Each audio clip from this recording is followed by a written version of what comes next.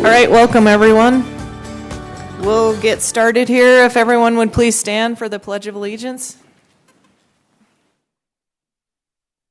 I pledge allegiance to the flag of the United States of America and to the republic for which it stands, one nation, under God, indivisible, with liberty and justice for all.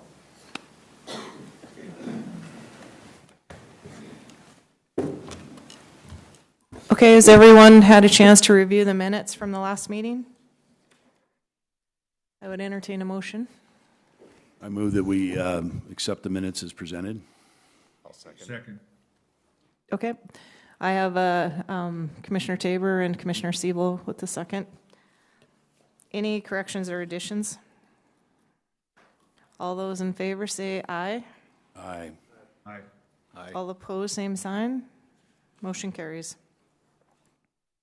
I just want to let everyone know that Commissioner Siebel is remote today, so just a reminder, Commissioner Siebel, just speak up if I forget about you. Thank you, Madam Chair. Okay, next will be the approval of the commission expenses. Madam Chair, Yes, Commissioner Siebel? I reviewed the expenses that were presented, and I think my suggestion would be is that we push off approval of these expenses. I'm looking at my own. It shows a very large charge for communications and postage. So I'm questioning whether these reports are right with no travel, no honorarium since for the last couple months. So Okay. I'd like to propose that we relook at these expenses, and I don't think they're accurate.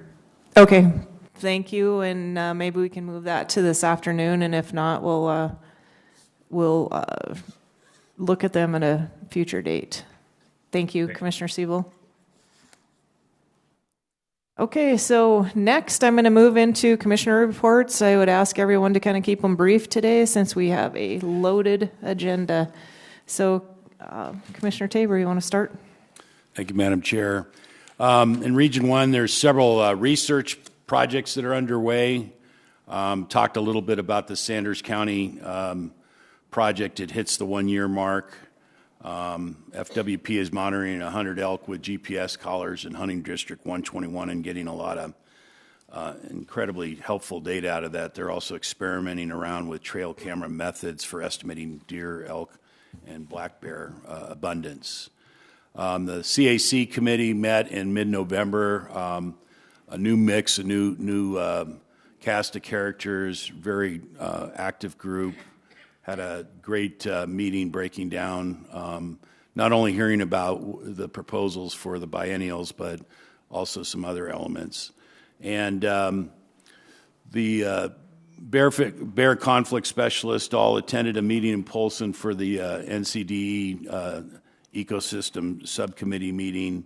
And although there have been a lot of bear conflicts in some of the other regions, there hasn't been as many in Region 1, remarkably. So, but there's a lot of information floating around on bears. And with that, I will stand down. Thank you. And then also, I guess we got to report our meetings. Yes. Yeah. With groups. Yeah. Yes. So I met on a Zoom meeting with Wolves of the Rockies.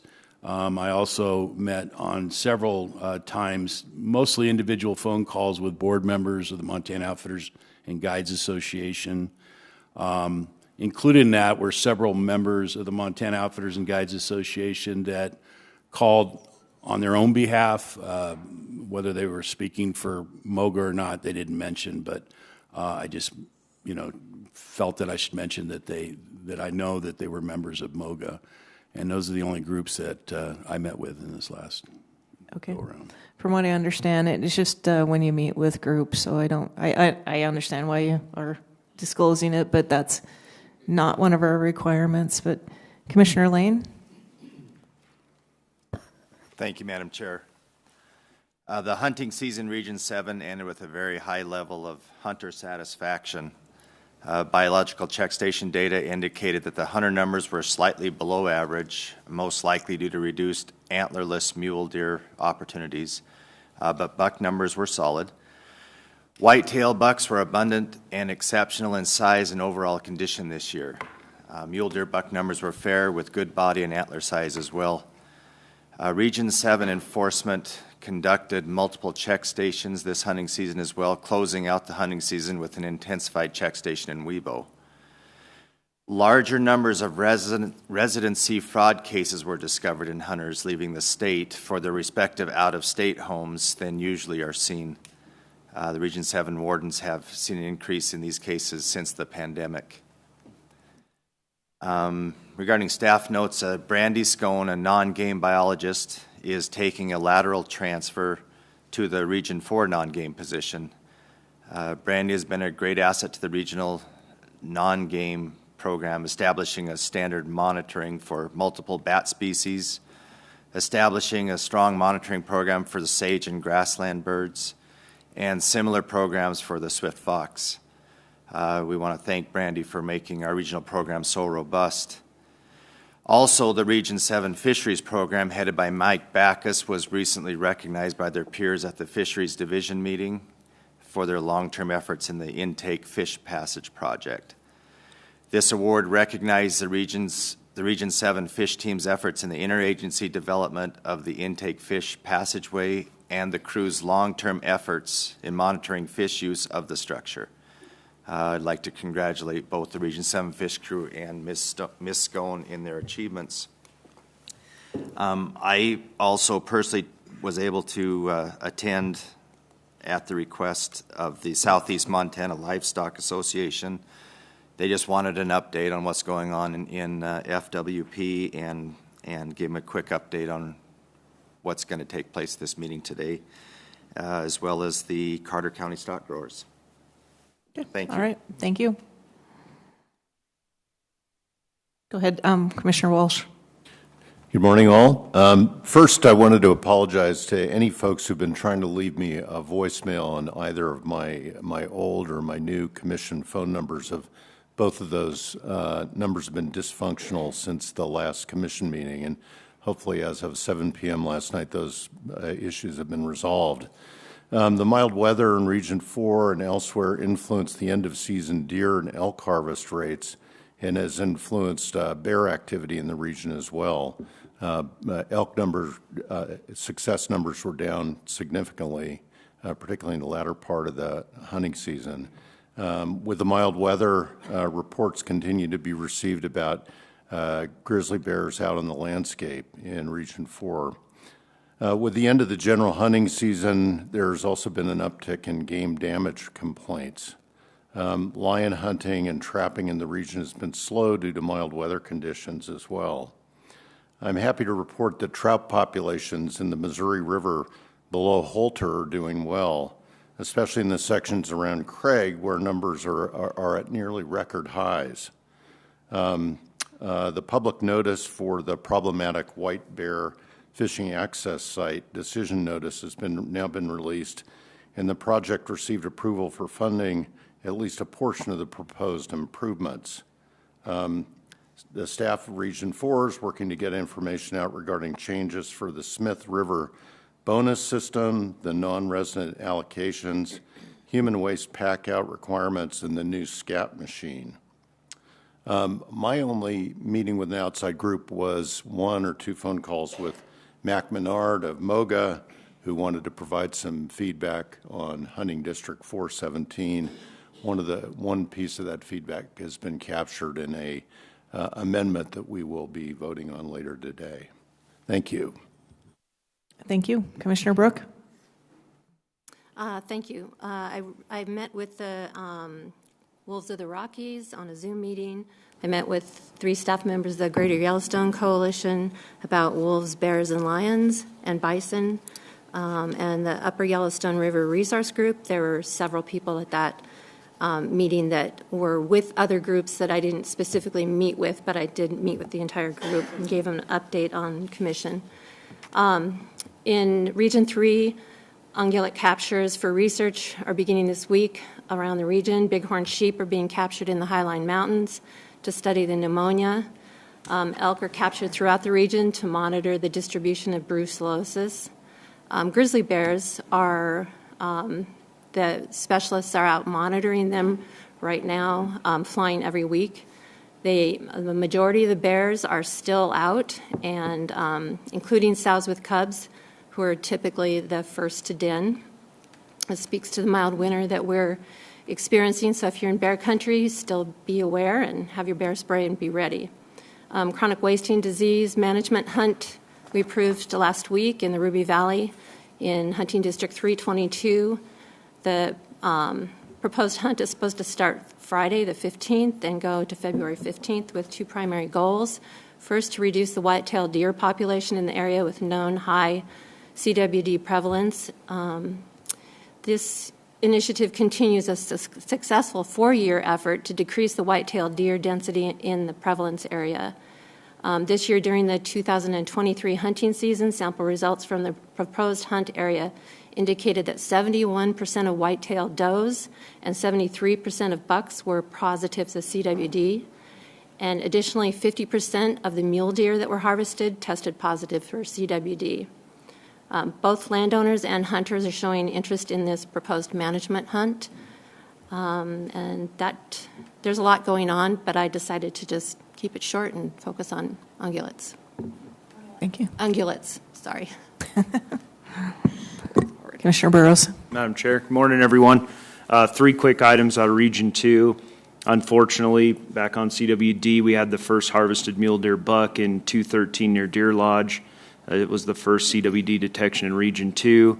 The region will continue to coordinate with the CWD team in developing monitoring strategy for the upcoming year. Shout out, after 39 and a half years of service, Sergeant Dan Curtins decided to retire in December, and we'd all like to thank him for his almost 4 decades of service down there. Lastly, fisheries will continue to coordinate with EPA, DEQ, and Natural Resource Damage Protection to gain more information regarding the trout fishery decline in the Upper Clark Fork. Coordinated and enhanced monitoring efforts are focused on channel construction during the Clark Fork reclamation on trout populations. And I met with 4 groups on November 28th. I met with via Zoom, the Park County Environmental Council, mostly just an introduction because I had met those folks and they hadn't met me, and we did have some discussion on wolf hunting around Yellowstone. On December 4th, we have an informal Bitterroot working group that consists of the Sportsmen for Fish Wildlife, Ravalli County Fish Wildlife Association, and the Mule Deer Foundation. We may tie some others into that, but we talked season setting, discussion on the both resident but mostly non-resident pressures on hunting season, and then generally about the quotas for season setting. I met with a handful of Bitterroot trappers. One was a member of the Foundation for Wildlife Management, and he did discuss the organization with me.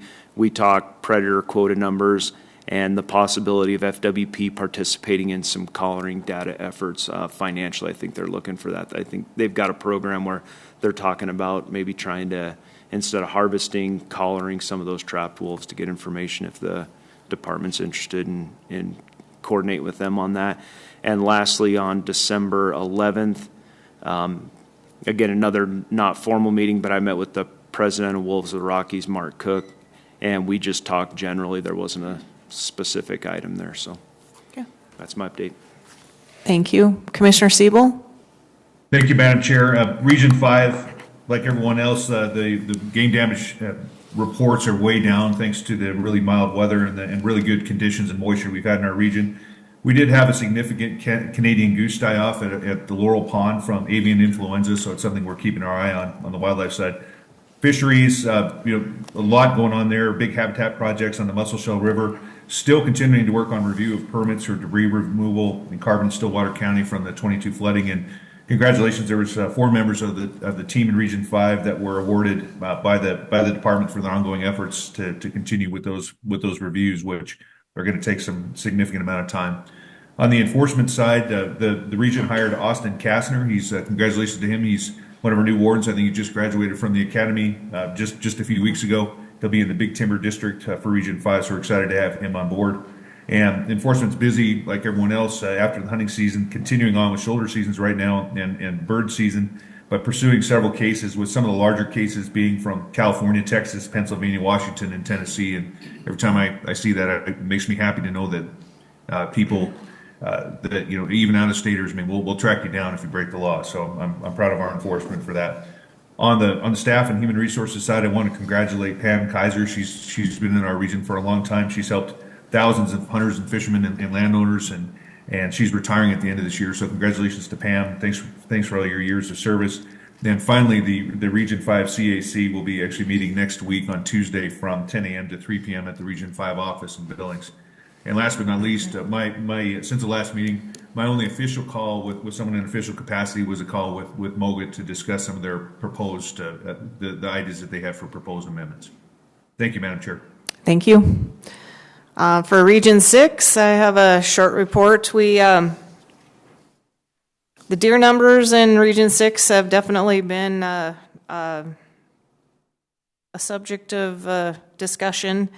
And the Havercheck Station closed for the season. And this report actually is from 2 weeks ago, so it's a little bit behind. But the results showed that hunter numbers were up 15%, but ungulate harvest was average to below average, and bird harvest was above average.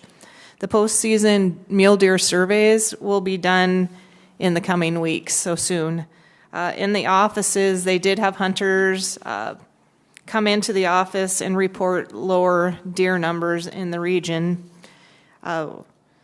With deer also, there's been very little activity in the Havre urban deer hunt that we approved. No licenses at the time, 2 weeks ago, no licenses were sold, and the hunt does go until February 15th, so they're hoping that activity does pick up on the Havre deer plan. The wardens continue to work on cases from the season and noticed a shifting of hunter pressure due to deer numbers and access opportunities. In Region 6, secured funding through Northwestern Energy to conduct snag and release survival for paddlefish on the Upper Missouri starting in 2024, running through 2026. So that kind of wraps up my Region 6 report. I did not meet with any groups since the last meeting. I did attend the season setting meeting via Zoom that was held in Glasgow, and I had close to a 2-hour call with our regional supervisor and our regional wildlife specialist, Scott Thompson and Drew Henry, to just discuss what we have on the agenda today and just kind of everything in the region. Several individual calls, but no groups. And so that wraps it up. Director, if you'd like to give a report.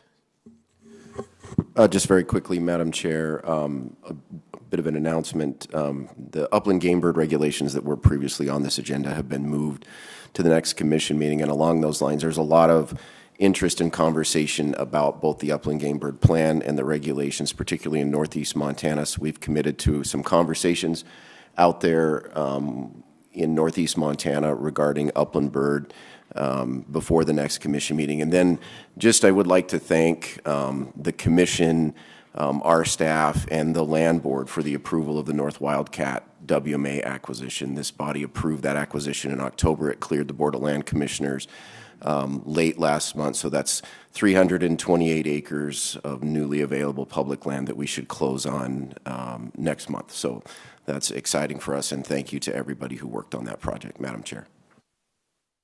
All right, thank you.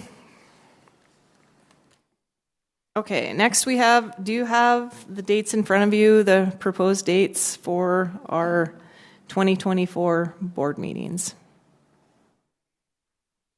Is there any discussion on those dates? Madam Chair, Commissioner Walsh.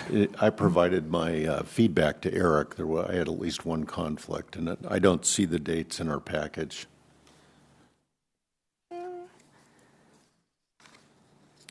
I will move that down the agenda. Could you get copies of the dates for us, please? Yes, Madam Chair. Okay, thank you.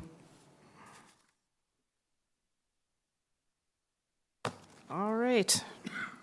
You may have to remind me, we got a lot on the agenda, so we're going to jump into legal. Yes, Madam Chair. Sarah Clergett, legal counsel for the commission.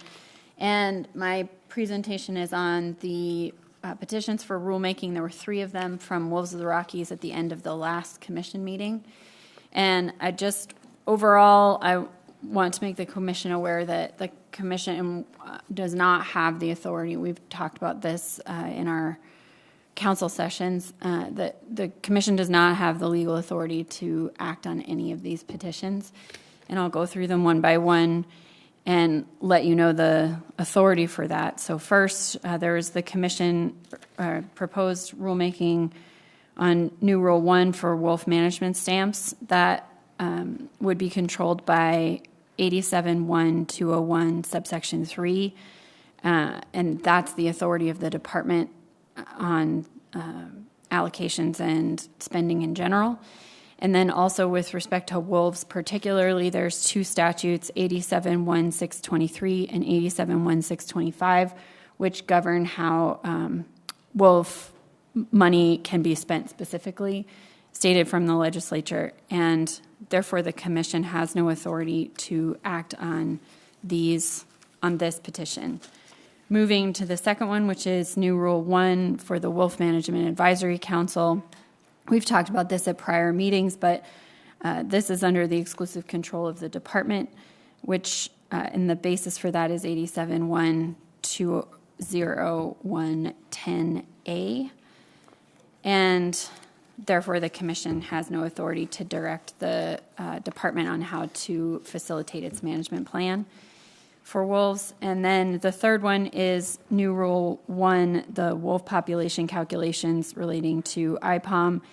And again, here the department has the authority to determine how it counts wolves and how it implements the directives given from this commission on the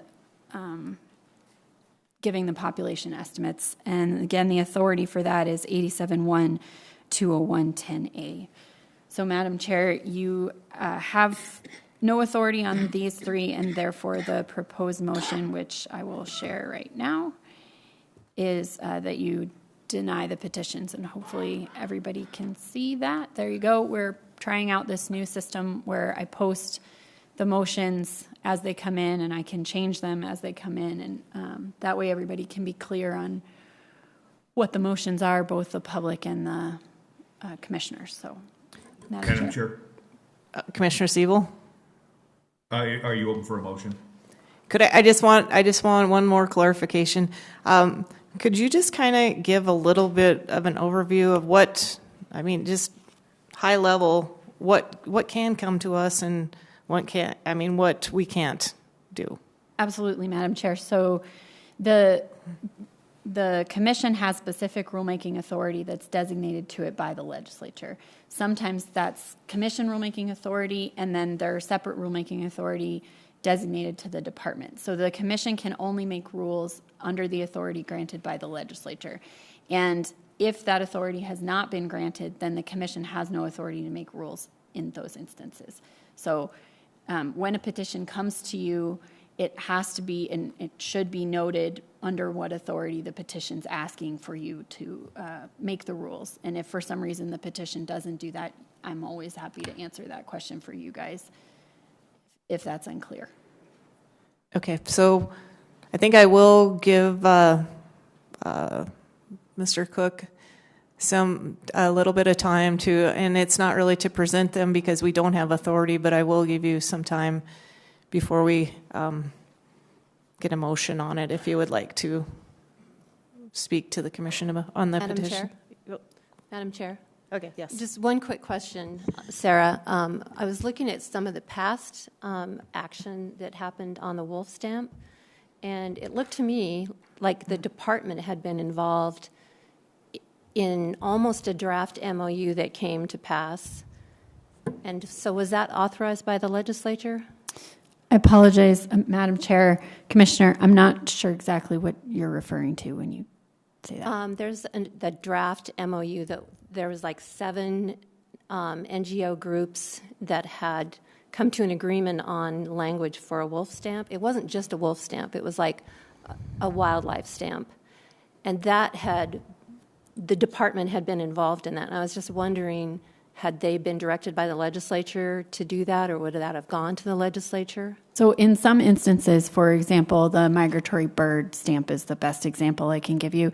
That did come from a legislative designation. The other wolf stamp that you're talking about was before my time, but my understanding, and hopefully one of these two can correct me if I'm wrong, is that when we looked at that subsequently, the determination was that there was not designation from the legislature. Okay, thank you. Okay. Madam Chair, Commissioner Sarah, thank you for the opportunity to speak. We would like to, with the approval of the chair, we're going to reserve the right to comment until we talk to our legal team. Thank you. Okay. Are you withdrawing your petitions? On all three of them. All three of them? Yes. Okay. Thank you. Thank you. So no motion? Yes, Madam Chair, you do not need to make a motion. Okay. Okay, we're going to move into the wolf farm then. And Madam Chair, for this, overview is as you guys know, there are two options here for you. Well, three options really. The first option is we've given you the proposed language for the wolf rule based on the changes here, and this is true, sorry, I'm overviewing for all of the rules that you're going to hear. Any changes that you see in the rules are a result of the public comments, and you guys in your packets have also seen all of the public comments that came in on these rules. And so with each rule that you look at, you have an option to abandon the rule, essentially, to say that you don't want to move forward with it at all. You can adopt the rule as presented by the department, or you can essentially redline, modify the rule based on your reading of the comments, or you think that the any changes that the department has made don't reflect what you want to see in the rule. So those are your three options going forward. And I'm going to cede any specific questions on the rule language as it is to co-counsel Alex Scolavino, who's here, and he's been writing it all along and reviewing the comments. Thank you, Madam Chair. Okay. Any questions before we go out for public comment? Oh, I do need a motion, I guess. But any questions before I take a motion? Madam Chair, Commissioner Siebel? I move the Fish and Wildlife Commission adopt as final the department's proposed draft rule language addressing amendments to ARM 12.9.1303 as presented by the department. Okay, thank you. I'll second it. Okay. Seconded by Commissioner Lane. Okay, any other questions or clarifications? Okay, I'm going to open it up, but just a reminder, 2-minute time limit. So if there is someone here that would like to speak to the wolf farm.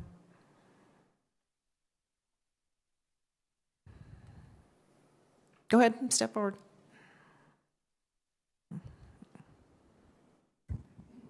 Good morning, Chair Robinson and Commissioners. My name is Jessica Cargella.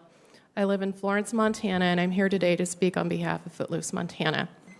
Setting a goal to reach the minimum number of wolves allowable by the federal government set forth by the U.S. Fish Wildlife Services of 15 breeding pairs and at least 150 wolves in midwinter seems arbitrary at best. As keystone species and an apex predator, wolves are essential to balanced and thriving ecosystems, and reintroduction of the wolves in the GYE has revitalized the landscape and led to increased biodiversity, bringing back healthy, more abundant waters and restoration of birds, fish, and small mammals. FWP's mission: steward the fish, wildlife, parks, and recreational resources for the public now and into the future. Yet with the new wolf plan, FWP seems to only consider hunters, trappers, and landowners while excluding the rest of us, perhaps the majority of us, the non-consumptive public. Wildlife management based on lethal means that views hunting and trapping as conservation is neither based in science nor does it abide by public trust doctrine. You cannot argue that livestock depredation is the reason. Lambing, calving, weather, unknown malady, and respiratory causes cause most livestock loss, while depredation only accounts for 0.04% of livestock loss, less than 1%. And when ranchers are reimbursed at a rate of 175% of current market value by the state and federal government, it's not really an argument. The new wolf plan, based on the IPOM, a model that one could argue is based on simulation, and as such is not a model based on best available science. To quote Thomas Reike, simulation results indicate that even minor violations of model assumptions can yield substantial error in estimates of additional parameters. If you can't accurately determine the number of wolves in Montana, if breeding pairs cannot be identified with certainty, if you do not factor for other human causes of mortality and climate-based causes of mortality of wolves, how can you base the new wolf plan on 15 breeding pairs and 150 wolves in midwinter?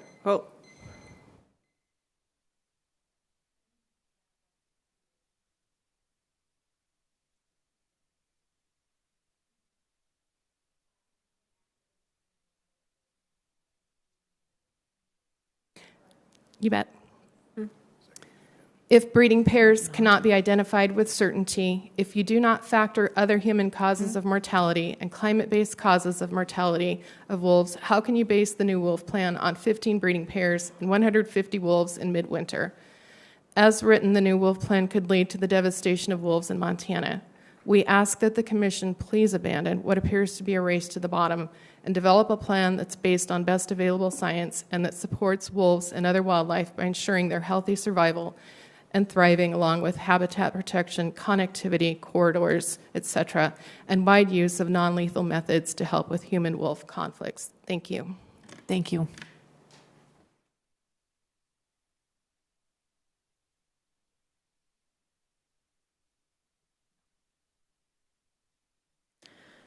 Good morning, Chair Robinson and Commissioners. My name is Savannah Johnston from Butte, and I'm here today representing Footloose, Montana.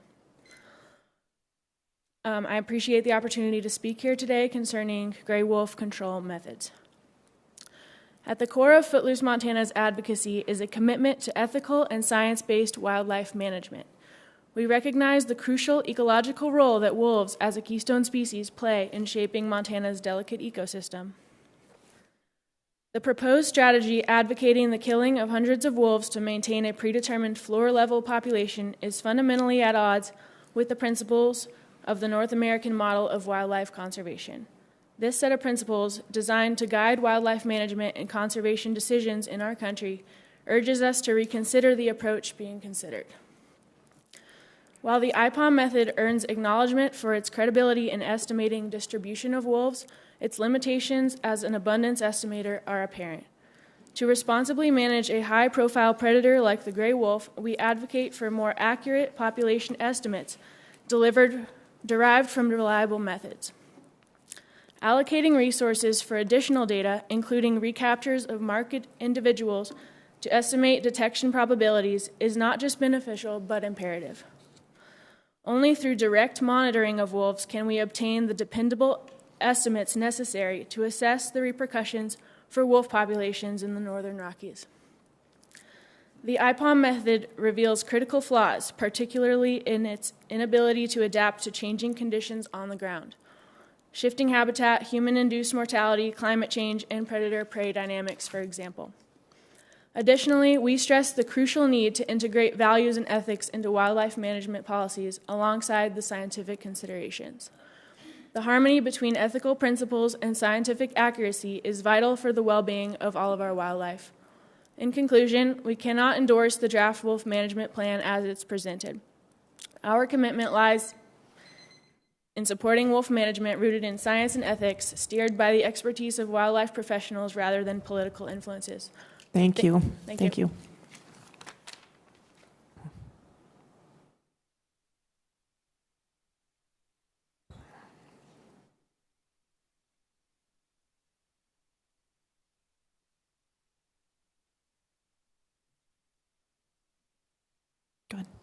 Chair and fellow commissioners, I'm Jeff Darrah, D-A-R-R-A-H. I'm the Executive Director of Montana Sportsmen for Fish and Wildlife. And I'd just like to voice our support for the Department's amendments to the ARM rule and ask that the Commission adopt them. Thank you. Thank you. Further commenters? Do we have anyone in the regional offices who would like to comment?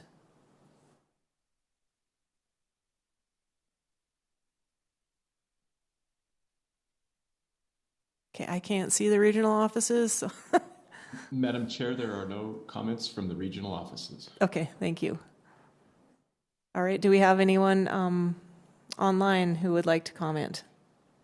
Madam Chair, we have commenters online. I'd like to ask them to please raise their hand. I will let them in at your pleasure. Okay, thank you. Okay, go ahead with Mr. Sam Moore. Hi, guys. Just had a couple quick comments and some questions for you guys really quickly. I wanted to know what your goal is with the Wolf Plan. Like, I read through the entire plan 2 times, and it looks like you are managing for the lowest number of wolves possible to avoid a delisting.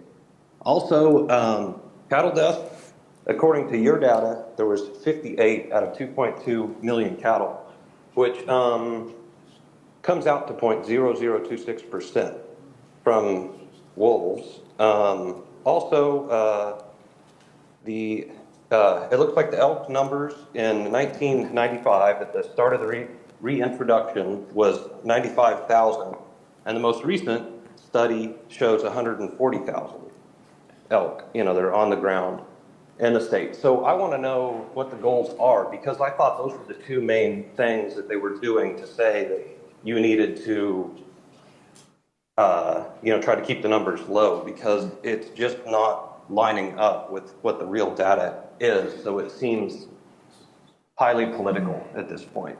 So I want some answers on that. Thanks, guys. just a reminder that we are not talking about the wolf plan, we are talking about the wolf arm. And so if your comments could please speak to the motion that's on the table.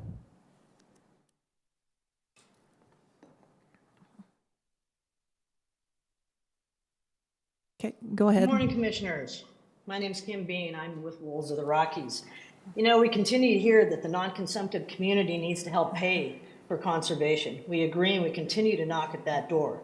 We continue to write checks that you refuse to accept, and it is time that you acknowledge we are here, we are the majority on the landscape, and we have a stake in this. We want to help fund good non-lethal management for our wildlife. We want to continue to go forward. This is not part of your agenda. We also, along with our money, our voices and our input on the wolves need to be more than mere comments that are accepted. We need to be heard and acknowledged as part of that.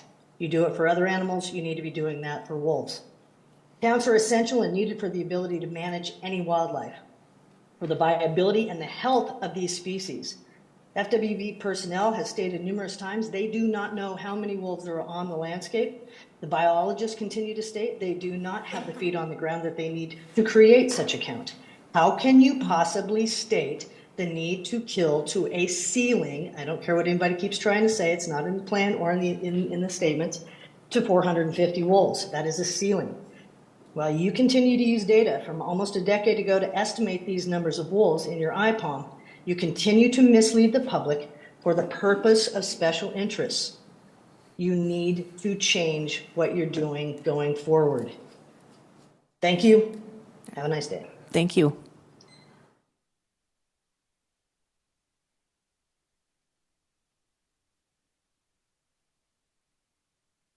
Okay, Glenn, yep, go ahead. Hi, good morning. Thank you for the opportunity to let me speak. As others have mentioned, I feel like the wolf farm is outdated and is just sort of going back to, nothing new. The wolf numbers being killed is just way too high. Depredation is a minimal concern, and hunter opportunity should not be the priority.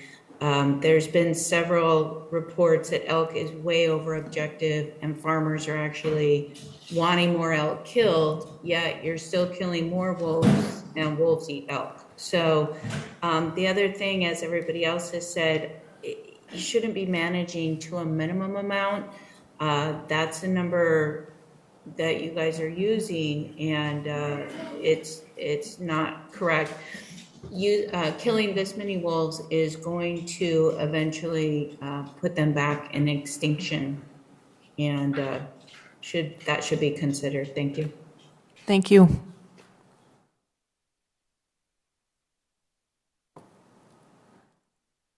Okay. Derek Goldman. Goldman with the Endangered Species Coalition. I'm calling in from Missoula. Can you hear me? Yes, we can. Go ahead.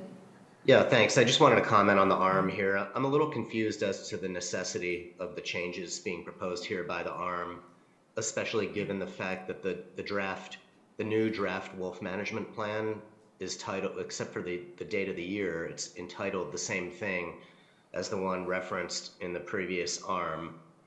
So I don't understand what the need is for the change. And it raises the question whether or not the wolf plan, whichever one we end up using, is intended to guide wolf management in the state or not, if it's not referenced in the ARM. So I would encourage the commission to keep reference to the wolf management plan in this ARM. Thank you. Thank you.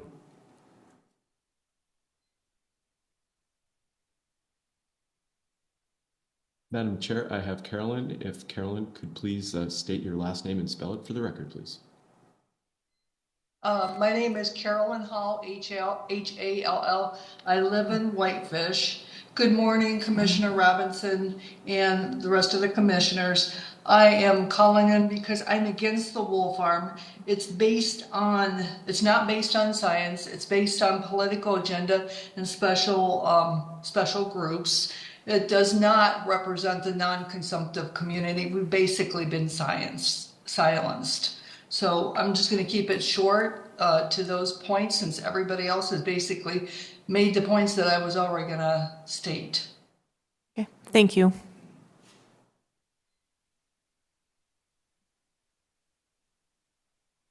Madam Chair, I have KCYORK. If you could please state your first name and last name and spell it for the record. Thank you. Good morning, Madam Chair, Commissioners. This is Casey York, Y-O-R-K, with Stratford, Montana, out of the Bitterroot. With the ongoing wolf arm hearings, some we knew about, some we did not, it would have been really helpful to state and explain this one for everyone. Despite the added use of baiting, snaring, night hunting, bounties, and a 6-month wolf season to ease and unethically enable killing many more wolves, why are fewer wolves being reported killed since the inception of these aggressive regulations? Recent research says IPOM overestimated our wolf population by 2.5 times. The department disagrees with this possible reason, but that study indicates we may have less than 500 wolves left. What if that study is right? Thank you. Thank you.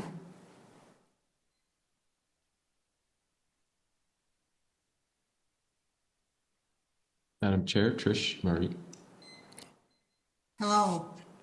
Can you hear me? Yes, we can. Thank you for listening to our comments. I was going to comment on the wolf petitions, but seeing as they've been withdrawn for the time being, I'll comment on the ARM. My home state is Michigan, although I am a visitor to Montana. And in Michigan, Michigan's UP has successfully supported 650 wolves for over 12 years. A population that has remained stable, neither growing nor decreasing much, with no wolf hunt in all that time. Montana has much more prime wolf habitat and prime wildlife habitat than all of Michigan, much less just our upper half, and you want 200 fewer wolves.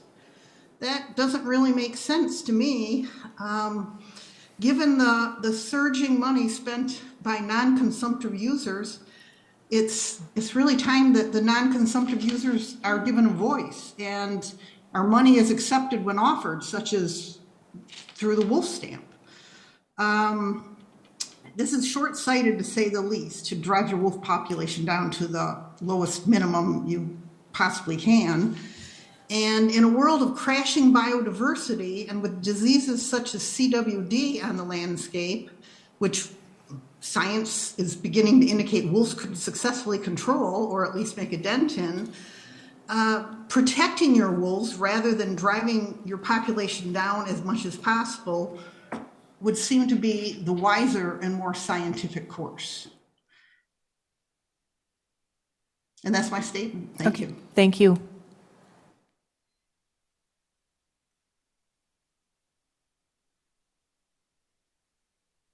Madam Chair, I have Helena. If you could please state your name and spell your last name. Thank you. Helena Edelson, Edelson. Can you hear me? Yes, we can. Good morning, Director, Chair Robinson, and Commissioners. I'm Helena Edelson from the Large Carnivore Fund in Gardner, Montana. Thank you for the opportunity to comment on the ARM. We did submit our comments. I see that they're posted under the agenda item. Speaking only to the wolf ARM itself, we support everything basically that Derek from the Endangered Species Coalition mentioned. And I also see that most of our submitted questions were answered by the Commission, so I just wanted to thank you all for that. And those are my comments. Okay, thank you. Madam Chair, I see no more speakers online. Thank you. Okay. All right. I asked them already. Yep. Are there any questions or comments from the Commission? You know what? Did we have a motion before I went out? Okay. Oh, yes, we did. Sorry. Getting off to a roll here. No questions or comments? All right. All those in favor of the motion signify by saying aye. Aye. Aye. All opposed, same sign. Motion carries. Okay. Brinkman Game Reserve. Madam Chair, this is the result of the June 2023 meeting when the Commission authorized FWP to file the amended rule notice. As you've seen, it's in your packet. Your options are the same as they were for the other rules. Commissioner Walsh? Yeah, Madam Chair, I move the Fish and Wildlife Commission repeal Rule 12.9.202, abolishing the Brinkman Game Preserve. Second. Second the motion. Okay. Commissioner Walsh and seconded by Commissioner Brooke.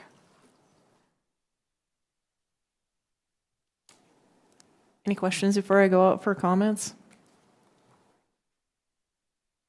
Is there someone here from that carried the? Okay. All right.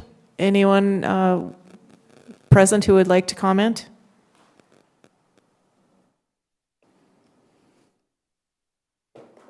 Is there anyone in the regional offices who would like to comment on this? Madam Chair, I see no comments from the regional offices. Okay. Is there anyone with their hands raised?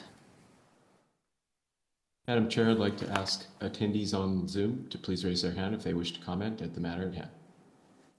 There's no comment online, Madam Chair. Okay. All right.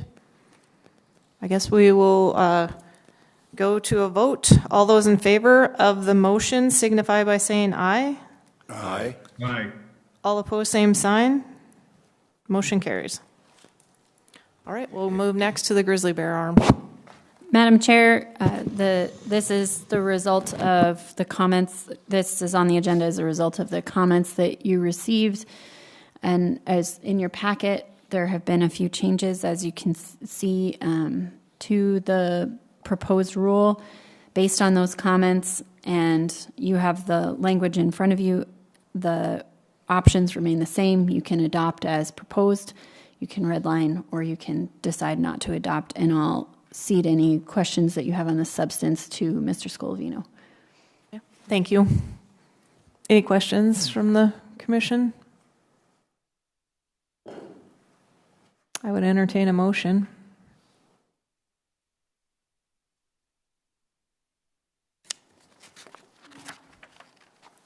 Madam Chair, I move the Fish and Wildlife Commission to adopt as final the new rules of the amendments to ARM 12.9.1401 as presented by the Department.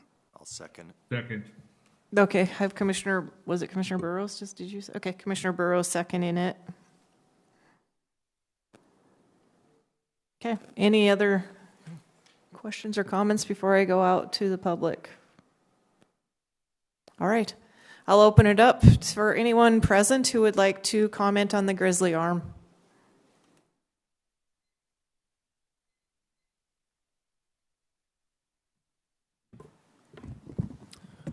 Good morning. Madam Chairman, members of the Commission, my name is Jeff Lucas, spelled Lukas, representing the Montana Wildlife Federation, delivering comments on behalf of our board. MWF is disappointed that the Commission chose to ignore our comments on this foundational statement in this arm. Quote, sport hunting is considered the most desirable method of balancing grizzly bear numbers with their available habitat, minimizing depredations against private property within or adjacent to grizzly bear habitat, and minimizing grizzly bear attacks on humans, end quote. None of these statements are true. In our comment letter on November 12th, we cite the science that refutes these statements, but it appears that FWP has dismissed our comments and has ignored the science. Now FWP is producing a grizzly bear arm that is biologically incorrect, and it misleads the public. The rest of the arm deals with an implementation of SB 295 to sanction permitted killing of grizzly bears. We objected to this bill when it was heard before the legislature. MWF's many concerns about implementing this bill into this arm are detailed in our 8-page comment letter on November 12th. This arm will be another serious barrier to ever delisting grizzly bears in Montana because it weakens the adequate mortality regulatory mechanisms that are necessary to delist. Giving permits to folks who feel that their livestock or they are threatened by grizzly bears will result in more dead grizzly bears and solve very few problems. This is an ineffective way to manage grizzly bears. Thank you for the opportunity to testify about this arm. Thank you. Any further commenters? Okay. Is there anyone in the regional offices who would like to comment on the grizzly bear arm? Madam Chair, I have no comments from the regional offices. Okay. Okay, go ahead with the people that have their hands raised, please.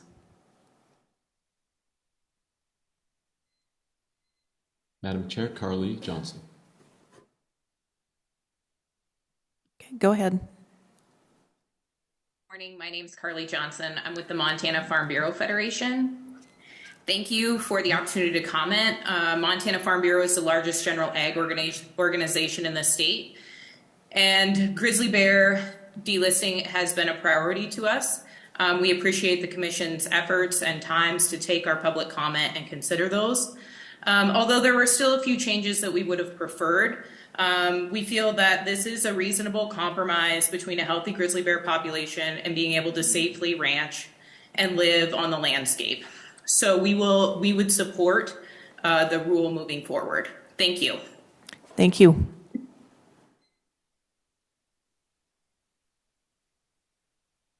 Madam Chair, Derek Goldman. Hi, Derek Goldman, Endangered Species Coalition, calling in from Missoula. I agree with the comments from the Federation previously, referencing sport hunting. And I also want to add, it's clear from looking at the revised draft that the department did, in fact, review a lot of our comments and make some changes, and we appreciate that consideration. We do remain strongly opposed to the application of SB 295 on public land.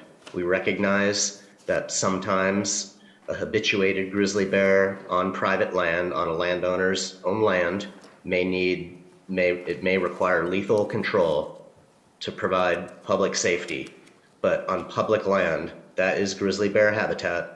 And we think not only does this pose a safety hazard for the public, because it's more than likely that a grizzly bear attempted to be taken under SB 295 will be wounded, but it's also inappropriate because that is primarily public land and that belongs to the public and wildlife, not to livestock. Thank you very much. Thank you. Madam Chair, I have Daryl. If you could please state your first and last name and spell your last name. Thank you. Okay, still muted. *6 to unmute if you're on a phone.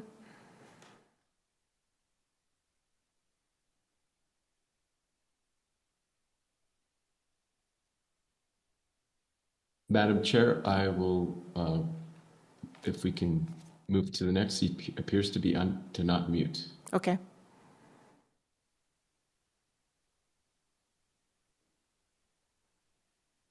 Madam Chair, I have Caroline. If you could please unmute and give us your first and spell your last name. Thank you.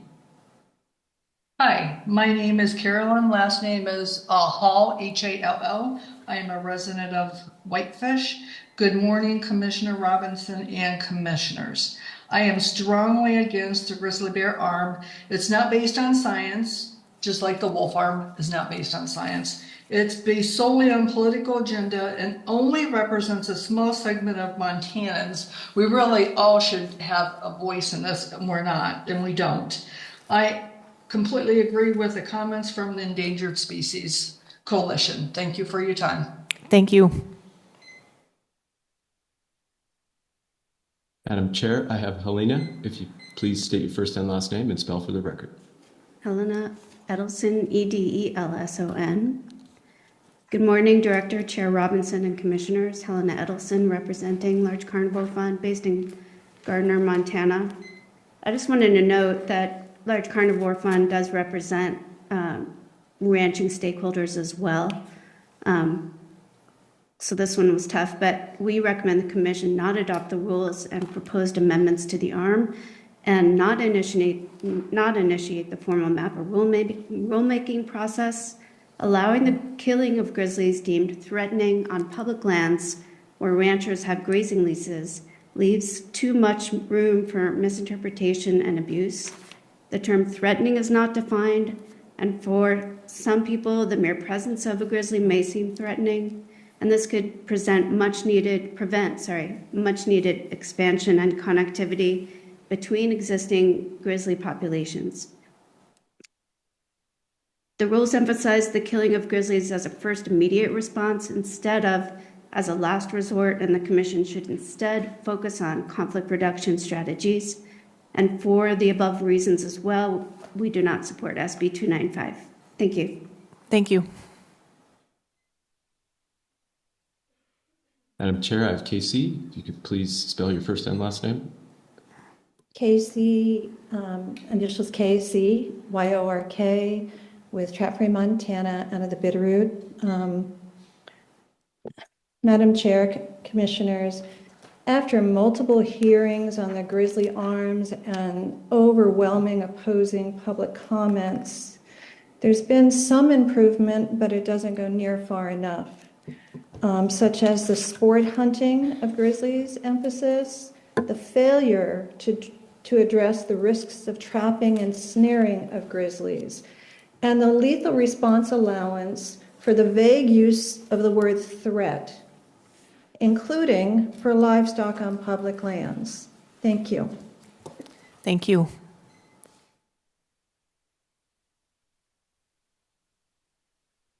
Madam Chair, Cecilia Mink.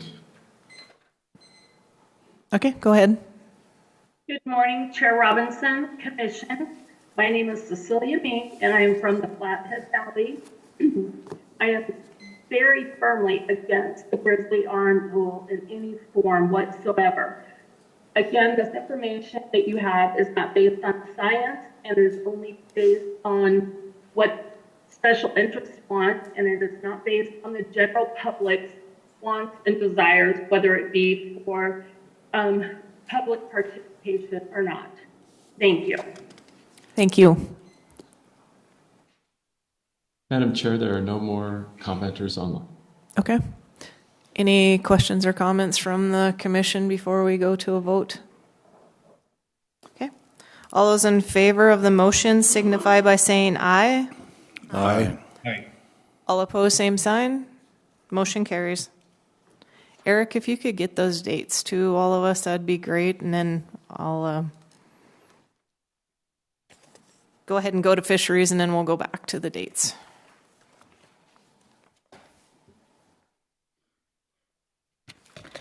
Chair, members of the Commission, for the record, Eileen Rice, RYCE, Fisheries Division Administrator. Fisheries has one short item for you today. It is a fish removal project on Kelly Reservoir, which is a private reservoir near Shodo in Region 4. As you're all aware, we bring these removal projects to you for a 4-year period on a list, and then in between times we bring them up on an as-needed emergency basis. So recently, this rainbow trout fishery, which is stocked by the department, it's a private reservoir stocked by the department because it's part of our private pond public access program. Recently, during our standardized sampling, we found an illegally introduced population of walleye, which is threatening the trout fishery. So our proposal is to use either mechanical or chemical or a combination of both to remove the walleye in order to preserve the trout fishery. If approved by the Commission, we will start the environmental assessment process and then hopefully do the removal effort sometime next year. And then after the removal, we will reinitiate the trout stocking for the fishery. So with that, the department's recommendation is to approve the removal of walleye from Kelly Reservoir. Are there any questions? Okay, I'd entertain a motion. Madam Chair. Okay. Go ahead, Commissioner Brooke. I move the Fish and Wildlife Commission approve the Kelly Reservoir illegal fish introduction removal project. Second. Okay, seconded by Commissioner Burrows. Okay, is there anyone present who would like to speak to the motion? Okay, is there anyone in the regional offices who would like to speak to the motion? Madam Chair, I have no comment from the regional offices. Okay, anyone with their hands raised? Madam Chair, I have no hands raised online. Okay, one last chance for any comments or questions. Okay. All those in favor of the motion signify by saying aye. Aye. All opposed, same sign. Motion carries. Thank you. Thank you. That was an easy day for you today. I think we'll go back to the dates. If you, Commissioner Walsh, I saw it, but I can't remember what your conflict was. I've got a couple of them. One is during the week of February 16th, I've got commitments to the National Fish and Wildlife Foundation between February 10th and February 25th. If we can move outside of those boundaries, that would be great.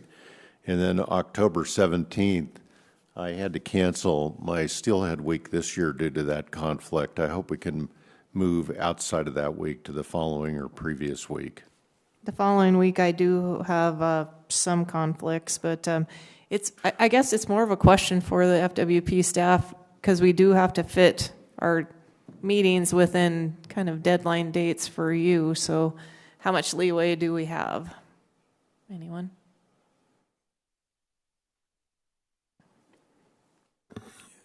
Thank you, Chair. I'd start with a general response. As long as we have a heads up that this setting for the year is in place, represents, we can typically move around, adjust on our side, the deadlines and process pieces that we need to engage. Okay.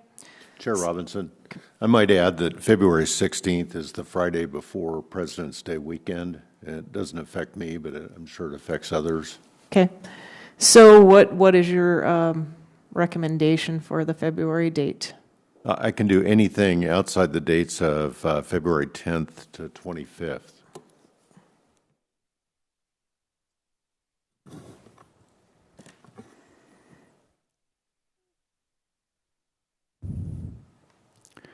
Chair? Okay. I don't know who's talking. I'm sorry. So I know there's, if I may, focused on February, I would raise 2 points, and I'd look to the point that the director raised on upland game bird coming back to the commission. And there's something on both ends of that meeting. There is public engagement, and then there is printing for spring turkey. So with your tolerance, I'd look to Brian Wakeling, Chair, to help us measure what side of that date range would be better given those two drivers, one on each side of the meeting itself. Chair, thank you for your tolerance. Right. I mean, if we did it the week before the 10th, like the 7th. Madam Chair, for the publication dates for the spring regs that with Upland, that would work better. Okay. So, Madam Chair, with that date change, I'm not available the 3rd through the 10th, so. Okay. Same with me, Madam Chair. Okay. So I think, honestly, I think we probably better just keep it on the 16th because we either lose one or we lose two.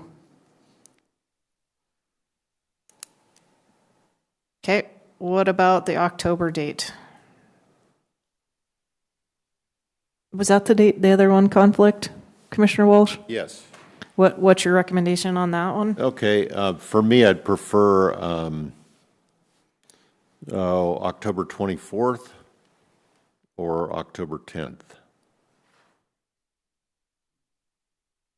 Okay. I kind of would rather have like October 10th. What? That would be, the 24th is should be the opening a rifle there. Somewhere thereabouts. With pushing it Thursday before, so I'd rather go the 10th if we could. Any other conflicts? Okay. Okay, if I remember correctly, Commissioner Lane, you had said you had a conflict with the August meeting, but I'm assuming that's probably your fair. So I think, go ahead. Rather than try and muddy the dates there, I mean, if I can either attempt to do it via Zoom or just accept an absence. Okay.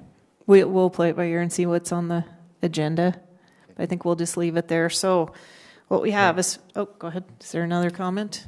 Yes, Madam Chair, I have a conflict with April 18th, and my alternative dates I'm available are the 11th, 17th, or 25th. Okay. I think we probably need to move it up. I think I have a conflict going later in the month, so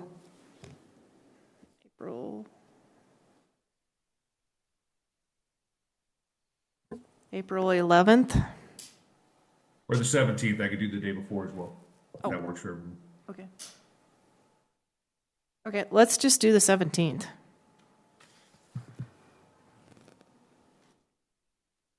Which is kind of in line with the rest of the dates, so. Madam Chair. Commissioner Lane? Did we move the October date to the 10th? Yes. Okay, thank you. Yep. Okay, so February 16th, April 17th, June 20th, August 16th, October 10th, and December 19th.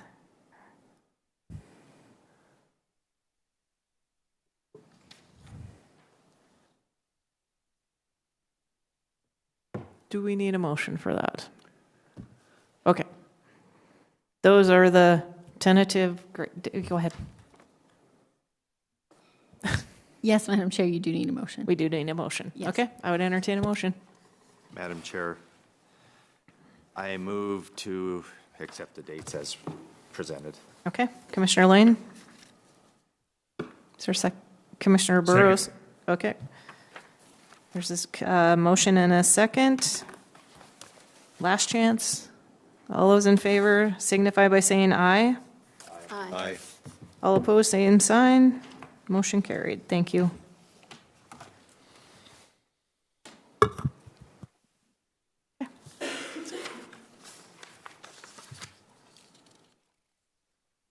All right, we're going to move into the wildlife. We'll start out with bighorn sheep. Okay, I'm just going to, just so all the commissioners know on these, I would like, I know there's some amendments on some of them, but I would like an initial motion to accept it as presented, and then we will do amendments and vote on those amendments before we go out as a whole. So if you have any questions, just ask. But that's what we'll do for the procedure today. Okay, Brian? Very good. Thank you, Madam Chair, members of the commission. I've got a little bit of stuff kind of spread out here, so if you don't mind, I'll just try to present from here. So just a real quick overview that I'd like to provide for all of the kind of the different species that we'll be treating today. Just, you know, the way we kind of approached it this year was a little bit different than what we've done in the past. What we tried to do was use the comments and the feedback that we'd received, which is not uncommon. We routinely do that, but we try to really more formalize that approach this year. And in doing so, what that allowed us to do was take that initial information out to the public in June and July. And at that point in time, what we tried to share were concepts that we were considering for formulation of proposals later in the year. We held 34 different public meetings. We had pretty good attendance at some and not as really great at others, but we did try to get around the state to try to get as much input as we could. After that, we refined our proposals or our concepts into proposals. Some of the concepts that we had floated, we wound up deleting from further consideration. Others we amended, and in some instances, we even added a few. And that is how we wound up developing the set of recommendations that we have before you. We did have another set of meetings, one in each region that was also virtually, you could attend virtually.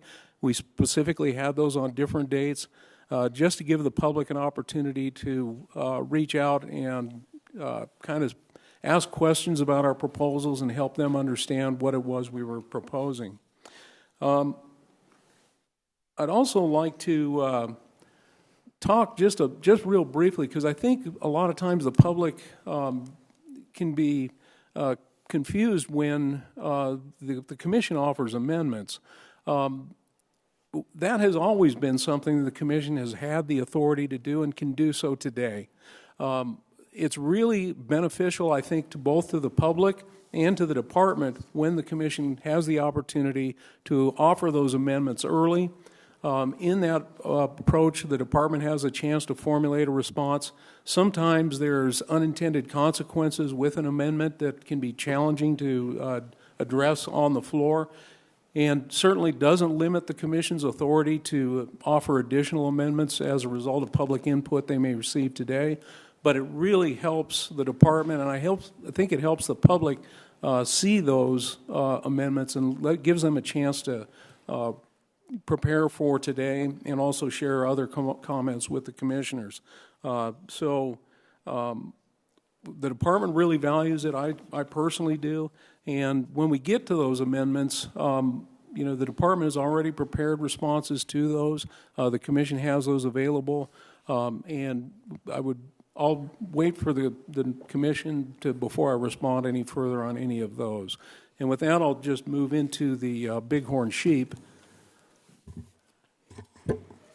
And on each of these, there's a cover sheet, and behind the cover sheet is a kind of the general season dates, and then goes through a summary of proposed changes.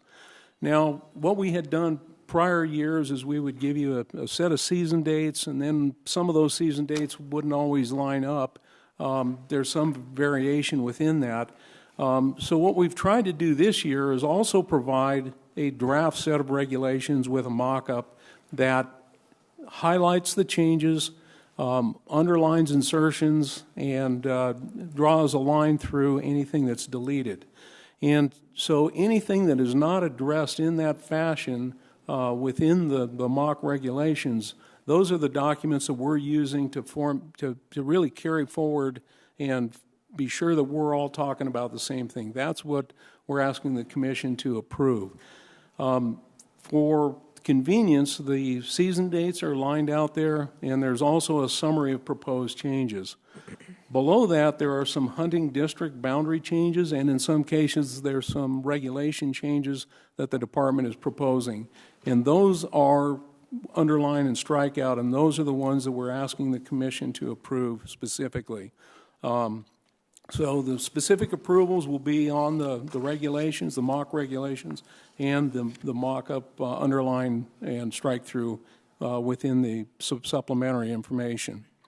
So just a real quick summary of the proposed changes on bighorn sheep. Looking for a change in quotas in just a couple of areas. And sometimes that results in a recommendation for a closure or in some cases an opening of a season. When we do that, we also have to identify the boundaries of that hunting district. And so you'll see some hunting districts being eliminated, some being added in some cases some amendments. So there's a couple of reopenings and one boundary just a change to just kind of clean things up. There is one boundary change and one amendment that's in here that as a result of an amendment will, if adopted, would be removed. And so we've tried to point that out in the amendment in our response to that. With that, I'll conclude my comments on bighorn sheep and certainly be willing to respond to any questions. Commissioner Burrows? I was just going to make a motion. Thank you.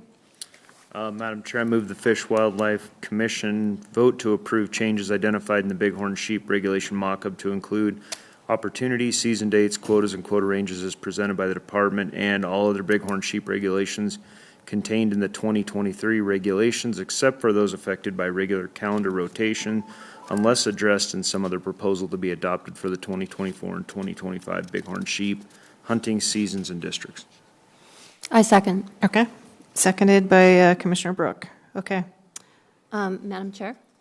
Just a comment, the 4 changes for Region 3, I had a lot of people contacted me about those, and everybody is in support of them. So I urge passage of this. Thank you. I am going to go ask for the amendments in the order that they are in my binder. So Commissioner Burrows, you are up first. So Madam Chair, there was a department proposal to close the 250 unit for bighorn sheep. I had a discussion with the single tag holder in 250 and the biologist there. The recommendation, I believe, and I've spoke to her about it. The bigger concern was not necessarily biological, but more the concern of, with that being a once in a lifetime type tag, having somebody draw that tag and then not be able to harvest a ram that they thought was worthy of that. After talking with the single tag holder, they had a great experience there, got into quite a few bighorn sheep up there. We know we have a predator problem up there, but after discussion with the biologist, we think it's still reasonable to keep that tag in there. And the discussion was, right now it's an either sex sheep tag, changing that to any ram tag and not allowing that ewe harvest in there. So with that, I would move the Fish and Wildlife Commission adopt a quota of 1 opportunity, any ram in hunting district 250, West Fork of the Bitterroot, with a quota range of 1 to 3, with the archery season September 7th to 14th and general season September 15th to December 1st. Okay, seconded by Commissioner Siebel. Okay, we're going to take these one by one, and Sarah, quick question. I don't have to go up for public comment until we come up with a final, we can do the amendments internally? Yes, Madam Chair. Okay, thank you. Okay, so I'm going to take these one by one. Any questions or comments from anyone on this amendment by Commissioner Burrows? Madam Chair? Apologize.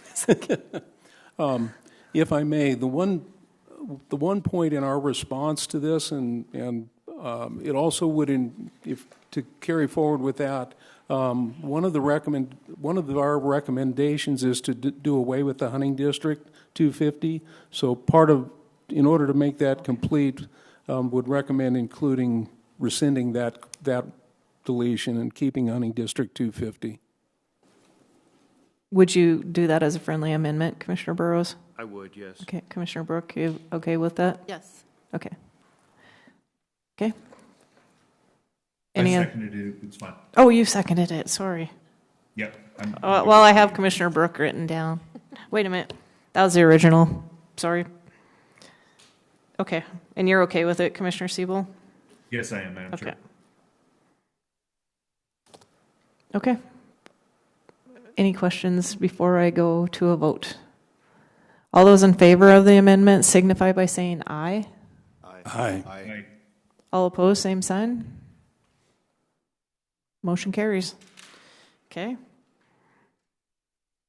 Okay, so next we have Commissioner Tabor's amendment. So, Madam Chair, before I actually make any proposed motion, I want to just give a little background. So I got contacted by several people, in particular the people that are very focused on providing hunts or hunt as individuals in the unlimited districts, the unlimited sheep districts. And the concern that was voiced was threefold. First of all, there appears to be, as a result of the new technology and everything, as well as blogs and other mechanisms, a public that seems to know how to game the system and prolong reporting, and the end result of that is going over quota in some of these districts.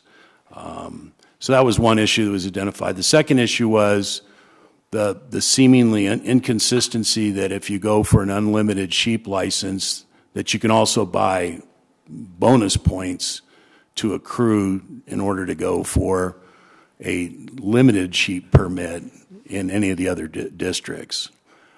So there was concern over that.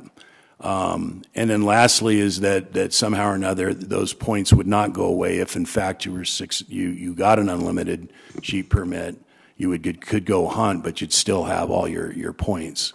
So I reached out to the department to make the amendment, and it winds up that there's some pretty specific legal issues relative to the unique way that the licenses are articulated in Title 87 and as well as the ARM. And so what I've wanted to do and what we are allowed to do as commissioners, kind of similar to something similar, is I think have some restrictions. And so does everybody have the benefit of the department's response? Has the public been able to see that as well?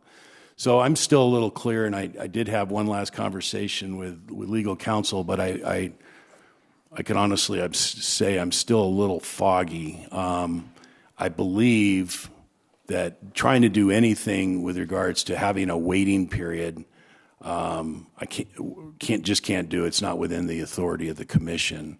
But the second piece is the bonus point part. And Sarah or Brian, maybe you can answer the question. Is that also beyond the scope of what the commission can or can't do in terms of an amendment? Madam Chair, Commissioner, Vice Chair Tabor, my understanding is the bonus points are within your purview. I would defer to legal counsel on that.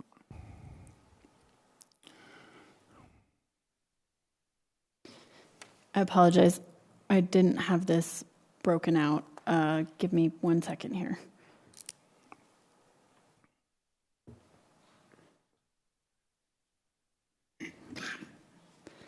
So, Madam Chair, given the different authorities, the Commission has two options related to how the bonus points are administered. The first is a drawing, and the second is over-the-counter point of sale. Do you need more explanation on either of those? Yeah, so if I understand correctly, if we keep it the same as it is now, which is an over-the-counter, then that does not necessarily mean they lose their bonus points unless we create an amendment that states that once you purchase an over-the-counter tag, you effectively have drawn a tag, if you will, or purchased a tag, and therefore you would lose your bonus points that you've accumulated by going the unlimited route. Madam Chair, Vice Chair Tabor, in my conversations with legal and in preparation for this, my understanding is that when a license is issued, that's the trigger that would reduce your bonus points to 0. So my understanding is that regardless of how the license is received, according to statute and rule, This video is sponsored by that Blinkist. Use that the link in should the description and you'll receive 1 free week with 25% off an annual premium membership. Sometimes the story. So I get a free membership? Yeah. It's as fascinating as the work itself. Is that like lifelong sheep hunting, or? The story of 20th century writer Fernando. Is it possible to mute? Okay. Thank you. You want to go Okay, ahead? I'll try that again. Yep. My understanding is that when a license is issued, that reduces the accrued bonus points to 0. Regardless of how that license is purchased, the acquisition of the license should reduce the bonus points to 0. So I think that may not be true. If there's a way we could check that. If it is true, then problems solved in that regard. If it's not true, then I think the suggestion coming from legal was, well, you could effectively have the unlimited applicant put in like we do on other unlimited licenses, and then when you do that, if they select that, then the bonus points will for sure go away. But I think it's the over-the-counter scenario that would require us to take further action and actually state that you'll lose the points if you do that. Madam Chair, follow-up. Go ahead.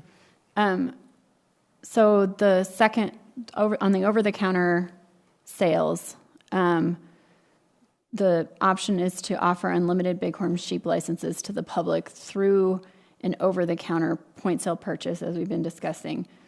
Individuals that purchase the license over-the-counter would also have the ability to purchase a bonus point later in the year, so their bonus point balance would not change among the years when an unlimited license was purchased over the counter. The Commission could direct the department to have all individuals use any accumulated sheep bonus points upon purchase of the license. Purchasers of the over-the-counter license would not be eligible to apply for an unlimited sheep license via the drawing during the same year. The two options available to the Commission to allocate hunting opportunities within unlimited license quotas is entirely social in nature and would not have no adverse effect on the bighorn sheep populations within these hunting districts.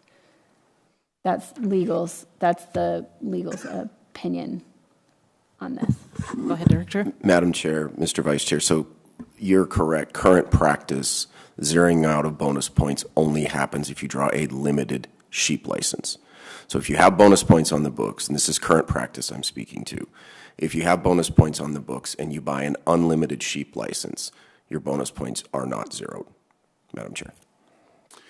So for a follow-up question, and maybe, I don't know, Quentin, maybe you might remember, it wasn't always that way. That seems to be a change that was made, I want to say in the last 5 years, where you could not accumulate points and do unlimited at the same time. That was a change that was adopted relatively recently. Does that sound right, Brian, or do you know?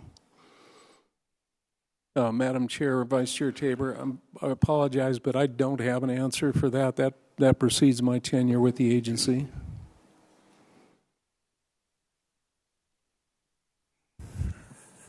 Chair Robinson, Vice Chair Tabor, I'm thinking, and I wonder if the change is the ability to approach to secure that license both ways. I wonder if that's the change that has happened as I review my memory banks. So what I might do is I might just make a motion, because part of it gets back to some of the other elements of sheep, and when I was discussing this with the director, it indicated that biologically and other things, there's some soundness, and yet that wasn't the feedback I was getting from people that are there. And so late in the game, I want to say probably Monday night or Tuesday night, the Wild Sheep Foundation wrote a letter, and it asked that perhaps we don't make any changes and let a group of people really analyze what's going on. Just to make it clear, my goal is to protect the unlimited license opportunity in sheep. That makes Montana stand aside from any other place really in the world for an opportunity to get after a bighorn sheep. So I want to bolster the system that protects the ability to stay on unlimited, because if we abuse it, then they're going to go all to special permit, and then that's that. That's what I'm trying to do. So the people in the public understand, I'm not trying to take anything away from you. I'm trying to preserve something. It also just intuitively feels kind of like it's double dipping, that you get to go with an unlimited license and you get to accumulate bonus points at the same time. That just feels kind of not right to me, but I'd like to hear. The thing I want to make sure, though, is that if I do make a motion and it is something that is supportable, that it's something the department thinks is workable. So out of the 2 recommendations that legal said we could do, is there a preference by the department whether you want to keep it unlimited and do away with the ability to do bonus points, or have the unlimited go in as an actual application, which then by necessitation makes those bonus points go away? Is there a preference one way or the other? And again, I'm not even assuming that this is going to pass, but I got to put something up so we can hear from the public. Madam Chair, Mr. Vice Chair, I think that in terms of implementation, I think I would prefer that you address the bonus point issue rather than prescribing how the license gets issued. Okay, perfect. Madam Chair. Thank you.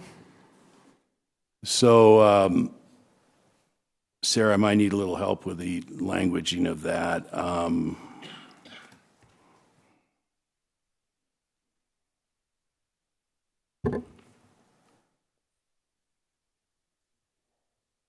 I'm going to need a minute.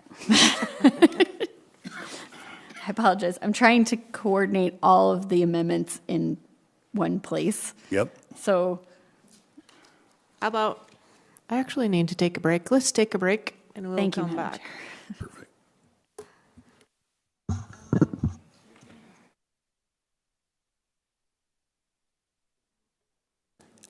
Let's reconvene at 10:15, please.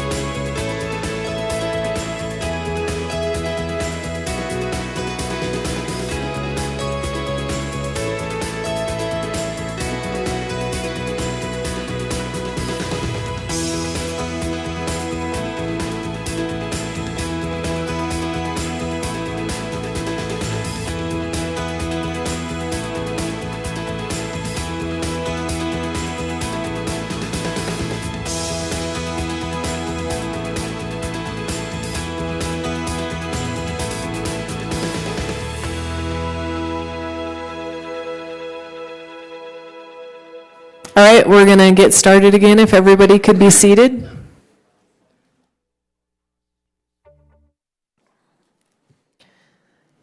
Okay, Commissioner Tabor, do you have the wording for your proposed amendment? Why, yes, I do. It'll be appearing on the screen shortly. So it's the top one?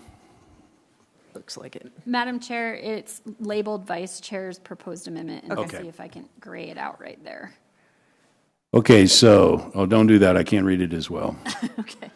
I know the one that, so you, okay, there we go. I move that the department adopt procedures that require the forfeiture of accumulated bighorn sheep bonus points upon issuance of any bighorn sheep license, and that they may not subsequently purchase a bighorn sheep bonus point for that year.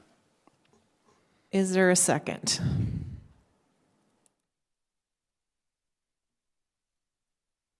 Is there a second? I'll second. Okay, Commissioner Walsh. Okay, questions or comments on what that means, or what? And again, for purposes of having a dialogue in the public, I think we want to hear what people feel about this, and also, in general, the concerns about limited, unlimited, if you've come to testify, because I do know that some people did make the drive here and want to be heard, so I think that's appropriate to at least hear from them. Madam Chair. Commissioner Siebel. Madam Chair, Commissioner Tabor, I guess just some questions on, in reading the public comments and obviously having some of the unlimited areas in Region 5. Just sitting here thinking about the logic of this and the requests of the Wild Sheep Foundation to take a little time on this. I guess I realize this is a big deal. If someone has a lot of points built up and they have to go in now, they're used to hunting unlimited while they're building up points, because anyone can buy an unlimited tag and still get a bonus point. They're sitting there now, they're going to be faced with going in unlimited and taking the risk. And again, it's based on a lot of public comments, which I appreciate. They're going to go in and take the risk of giving up all their points that they've been building up to go on a very low probability hunt. And I guess I just wanted to understand the motivation, and also understand if you'd be open to getting more input, and maybe postponing this until we can get more input from the stakeholders, including the wild sheep and hunters and others, because I know the deadline for bighorn sheep is May 1st. So a lot of questions there, but I'd like to get your comments on that. Madam Chair, Commissioner Siebel, so point well taken. The answer is, am I open to anything, including delaying the decision? Absolutely. I think after we hear from the public and look at the comments, part of what motivates me is the overcrowding element that's starting to occur with unlimiteds. More and more people are coming to do that because it's popular. So, asking somebody to decide, do you want to do one or the other, seems like a fair question to ask. But I'd like to hear from the public, see what we get back for feedback. If it's overwhelmingly no, we want to be able to accumulate points and hunt while we're doing it, okay. Madam Chair. Go ahead, Commissioner Siebel. Just a point of clarification, the way we're handling this is that we will vote yes or no on this amendment, and then the overall motion with amendments will go out for public comment. I guess I want to make sure that we'll meet Commissioner Tabor's or Vice Chair Tabor's request to get public comment on this, even if we decide to vote this down or defer it until a later meeting. Question for Sarah, I guess. So the way we're doing this, when we come back for a vote, after public comment has been made, if we wanted to remove that amendment before we did the final vote, is that possible? Yes, Madam Chair. So it would be possible.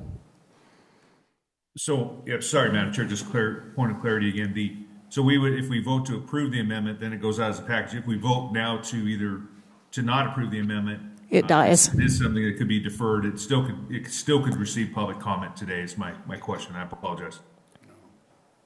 It's not on the agenda. It's not an agenda item. I mean, we could, but that's not what the motion is. Okay. Am I correct? Yeah. Yes, Madam Chair. So if you do not vote the amendment, now, then it will not go out for public comment now with this Right. motion. They could comment, but it wouldn't be commenting to the agenda item. Thank you. Chair Robinson. Commissioner Walsh. Commissioner Tabor, this does not really address your concern about the gaming the system and the late reporting. What's your idea there? Madam Chair and Commissioner Walsh, you're correct. It doesn't. And so in that regard, I think after we hear from the public and comments, probably have a dialogue with the department of some things we'd maybe encourage them to do about ways to improve the reporting system and tighten it up so that there's a more real-time reporting of sheep. And I understand that the department has a different perspective as to whether, there's abuse there, so we want to hear from them on that as well. Sarah, did you have a comment? Okay. Any other comments? Okay. All those in favor? Okay. All those in favor of you haven't made them. Okay, who seconded it? That's what I don't have written down. Okay, Commissioner Walsh, thank you. All those in favor on the amendment signify by saying aye. Aye. All those opposed? Aye. Opposed, sorry. Yes. So I'm going to have a raise of hands. All those in favor, please raise your hands. Okay, so we have Commissioner Tabor, Commissioner Lane, Commissioner Walsh. All those opposed, and Commissioner Siebel, Commissioner Burrows, and Commissioner Brook. All right, so I will break the tie. I am actually going to let it move forward, and after we listen to comments, then I'll entertain if there is a motion to remove it after comments are heard. So, motion carries. Are there any other proposed amendments on bighorn sheep? Okay. So what we're going out to public comment is the regulations as a whole with the 2 amendments that have passed. So anyone who would like to comment, please come up to the podium.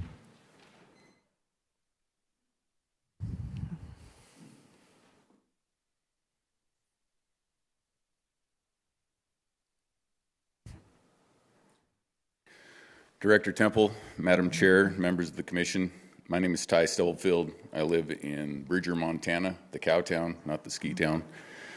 That's important. I'm the new Executive Director for Montana Wild Sheep Foundation, and I want to extend my appreciation for you guys considering our comments in letters.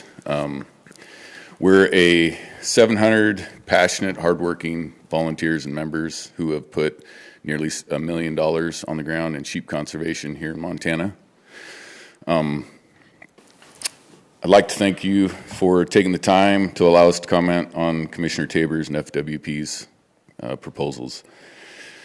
I'm going to start out with 214. So we'd like to extend all of our support, as we said in our letter, for all of the proposals as proposed. Sheep hunts and boundaries, with the exception of the changes in Unit 214, per the information provided in the justification portion of the proposal. The unit currently meets the requirements expressed in the 2010 Bighorn Sheep Conservation Strategy. Reports from our members who spend considerable time in this unit reflect a higher number of sheep counted than that reported. We speculate that these sheep are dispersing from their historical ranges. We ask that before the proposed changes in 214 are made, we work with biologists to conduct a more in-depth count using our member volunteers. We offer our volunteer and monetary support on that. I'd also like to express our concerns with the unlimited units in this proposal, and I wrote this up and everything's changed, so I'm going to scratch that. This happened fast. We didn't have a lot of time to reach out to our membership. The proposal as put forth today and move forward, I think we could get behind the unlimited bonus point loss or not getting them. Again, we want more time to reach out to our membership. We want more time to have a more inclusive working group on this with everybody involved in the unlimiteds. That's what we would ask. Thank you for your comments. Okay, thank you.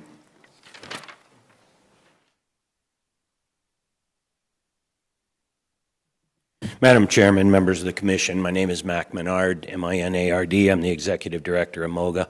I'm going to speak directly to the amendment that Commissioner Tabor brought. We've got others that will speak to the other elements. We're in favor of it, and I think it's a reasonable thing to do. The concern is preservation of unlimited opportunity into the future, and we're seeing sort of this rapid growth in participation, and yet it does seem a little bit odd that you can go year after year after year and still accumulate what is probably the most premier tag downrange. Make a decision, one or the other. But for that reason, we support it. If it goes to a delayed implementation, we value the relationship with our partners with the Montana Wild Sheep very, very much, and we would obviously be working very closely with them and their membership. It's a great organization. Thank you. Thank you. Any other comments? Go ahead. My name is Craig Neal. I'm an outfitter in the unlimited areas. I went to work for the Broken Heart in the early 90s. At that time, we hunted in 4 unlimiteds. There's 2 of them left. Is that better? Yep. At that time, we hunted in 4 unlimiteds. There's 2 of them left. The history of Montana FWP is once they take an unlimited away from us, they do not bring it back. The jewel of the unlimiteds is simply that it provides a hunt opportunity for an amazing amount of people to get into the mountains. You will have each unlimited area have 60 to 70 people to 90 to 100 plus every year. What's going on is that participation has increased to a point where the harvest levels are getting gamed. And you've got guys, they're using this thing right here, the cell phone. They're gaming waypoints, they're selling waypoints. They're selling hunt plans. It's easier to access individual pods in the unlimiteds than it ever was before. And what goes on, everyone in this room knows it, is once you lose the herd memory of a pod, you don't get it back. And so I would like you to support Mr. Tabor's proposal. I'd like you to consider the big effect of what's going on and take a look at what's going on in the unlimiteds. We don't want to lose them. We don't want to lose the hunt opportunity. It is a jewel of the continent. You've got guys right now that are using the check-in system that didn't always exist in the manner it does now to harvest a ram, get other people into that area to harvest a ram again before the 48-hour closure happens. Previously, the 48-hour closure, once it was implemented, you had 48 hours to harvest. Thank you for your comments. Check in the ram. Thank you. Thank you. Bye.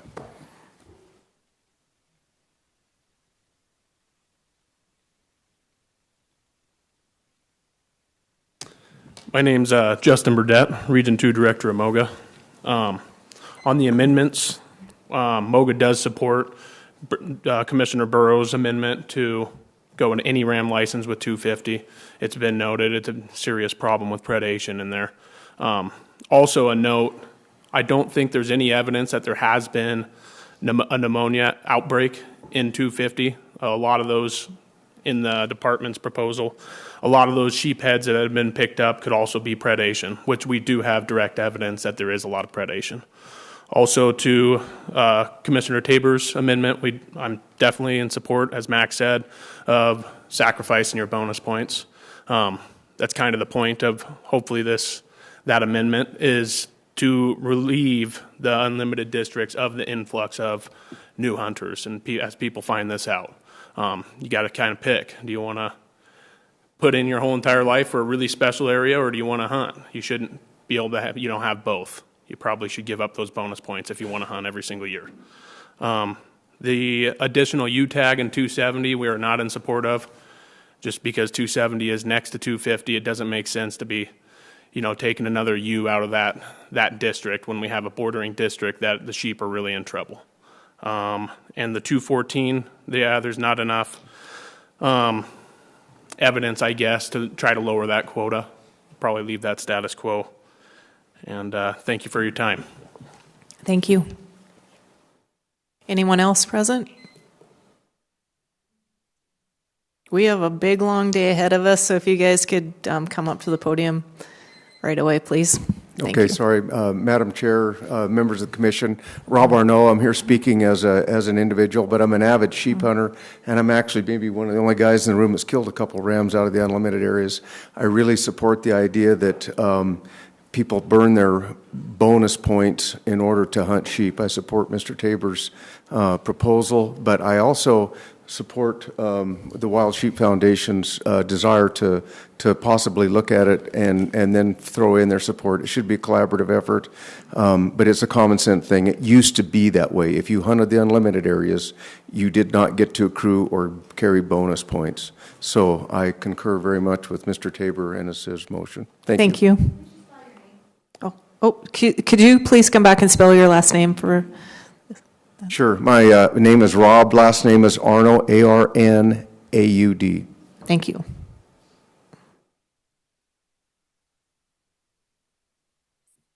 Madam Chair, members of the commission, my name is Jeff Lucas with Montana Wildlife Federation. Very briefly, MWF supports the recommendations made by FWP on HDs 214, 250, 270, 305, 381, and 482.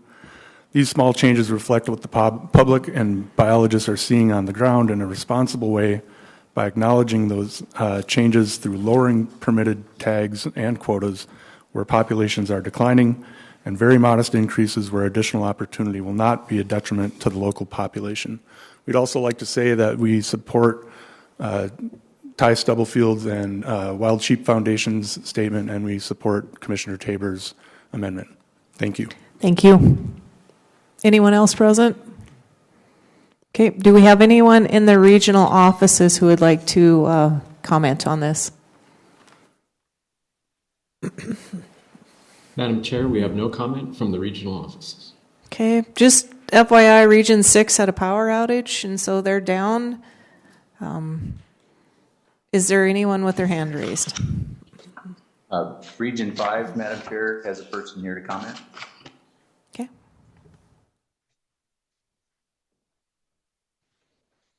Go ahead.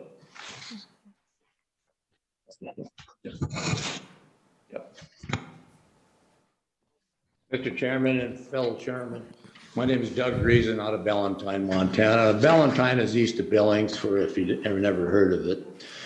I'd like to thank everybody for giving me the opportunity to testify today, and also thanks to the Region 5 staff here for setting up their equipment.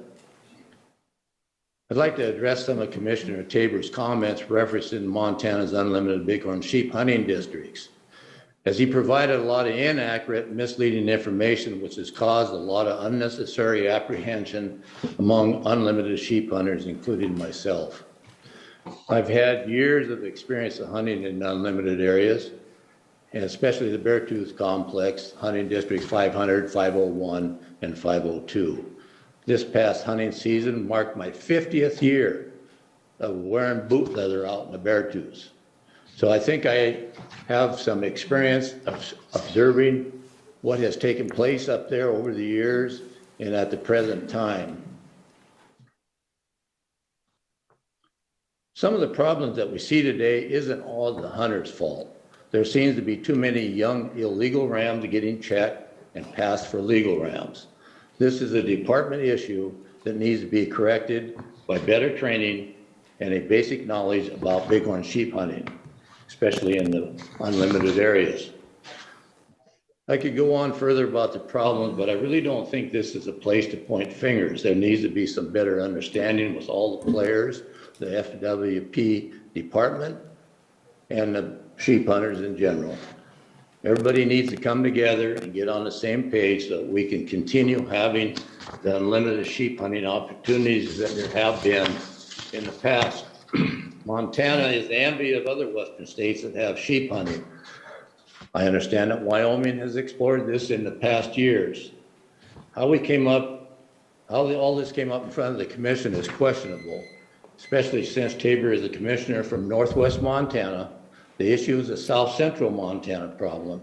Let the FWP down here look into it with the Montana Wild Sheep Foundation. Okay, thank you for your comments. Thank you. I appreciate it. I guess Region 6 is back online, but if the regions could turn their camera on when someone wants to comment, it's helpful for me so I can see that. But is there any other regions who have someone who would like to comment?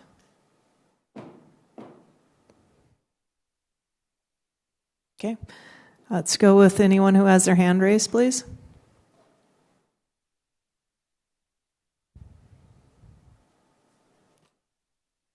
Madam Chair, Michael Kelly. Okay, you are still muted. Okay, there you go. Go ahead. I'm unmuted? Yes. Yeah, I just want to voice my concern with the abruptness of the amendment brought forth by Commissioner Tabor. I agree with Commissioner Siebel that this is a really big impact for a lot of sheep hunters. These hunts are notoriously difficult, notoriously low probability.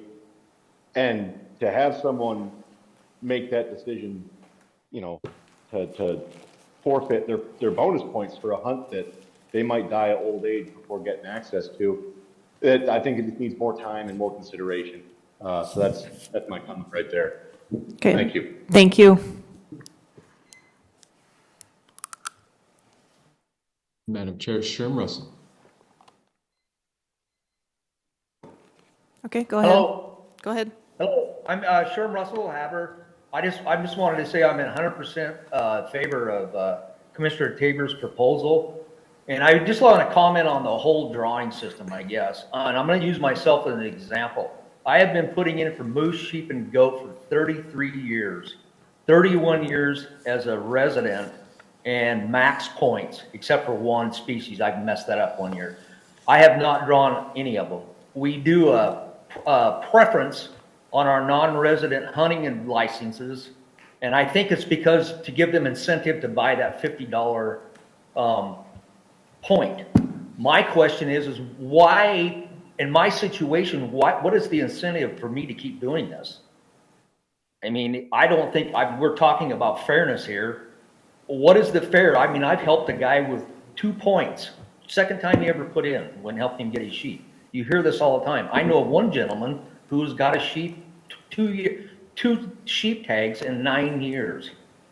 And you have to wait 7 to even put in. So I think the whole drawing system needs to be relooked at and go to a preference point and give people like me who's been at this for 33 years and can't, for whatever reason, seem to draw anything over somebody who just gets in the game and gets drawn. Anyway, I just wanted to point that out. I think the whole system needs to be relooked at. And I know we've looked at the preference versus bonus before. And so I just wanted to make that comment, is I think the whole drawing system needs to be looked at. Too many people are playing the game, as pointed out in a previous comment. I know that for a fact. So anyway, that's my comment. Thank you for the opportunity. Thank you. Is there anyone else? Madam Chair, there are no more comments online. Okay. Sounds good. What is the pleasure of the commission? Oops, Commissioner Burrows. Question right now. In the rationale background on Commissioner Tabor's amendment, it talks about, and this doesn't have to do with the bonus point. I think the bonus points, I'm kind of in the middle on that. But I think what's more concerning is the rationale saying here that it's the only amendment that we have from Commissioner Tabor is the bonus points. Yeah. Well, I'm reading the rationale, and I guess what I'm getting to is, to me, the bonus points is not as big an issue as, if I'm reading this correctly, in 2020 there were 6 extra rams harvested. Is that or what is that saying in that third line on the third bullet point? With 501 giving up 6 rams in 2020, and then it repeats it again, so I'm not quite sure what the numbers are saying, and 501 giving up 4 in 2020. So what is that justification? How many extra Rams were taken on this unlimited license in 501? I guess Brian. I'd be interested to know the numbers in Okay, all I'll- 5 of the unlimited I'll let districts. Brian respond to that, please. Thank you, Madam Chair. Commissioner Burrows. We do have some information that was shared with us just recently by Sean Stewart, he's for Region 5, so it covers 3 of the areas in consideration. I don't have similar information for the Region 3, but I could give Warren Hansen here a heads up so he can start scrambling. But what we did get, what he said is from 2007 through 2019, we sold an average of 225 licenses annually. The only 156 hunters actually went into the hills. Let me see if I can cut to the chase here on the harvest. While quota overruns do occur, they're relatively rare and seldom significant. Since 2000, HD 500 has gone over quota 3 times and been under quota 9 years. For the same time period, 501 has gone over quota twice and been under 7. Since 2008, HD 502 has gone over quota 5 times and has been under quota 9 years. These quota overruns average out over time, and the quotas are conservative to allow for the possibility of overrun. The only thing I'd add to that is if we do have a significant overrun, we do have the ability to reduce that in a subsequent year. And these older age class animals. They have to be the 3/4 curl or greater, the legal ram. And so those biologically are less important. What am I trying to say? They're not going to have an impact on the population. So that's kind of the feedback we've received on those. And I don't, like I say, I don't have similar information for Region 3. Okay, I just didn't, Madam Chair, I didn't know what that meant, that statement with 501 giving up 6 rams in 2020. I almost thought that meant we had a over harvest of 6 rams in 2020. And I understand you broke it down by years, but maybe what's more important is, did we get a 6 ram over harvest on a 2 ram quota in 2020? I don't have any other additional information right now.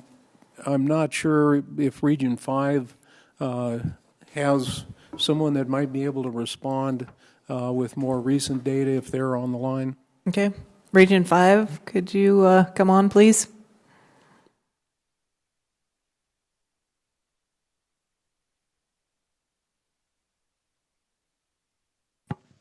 Madam Chair, Commissioners, this is Matt Labb, Manager in Region 5.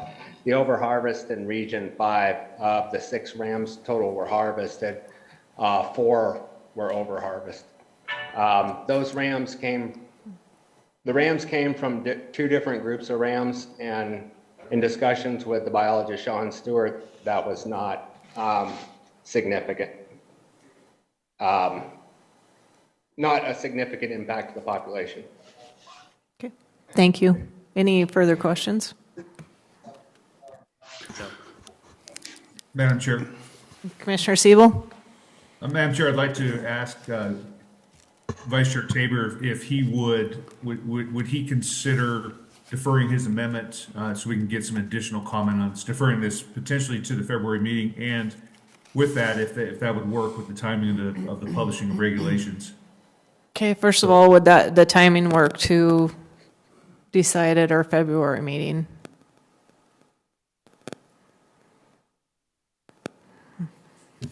(16th of February). Could ask that question one more time, please? If we deferred that amendment to be put on our February agenda, would the timing work for that? February 16th. Madam Chair, members of the Commission, the publication date, the transference to going to publication is in January. So we would miss the publication date, but there certainly are some avenues and to consider that. Dustin, would you like to speak to that? Madam Chair, in addition to what Brian said, I think you've heard this is this would represent a significant decision for some folks. The application period opens in March and closes in May for bighorn sheep. So I think it would represent a significant challenge, not just in terms of regulations printing, but just making hunters aware of the choice before them before that application deadline. Madam Chair. Commissioner Siebel.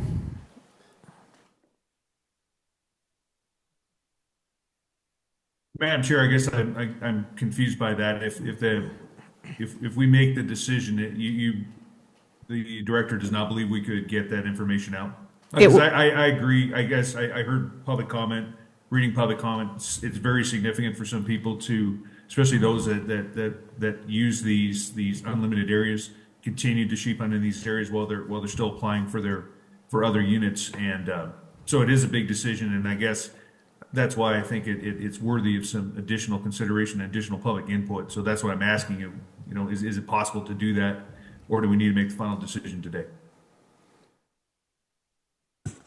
Madam Chair, Commissioner Siebel, you know, I'm just simply trying to identify for the commission that, you know, anytime we run changes on a limited draw, the closer you get to the application period, it seems the more of a challenge it is to make people aware of the change. So the commission should just consider that. Not saying that the department won't make every effort and then some, should the commission make a change or choose not to. We will do everything we can, but our experience tells us the closer we get to an application period, changes are less likely to be absorbed by the public. Madam Chair, Commissioner Siebel. Thank you. Madam Chair, I guess I would defer my question back to Vice Chair Tabor to see if is there any interest in his part on deferring this decision and getting more public input.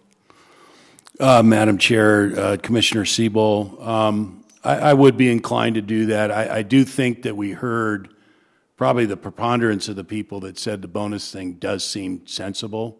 I think I even heard that from the sheep folks.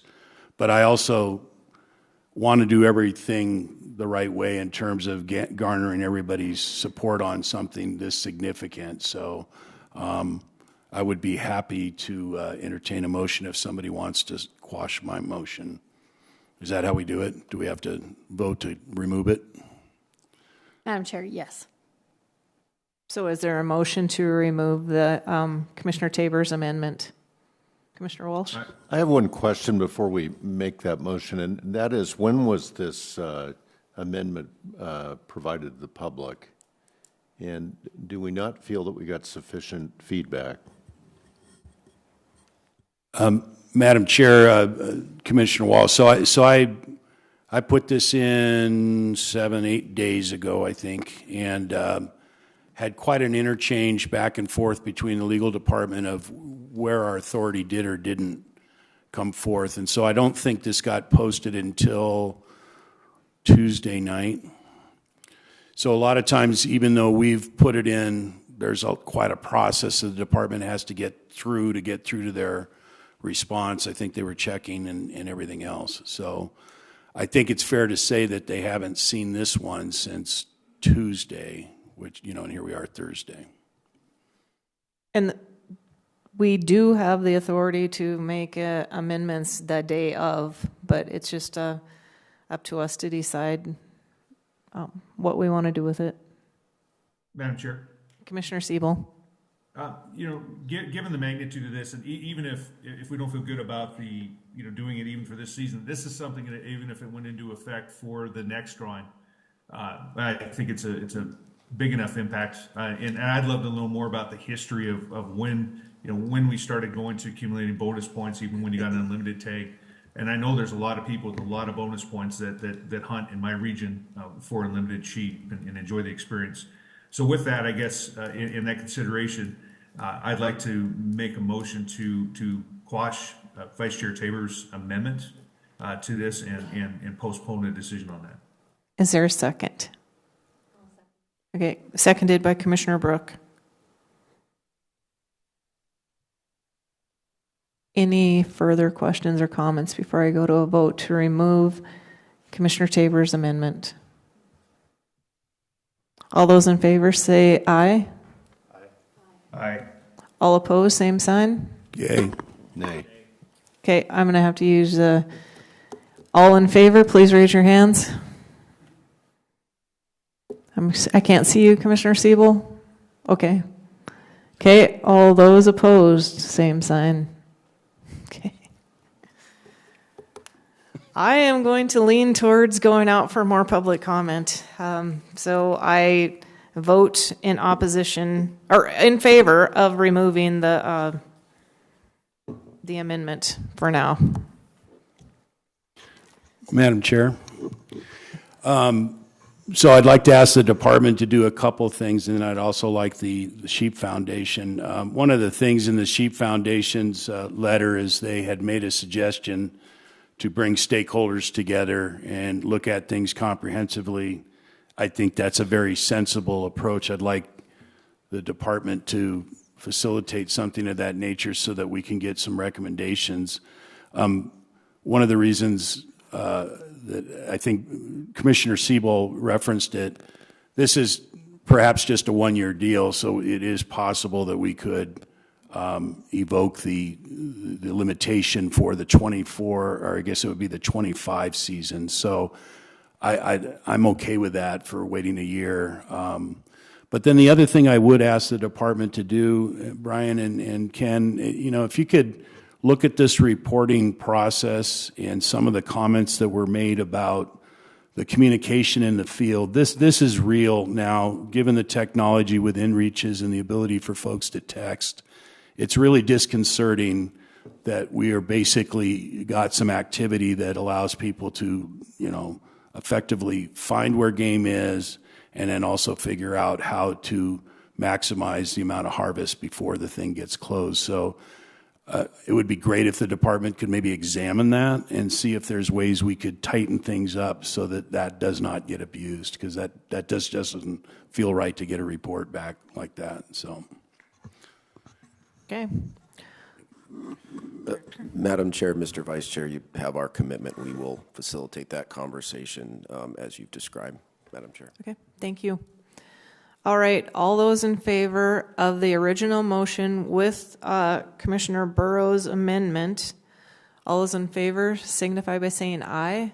Aye. All opposed, same sign. Motion carries. Are we good? Okay. All right. So, are you going to try to do bison, moose, and goat together? Did we say that before? Or? Certainly can do that. So, Madam Chair, with bison, there's essentially one minor change that we'd like to point out here. That change is that we'd like to establish a quota range primarily for the 395.20. That has not been in existence before, but this is where the bison come out of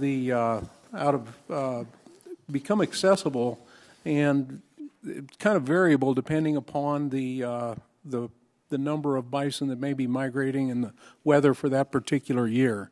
And so that's the one change there. With moose, when we were here 2 years ago through the season setting process, one of the questions that came up was whether or not we could adopt an archery-only season.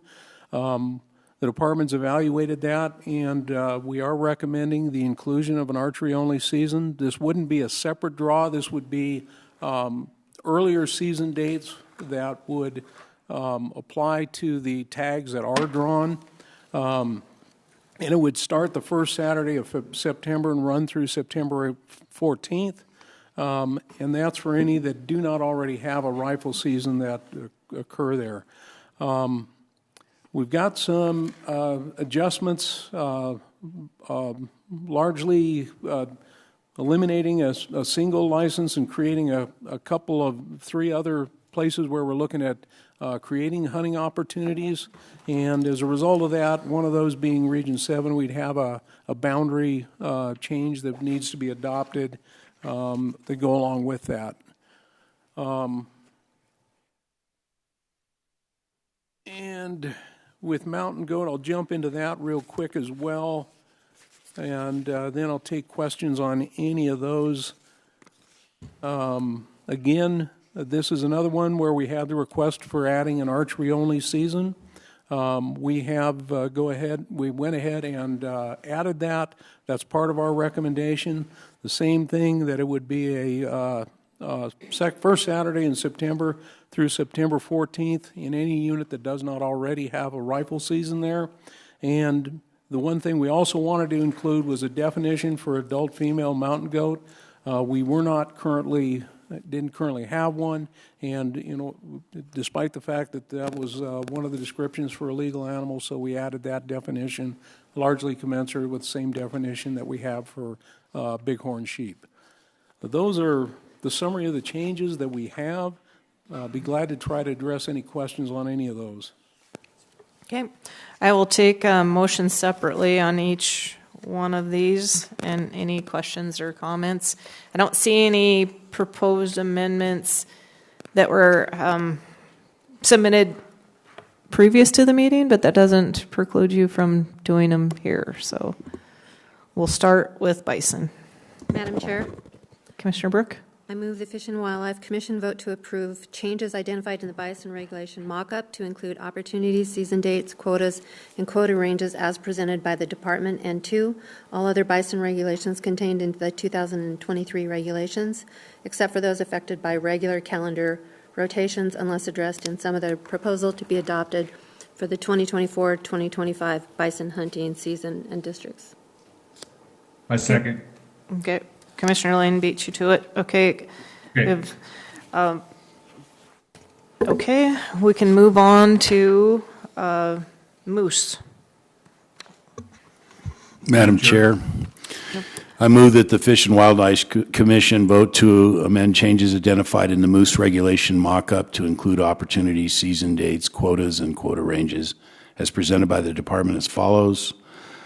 And all other moose regulations contained in the 2023 regulations except for those affected by regular calendar rotations unless addressed somewhere in other proposals adopted in the 24 and 25 moose hunting seasons and districts. Is there a second? Second.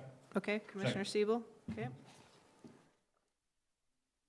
Okay, mountain goat. Madam Chair, Commissioner Brooke. I move the Fish and Wildlife Commission vote to approve changes identified in the mountain goat regulation mock-up to include opportunities, season dates, quotas, and quota ranges as presented by the department, and 2, all other mountain goat regulations contained in the 2023 regulations, except for those affected by regular calendar rotations, unless addressed in some other proposal to be adopted for the 2024-2025 mountain goat hunting seasons and districts. Okay, Commissioner Lane seconded it. Okay, are there any questions or clarifications before I go out for public comment? I am going to take comment on all 3 of them at the same time with the 2-minute time limit. Madam Chair? Oh, yes. One other point of clarification, I skipped over with the bison. We do have a recommended reduction in permits from 40 to 25 in that same one that we have the quota range. I just wanted to make that clear. It's in all the documentation, but I skipped over that. Okay. All right. Any questions? Okay. I will open it up to comments on bison, moose, and mountain goat, please.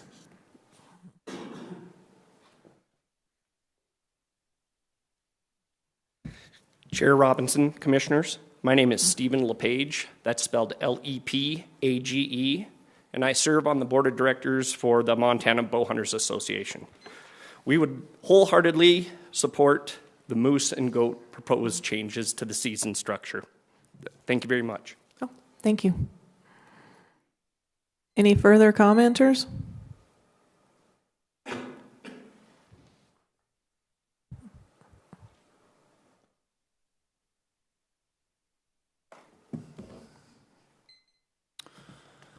Madam Chair, members of the Commission, I'm Jeff Lucas, Conservation Director with the Montana Wildlife Federation.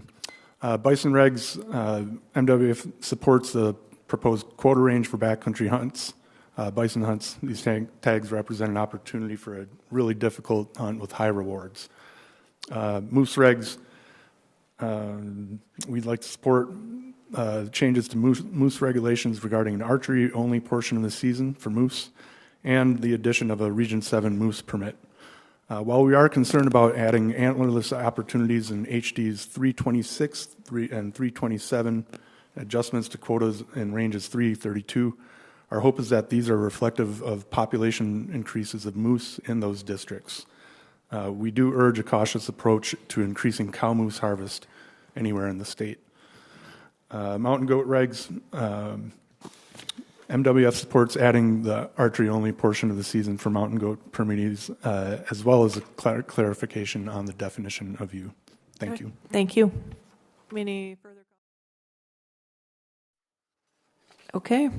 Do we have anyone in the regional offices that would like to comment in any of those? Bison, moose, mountain goat. Madam Chair, there are no comments in the regional offices. Okay, thank you. How about anyone with their hand raised? Madam Chair, there are no attendees online with their hand raised. Okay. All right, we will start with the bison. All those in favor of the motion signify by saying aye.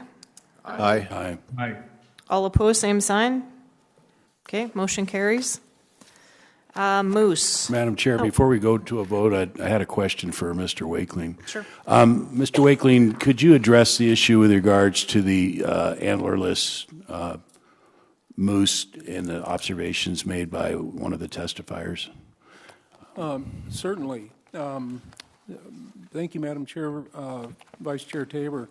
The department takes a very conservative approach to any kind of increase, and we're, part of the analysis that we've completed several studies on the moose populations. We look at the demographics closely. They are a challenging species to keep a good indication on when you're looking at trying to conduct a survey, for instance. They don't lend themselves well to that. However, just like what we saw with bighorn sheep in 250, for instance, there's often far more animals out there than what we're aware of, and so our biologists tend to be very conservative in their approach to that. And so we're not, that's where our quota ranges play. We look at how the hunter harvest plays out. We look at, the age structure of that harvest. And so we do pay close attention to the demographics and the demographic information we have available to us. And, the department has routinely, when we determine that we've got something that's unsustainable or needs to be modified, we certainly would come back to the commission during an off cycle in order to address it if a challenge presented itself. Thank you, Mr. Wakeling. Any other questions? I'm taking over for the chair. We have a coughing fit. Yes, Commissioner Siebel. I just want to point out that Sarah has the wrong motion highlighted on the screen. We actually have the main motion, I think, was what was proposed.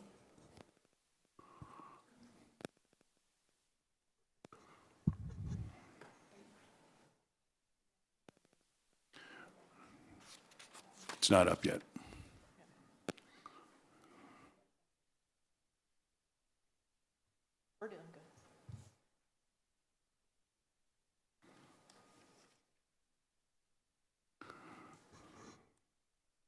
So it's the gray motion. Correct, not the yellow. I just wanted to point that out.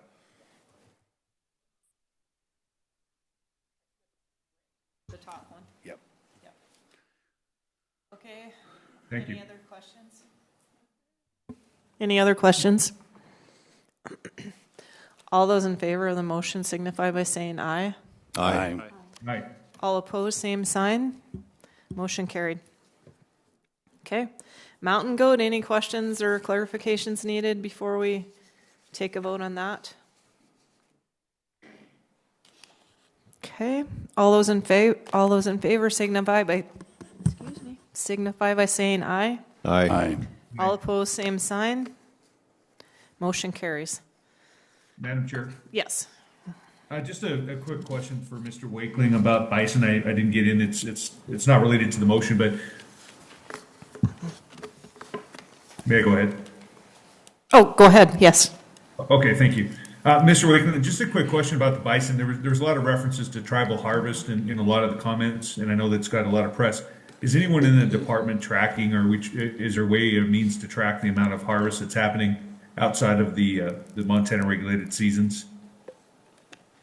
Madam Chair, Commissioner Siebel, yes, the answer to that is yes, and I'm going to ask Warren Hansen, our wildlife manager from Region 3, to respond to that.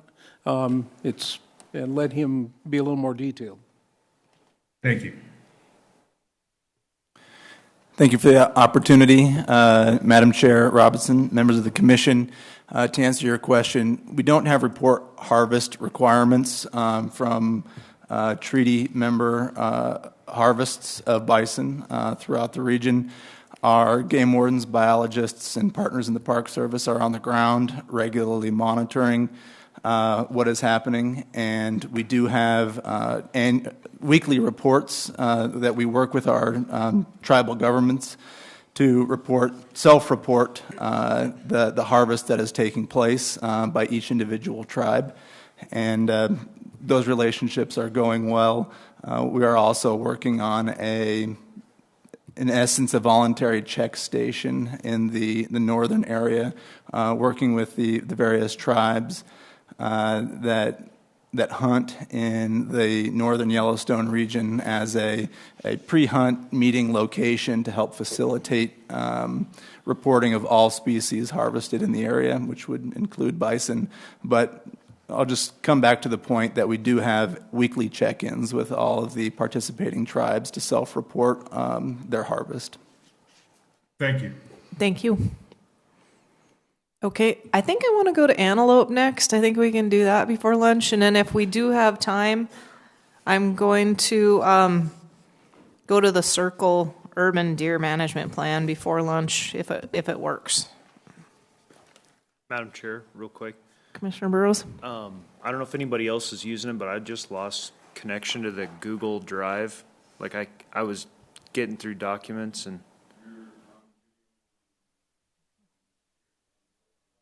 yeah, I was working through it fine, and now I'm on Google Drive. I'm not having any issues. Can you take a look at it, Pat? Mine just dropped. Like I can't get back. I was working through it. Mine dropped, and then I had to sign back in, and so it allowed me to sign back in.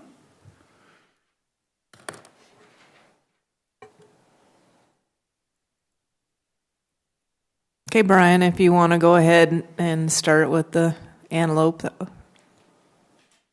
Or we could do the Circle. Let's just do Circle first, and we'll let him get back online.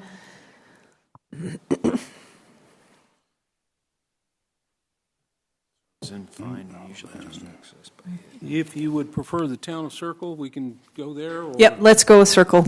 Okay. Yep. That way it gives Commissioner Burrows time to get back online for antelope. You bet. So, as the department's come to you numerous times, the department works with various cities when they come to us, and work with our regional offices and develop a collaborative plan. And that has occurred with the town of Circle. I had to look to see where the town of Circle was. It wasn't immediately evident to me, but it is in the eastern part of the state. It's on the border of Regions 6 and 7. Region 6 has worked with them on this, and essentially when there is a public safety component to an urban deer population, the department and the city, the municipality has the ability to develop a plan. Upon approval by the commission, that town has the ability then to implement that plan. And so that's what the case is in this particular instance. That plan has been put together, and it has been approved by the city, and so it will become functional upon the time when the commission takes action and approves it. So that's kind of a real brief rundown on it. Certainly have more input from the region should the commission have deeper questions. Are there, Commissioner Walsh? Will you entertain a motion? Yes. I move that the Fish and Wildlife Commission approve the proposed Town of Circle Deer Management Action Plan. Second. Okay. Seconded by Commissioner Tabor. Is there anyone present who would like to speak to the Circle Deer Management Plan? Is there anyone in the regional offices who would like to speak to the plan? Madam Chair, we have no comment from the regional offices. Okay. Anyone with their hand raised? Madam Chair, we have no comment from the Zoom attendees. Thank you. Okay. If there are no further questions, all those in favor of the motion signify by saying aye. Aye. Aye. All opposed, same sign. Motion carries. All right, maybe still having some issues, so maybe let's go to the game damage.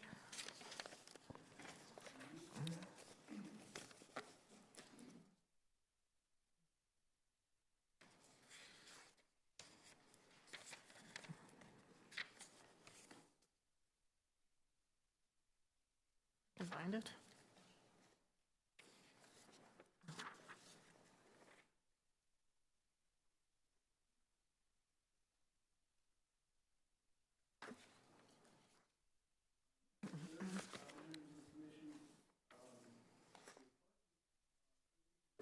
Yeah. Thank you. Let me try that again. Madam Chair, members of the commission, on a biennial basis, the department comes before the commission and asks for authorization for the maximum number of licenses that may be issued, either for game damage under the urban deer plans, such as we just addressed, and also any wildlife health concerns, basically authorizing the maximum amount of take that we can have. The proposal before you today is essentially identical to what it was 2 years ago. This is the maximum number of animals that might be taken. It's not the number that we have taken, and it's usually routinely much lower than that, but it allows for the maximum through any of the game damage or wildlife health or urban populations as we address those. So that's a real quick overview of that. Are there any questions? I would entertain a motion. Madam Chair, I move the Fish and Wildlife Commission vote to approve the 2024 and 25 game damage management season wildlife health urban wildlife quota authorizations as proposed by the department. Okay, seconded by Commissioner Lane. Any questions before I ask for comment? Okay. Well, come forward if you'd like to comment, please. Madam Chair, members of the Commission, I'm Jeff Lucas with Montana Wildlife Federation. Chronic wasting disease is an ongoing and serious concern for native wildlife and for those who live and work around wildlife. Understanding the spread and severity of the disease, Montana can make better decisions relative to managing species at risk, as well as funding new research based on harvest metrics used in the management of CWD to help ensure better management in the future. We encourage the department to institute a mandatory reporting requirement that is not invasive to the hunter, helps educate the public to the need of the reporting, and sets up a warning system for those who do not follow this protocol. This will be a difficult and complex issue that will require the help of wildlife and hunting NGO community, as well as large public relations push by the agency in new rulemaking processes. To that end, if FWP elects to go down this route, we suggest starting first with some pilot areas where CWD is known to exist and a control area where FWP has not found CWD yet. Thank you. Thank you. Any further commenters? Is there anyone in a regional office who would like to speak to game damage?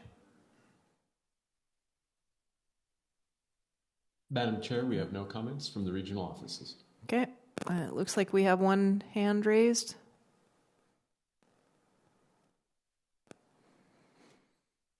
Madam Chair, Commissioners, can you hear me okay? Yes, we can. Thank you. This is Casey York again with Trap Free Montana out of the Bitterroot. We ask whether large prey health is at risk, such as CWD, for that those areas be shut down for the killing of large predators. We just received notice that Hunting District 322 will be open starting tomorrow through February 15th for all white-tailed deer and antlerless mule deer. Wolves select the unfit, the unhealthy, and they can detect that way before we can. The findings are they can most definitely help curb CWD. So in all sincerity of reducing CWD, we ask that you close that wolf unit, 322, at least for this season. 3 wolves have already been reported shot and killed there. It makes no sense to eliminate one of the most beneficial tools, natural tools in the toolbox. Thank you. Thank you. Apparently our live stream we're having a little bit of trouble today. Is lunch available already? Madam Chair, it is. Okay.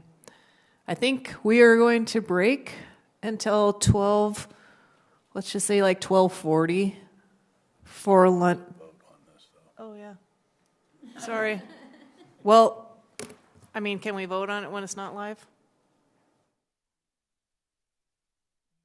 All right. I can see you fine. Oh. Madam Chair. Well then. Oh, the YouTube. Oh. Okay, so I will let Sarah decide. Yes, Madam Chair, you can go ahead. Okay. Okay. Seems like we don't have any more commenters on that. So all those in favor of the motion signify by saying aye. Aye. Aye. All opposed, same sign. Motion carried.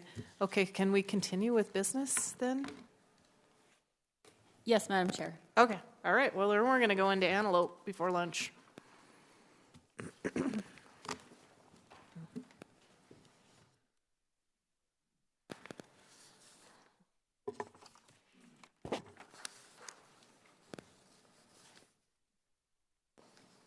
Please.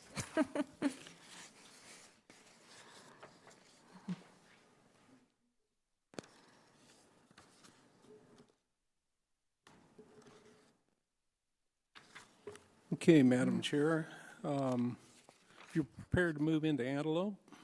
Yes, please. Okay, very good. Again, just with, like most of the other, what we've tried to do with this is to identify the seasons and just a summary of the proposed changes. Within the regulations, it identifies, again, highlighted, where the changes exist. And essentially, most of these changes are fairly minor that we're proposing. Proposing to, in many cases, is just to tighten up the quota ranges that we've had in the past.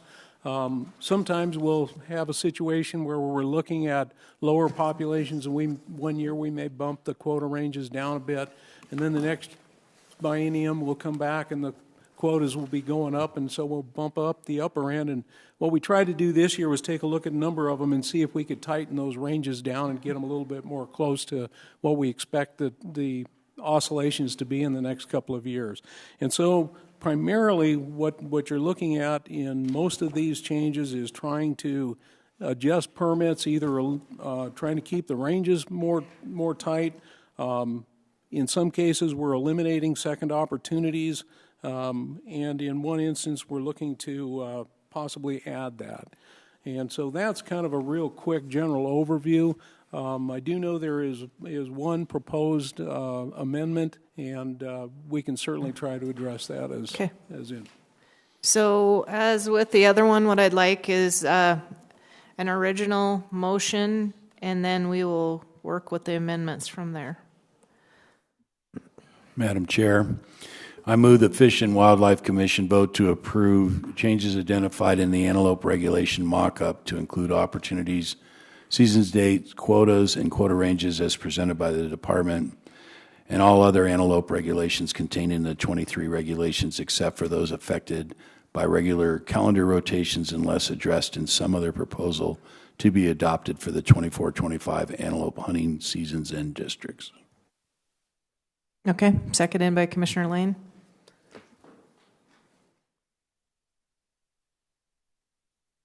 Okay.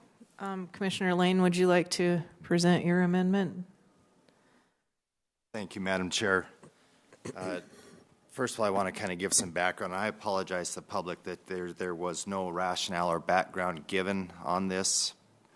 And so this originally came up actually over a year ago. It was brought up to my attention from those landowners and livestock owners as well as sportsmen north of the river in Region 7 that they weren't seeing the amount of antelope that they are used to seeing, and also the concern from hunters that in the southern half that we're seeing way too many antelope hunters, and that's where the right now we're seeing the majority of the antelope is down in the southeast corner of Region 7.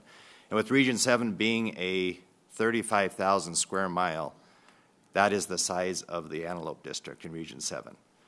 So why I brought this proposal forward is to help to manage basically two separate districts closer to allow for population changes, density in those areas, as well as help spread out the hunter concentrations.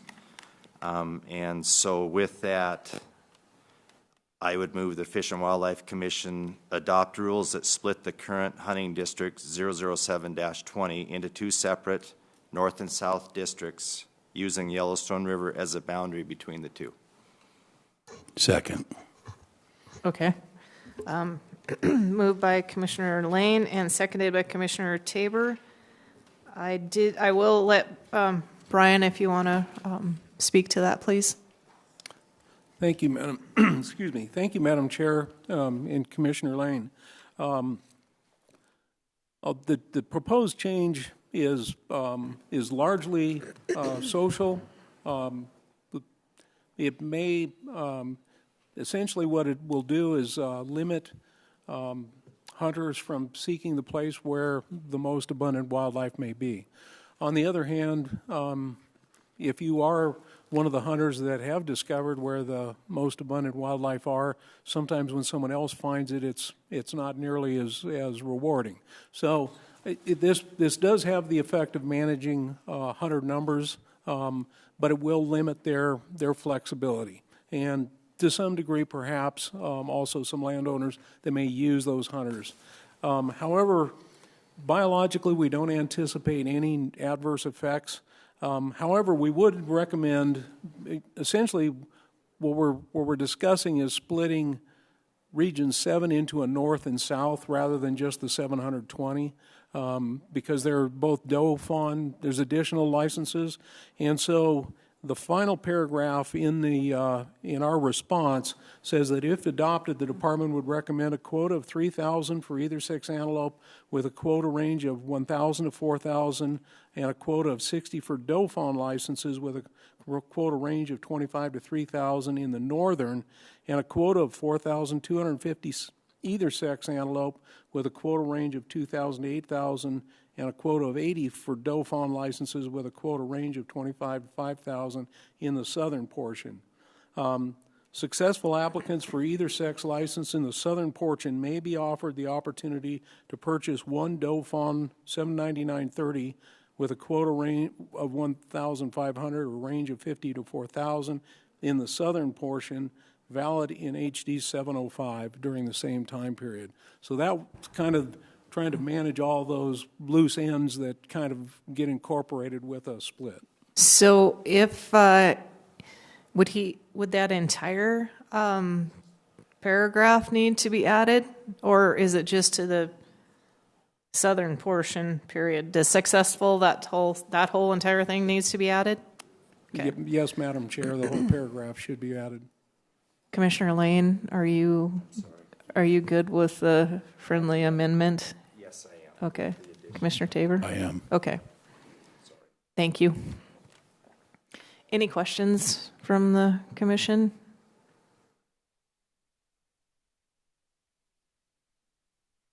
Commissioner Walsh?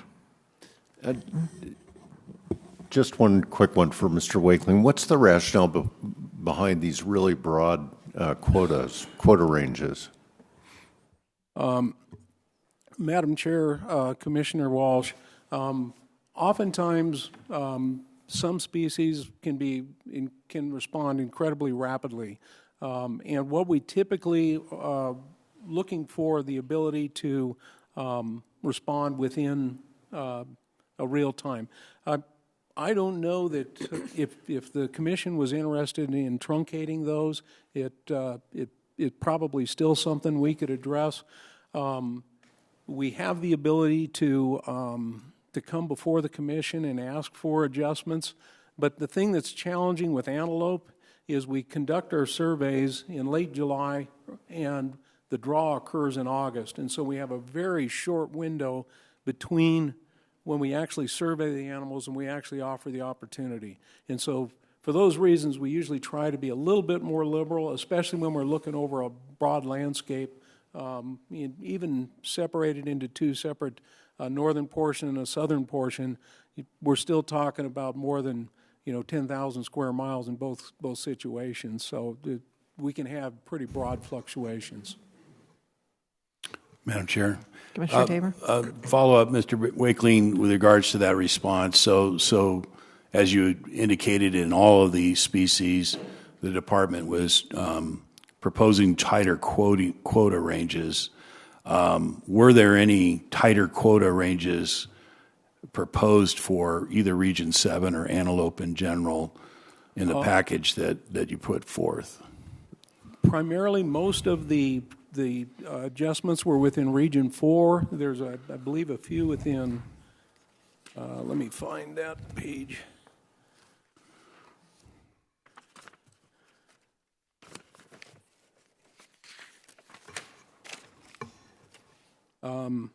Most of those adjustments were within Region 4. We did have a few changes to ranges in Region 3, and then the rest of them largely addressed doe licenses and their availability. Okay. Yeah, because I think the concern is with that wide of the range, and I'm sure this is what Commissioner Walsh was thinking, is it creates a too high of a level of uncertainty as to what was in fact approved by the commission and then what gets put out into the public. And I think we've had examples of that in the past. And so having a little more precision or tightness to it, do you have a sense for what that would be like you do on some of the other species where, given that 5 or 10% range instead of the broadness of what it is here? So, excellent question, Madam Chair, Commissioner Tabor. The challenge that we have with this is we've not separated it before, and so we're playing with a little bit of uncertainty. I think it's certainly possible for us to come back and tighten this up in the future, but for going into it the first year, we don't know what harvest is going to be like this first year going into it, and what we'd like is to have the flexibility to be able to adjust next year. That's our rationale for requesting this, but it's certainly, if the commission chooses to truncate that, we could certainly do so. And one last follow-up. Go ahead. Madam Chair, Mr. Wakeling, so if I remember the process correctly, we will have one more look at this in June after the counts. I think the June meeting usually entertains any adjustments just prior. Is that correct? Madam Chair, Vice Chair Tabor, Not for antelope. Antelope, okay. All right. That's for some of the other species, we have that ability. Yeah. But because we don't survey these animals until July, we're unable to provide any additional information at that point. Okay, further questions? Commissioner Burrows? Can you explain so we have this really, I don't antelope hunt over there, so I don't really understand. This large quota for either sex, and then this just little tiny quota for a doe fawn, 60 in the north and 80 in the south. So we're trying to increase some doe harvest in that area just by a minuscule amount. It just seems like it's such a small, it just seems strange to me. We have 3,000 tags out there that are either sex, so you can shoot either one, and then we just offer this minuscule amount of doe fawn tags. Again, an excellent question, Commissioner Burrows, Madam Chair. So in instances with doe fawn licenses, when we establish the second opportunity, we usually have a fairly low threshold and a fairly high threshold. So with a low threshold, 50 animals, for instance, probably pretty close to the bottom of the quota range, it has essentially it's an inconsequential effect on the biology of the animal across such a large area. But we don't include 0 within that quota range because it's the Commission's authority to establish the season or not. It's not within the department's. And so what we try to do is have a very low threshold that we bring it to in the years that we don't have high numbers.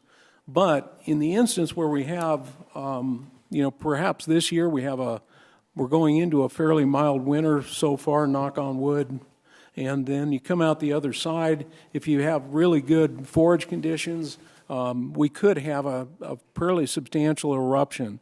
And in those cases, what we're looking for is the opportunity to respond to those population eruptions, especially where it focuses around game damage. And so those adjustments will be made as we get into that late summer time frame. But again, this is the numbers that we're requesting. This is our rationale and understanding of why we want to do that. If the Commission chooses to truncate that, we're certainly able to work within the parameters that the Commission provides us. So I guess the best way to characterize this is just a management tool that we keep in place to just a placeholder for management if we see the need to harvest a handful more antelope in an area. Madam Chair, Commissioner Burrows, I think that's a fair way to characterize it. Madam Chair, I think the amendment as it stands right now, I obviously second support, but I would really appreciate when we get to public comment that if there is concerns about this wide range or those that are informed, that you specifically comment and help the Commission understand your feelings about that. Any further questions? Okay. Is there anyone present who would like to comment on the antelope? Madam Chair. Oh, yes. Commissioner Siebel? I'm sorry, right, I thought we were still, are we going to vote on the amendment first? Yeah, we do. Before we go, because I had some other questions. Yes, we are. Thank you. Yes. So do you have any questions on the amendment? No. Okay. So, all those in favor of Commissioner Lane's amendment signify by saying aye. Aye. Aye. All opposed, same sign. Okay, motion carried. Thank you, Commissioner Siebel. And Madam Chair, just to clarify, that included the friendly amendment. Yes. Yes, including the friendly amendment. Okay, now, any questions on the motion as a whole? Madam Chair, I had a question for Mr. Wickley. Okay, go ahead. Thank you. Brian, just a question in general. Looking through the antelope regulations and some of the public comment, I had a question for you on LPT 900-20. That's the archery only, first and only choice. It covers multiple regions or hunting districts in 3, 4, 5, 6, and 7. And I noticed for the last couple of years that that's been pegged out at 5,600 tags. Relatively low probability. It's first and only. So these guys are picking archery and only archery. And, but the quota range is 1 to 5,600, and the last couple of years, we've set the quota at 5,600. And I guess a question for you is why did the department choose not to either ask for a wider quota range on that or increase that number? We did see last year that, or last couple of years, I don't have the 23 stats in front of me, I apologize, but 22, there's more than 1,000 extra applicants for that. I know a number of residents did not receive that. And I believe the same thing happened in 23. So I'm contemplating making an amendment today to increase the quota range for you all on that, since we've been at the very top end, low probability. This is really about hunter access to me and opportunity. But I wanted to get the department's perspective on that 900-20 tag and why there was no request to change that. Thank you. Thank you, Madam Chair. Commissioner Siebel. I think I understand the question, but if I wind up answering the wrong one, please redirect me. If I understand correctly, it's why, is there an opportunity to increase those or change the overall quota? The quota hasn't been changed. And what we've been seeing with the 920 is that archers are becoming far more effective than they were historically. As we continue to, there's probably an opportunity in some instances to adjust upward, but what we've seen with all of our populations, especially those that occur throughout the western or eastern part of the state, is that we're seeing, just like the deer populations, we've seen our pronghorn populations come out of the last year in kind of a lower level. The recruitment hasn't been as good as we'd like to see it. Hard to say what it's going to do this year. Again, we're going into a fairly mild winter. If we've got good resources in the spring, we may see things increase, and we may look for an opportunity to make some adjustments there. But what we've seen typically is trying to basically allocate opportunity between rifle and archers, that as the 920, as archery hunters become more successful, and their hunt success has been increasing, what we see is we'll have to make adjustments to the rifle component in order to address that. And so at this point, we thought it was prudent just to leave it in its current situation. Follow up. Go ahead. Mr. Rickman, what is the estimate of success of the archery hunters? My understanding is that it's currently running right around 14%. So it had historically been substantially lower than that, about half of it, but it's been increasing. Follow up. Go ahead. And I guess this used to be an unlimited license. I understand that. And again, this is, from my perspective, is about opportunity. And with 5,600 tags, 14%, just rough math, you're talking 800 antelope harvested out of multiple regions across the state. And I guess would there be if this quota range was raised, and I guess I would entertain raising this quota as well. Would you see a biological impact if there was, again, it's because it's spread out over so many different units. Would that cause a biological impact? Madam Chair, Commissioner Siebel, if we were to increase, it would depend upon the actual numerical increase of the number of permits available under the 920. But what we might, part of what we would probably be adjusting to try to deal with that would be, there may be some adjustments to rifle permits to ensure that we're kind of keeping that harvest at a stable level.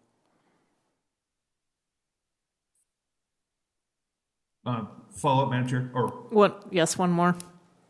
Yes, I guess not a follow up question. Sorry for Ms. Raikkonen. I'd like to propose an amendment, and I think to leave this open, I'd like to propose that we adjust just the quota range for LPT 900-20 from 1 to 5,600 to 1 to 7,500, and just leave that range so that the department can, and we have time between now and season, can look at potentially increasing that so we can increase more resident hunter opportunities. Is there a So second? my motion is to amend the quota range for LPT 900-20 from 1 to 5,600 to 1 to 7,500. Again, not set the quota, let the department do that, but give them more room in that range. I would second. Okay, seconded by Commissioner Burrows. Any questions from the Commissioner Burrows? Maybe just a little bit of discussion. So going back to the management tool that we have in this, whatever the number is on it, this doe fawn quota that we have, quota range. So if it's a management tool, why would we limit ourselves to the proposed quota range is 25 to 3,000?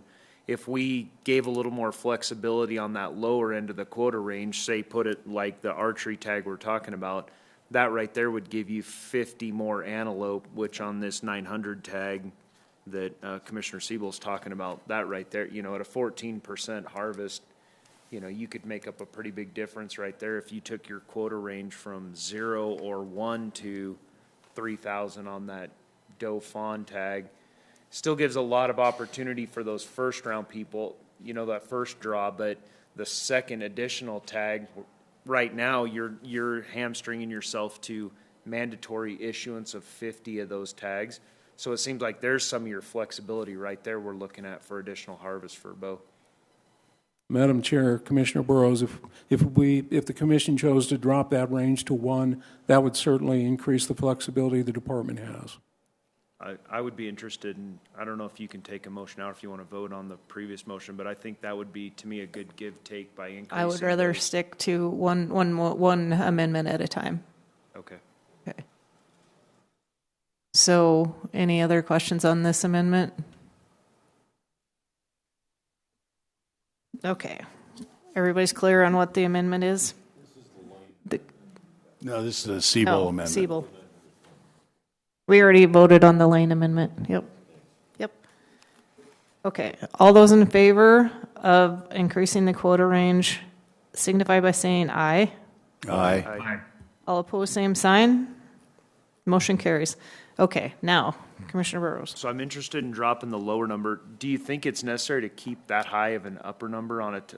So it's 3,000 right now in the. Can you be more specific as to? I guess I'm asking a question right Okay. now. Right now, the doe fawn quota range is 25 to 3,000 in the north portion. I would propose dropping the. I'd like to drop the lower limit down. Do you need that high of an upper? Is it reasonable to keep that high of an upper limit? That's for Brian. Need is a relative term, but right now our recommendation isn't to have it that high. We don't know. We currently don't know what we're going to expect to see with this split, but I don't anticipate going to 3,000 this year. I guess this is more for the commission. Is 1 even worth having, or is it just worth putting a 0 to some number? Do you think we need to issue 2 tags on the lower limit, 1 in each of those districts? Or is 0 a reasonable number to put on there? I'm sorry, I didn't pick. I'm talking on the lower limit for this doe fawn. Is 0 a reasonable number to put on there, or should we keep? Madam Chair, Commissioner Burrows, I'm reluctant to go to 0. I think 1's a reasonable number. If we choose to go to 0, that basically delegates that authority to open and close seasons to the department. It's primarily the commission's authority. Chair, Commissioner Burrows. Okay, Quentin. If I may add to that, another way to say that is by the time we get to the point where the quota is set for the year, given the timing of antelope surveys, we'll have applicants lined up for those doe fawns. So going to 0 is a bit of a structure change in that there's no place to send those applicants if we go to 0. Chair, Commissioner Burrows, if that helps. It does. I guess that Wouldn't that even be true if you set it at 1? If we set it at So let's say there's 50 applicants for those, and if there's 25 those, and we can send those 50 applicants, they get 50-50 chance of getting one of those licenses. We do have a drawing for that one across those 50 applicants, Vice Chair. Versus, again, no drawing for them to participate in for those folks that have applied for that doe fawn. But to be clear, we're talking about the second cut here for doe and fawn after the first round. So these are the, in essence, surplus stags we're talking about now. Okay, Chair, Vice Chair, I've been missing the point. If we are talking about the second applicant, then I understand that. Then it falls back to what I would characterize as Mr. Wakeling's point of it being a structure change where the license goes away by the department's decision, rather than the commission's decision at that point later on this summer. Sorry for the confusion. Thank you for the clarification. It might help if, Sarah, you could put but if you put Commissioner Lane's one up, because that's the one he's going to probably amend. That was where my ask for clarification. My motion was simply just going to be to reduce the lower end of the quota range in the northern portion to 1 to 3,000, and in the southern portion, 1 to 5,000 for the doe fawn. I think it just gives the department more flexibility in managing. Because right now, it looks to me like they would have to issue a minimum of 50 of these doe fawn tags.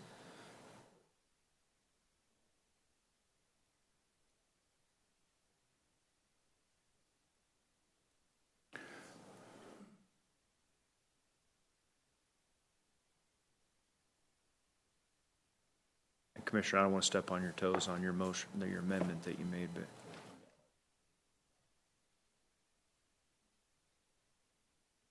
Commissioners, could we check that what I've got up there is what you intend? No. Oh, sorry. The bottom line. The bottom line. Yes. Yes, that is correct. So if this does pass, then can we strike the upper one so that we don't get confused more?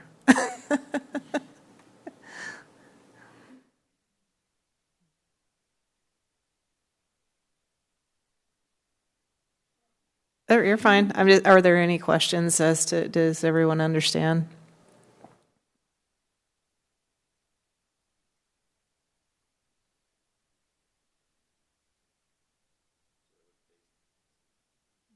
Madam Chair. Mm-hmm. You gotta get closer.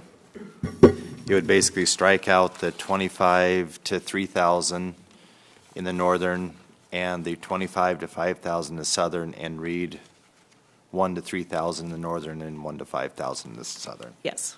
Okay. Yep.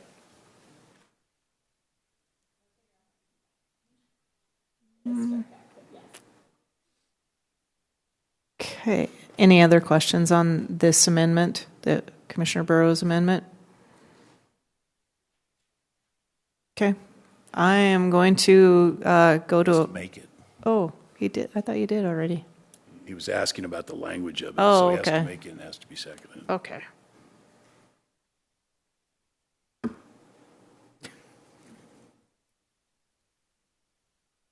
All right.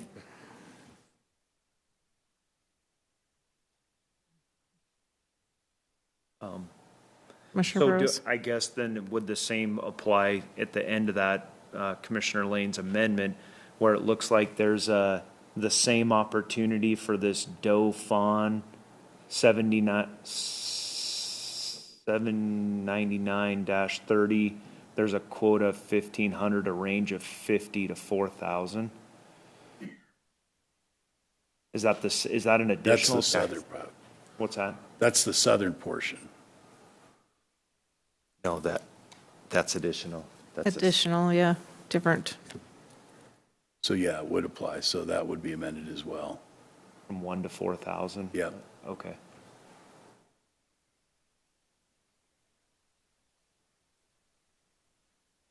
So in your motion, you were proposing setting that quota for the 799.30, this doe fawn tag at 1,500? And that is what, based on the Recommendation. recommendation. Right.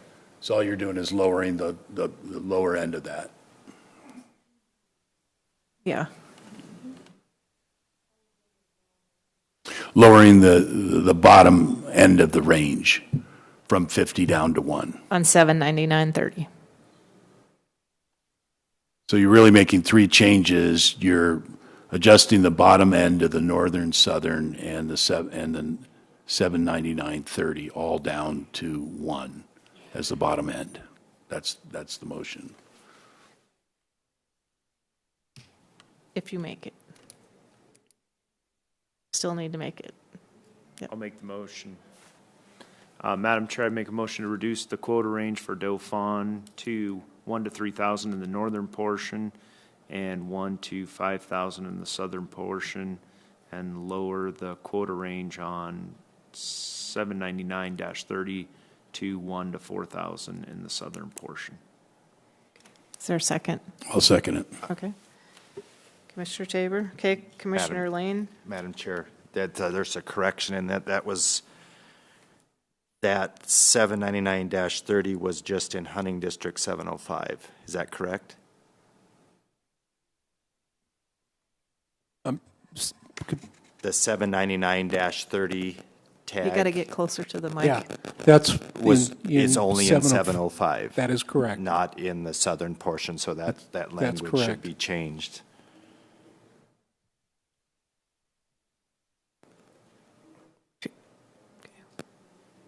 Okay. Perfect. Friendly amendment? Just, sorry, not to go any further with it, but in the regs currently, the 799-30 says it's valid in Hunting District 704 and 05. So are you wanting to reduce the 799-30 to just 705?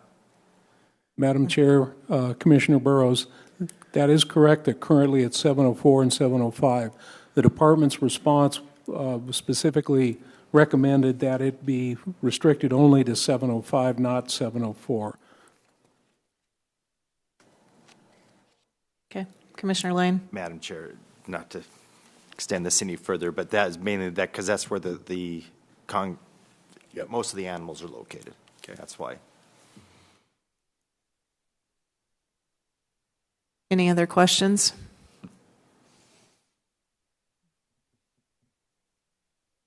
Okay. All those in favor of Commissioner Burrows' amendment signify by saying aye. Aye. Aye. All opposed, same sign. Motion carried. Okay. So what we are going out to the public for comment on is the original motion with Commissioner Lane's amendment, Commissioner Siebel's amendment, and Commissioner Burrows' amendment. Anyone present who would like to comment?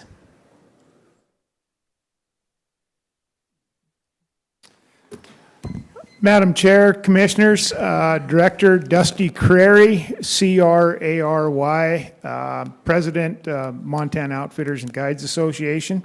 And with this set of amendments and those to follow, if you just allow me a little bit of latitude, I want to preface Moga's comments today at how we arrived at our criteria that we use to select our positions. And these were pulled right from the, as identified as priorities in the elk management plan and the elk working group.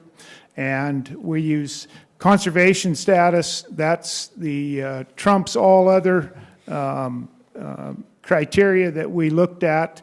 Hunter opportunity and distribution, of course, will certainly get a good representation here today. But also we really want to emphasize economic impact and the importance of that in these decisions today, and that even if there is a negative economic impact unavoidable to achieve a conservation objective, that it's important to note that and have that on the record, and sometimes that slips through the cracks. So, and of course landowner concerns, And not just with wildlife impacts, but also with the human impacts that comes with that as well. So you're going to hear from quite a few MOGA members today, and I'll leave these detailed report here on that. And also, thank you all very much for being here, and we really do appreciate all the time and effort you put into this process. Thanks. Thank you.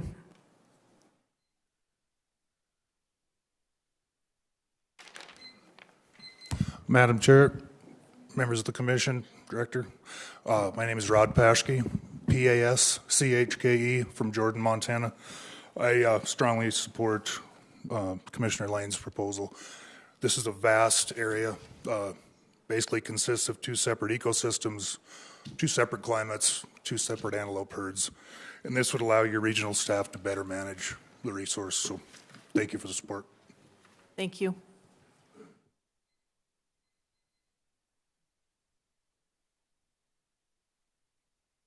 Madam Chair, Commission members, and Director. Got to get into the mic there a little bit. Thank you. Okay, I'll start over. Madam Chair, Commission members, and Director Temple, my name is Paul Ellis. That's E-L-L-I-S. I'm from Bozeman. I want to thank Commissioner Lane and Commissioner Siebel for bringing those amendments. The amendment to split the hunting district was garnished a lot of public and landowner support, so thanks for bringing that one. I also appreciate the chance to raise that quota in 900 archery antelope quota, and that'll give more flexibility for more hunters to hunt. There were 470 residents that didn't draw that permit this year, and also there in Region 7, I think by lowering the doe fawn numbers of harvest, it allow us to, if we do allow us to hunt, allow us to take more archery hunters out on the landscape. And Region 7 also has you can buy a doe fawn license with that 7,500. So I think reduce those quotas and increase the archery antelope quota is a good idea. I should fully support it. Thank you. Thank you.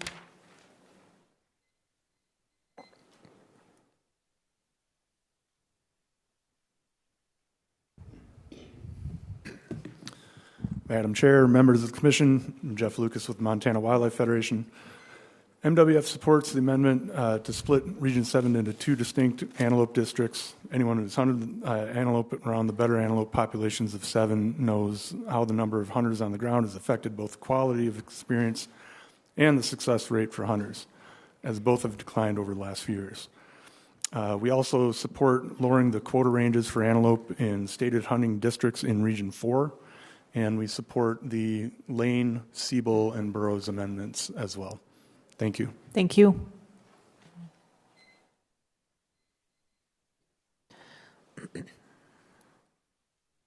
Eric Albus, ALBUS. Thank you, Madam and Commission and Director. As a landowner in Region 7, I strongly support the split and the amendments, and thank you for your time. Thank you. Any further commenters present? Okay, do we have anybody in the regional offices who would like to speak to antelope? Madam Chair, we have no comment on the regional offices. Okay, do we have any hands raised? Madam Chair, we have hands raised. I will Okay. let them in at your pleasure. Okay. Jess Wagner. Can you hear me? Yes, we can. Commissioner Robinson and members of the commission, I'm Jess Wagner from Lewistown, Montana. First, I'd like to comment on Commissioner Lane's amendment. I support the amendment. I think it could be made slightly better, but with just a simple tweak. The Interstate 95 is a big barrier to antelope, and in years when we get bad winters, well, even this fall we had a big snowstorm, and there was hundreds of antelope stacked up against the interstate east of Glendive, and had the river been frozen, they likely would have crossed the river into what would be the other proposed hunting district. So I think I would recommend changing the boundary for the split from the river to the interstate. Because years with bad winters, it's not uncommon for hundreds of antelope to cross the river. Actually, sorry, I think Interstate 94, not 95. But I think that's the small tweak that could improve things and not have to account for those hundreds of antelope crossing from one district to the other. I'd also like to comment on Commissioner Siebel's amendment. Seems like it's a recurring theme with archery permits. We as hunters get used to drawing a certain permit every year, and then eventually demand exceeds the supply, and it's no longer guaranteed. I was one of the unlucky few who didn't draw that permit 2 years ago. But the fact is, we have over 1 million people in Montana now, and it's just not sustainable to keep increasing permits to accommodate hunters not drawing every year. They're limited for a reason. That's just the way it is with the population we have now. We can't keep increasing quotas to accommodate hunters. And I appreciate leaving the quota up to the department, but I still think we don't need to increase that range. Thank you for your comments. Thank you.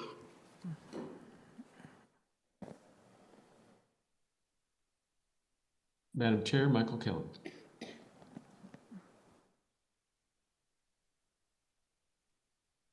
Go ahead. You are muted. Wait, yes, you're still muted. Okay. Okay, is it working now? Yes. All right, Michael Kelly, I'm in Miles City, Montana. I made a comment on this earlier. Well, during the comment period, you can find that online.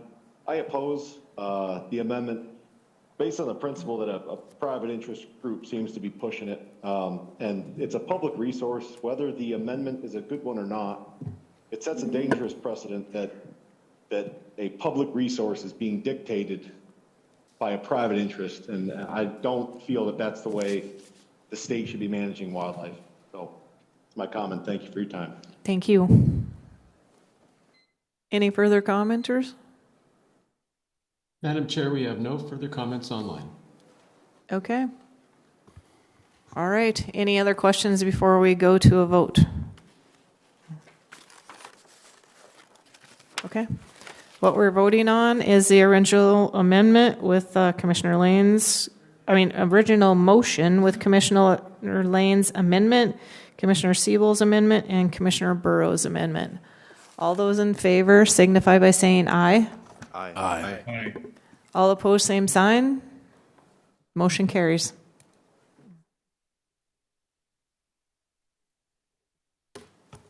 All right. We're going to break for lunch. I think probably if we can make it back here by about 1:20. We're gonna shoot for 1:20 for a start.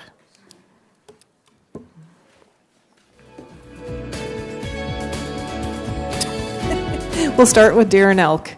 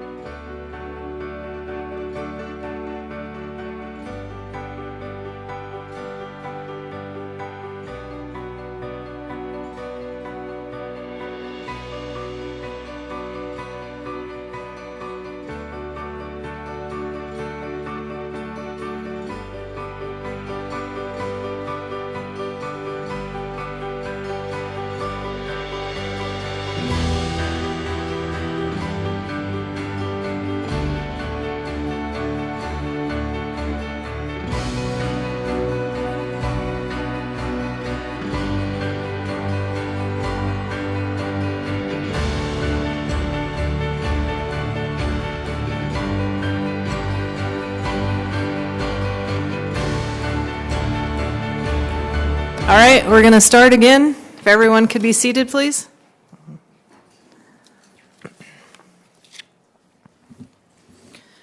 Okay, Brian, let's deer and elk. Okay, at least it's just two. Only. I won't reiterate all of the information that provided at the onset, just that we've got a whole lot of justifications. This is the topic that we've got probably the most recommended changes, and probably also the topic that has the most amendments currently for consideration today. Also, I'm sure that we'll have a great deal of input. We've certainly had a great deal of it as we went through the public process. Looking at the kind of the summary of information, we've got the season dates there, and the one thing I want to bring everyone's attention to is that the youth days, the deer youth hunt, and they're tied to Montana Education Associations, the days when the teachers are off. And so that largely dictates when students will be out of school. And this is going to be one of those years when those youth dates overlap with the archery season dates. It doesn't happen all the time, but kind of with the calendar rotation it does. And so just want to be upfront that our proposed dates this year does include that overlap. Then there's several specific changes we're recommending as part of this. One is to amend the language for the definition of muzzleloaders within the weapons restricted area.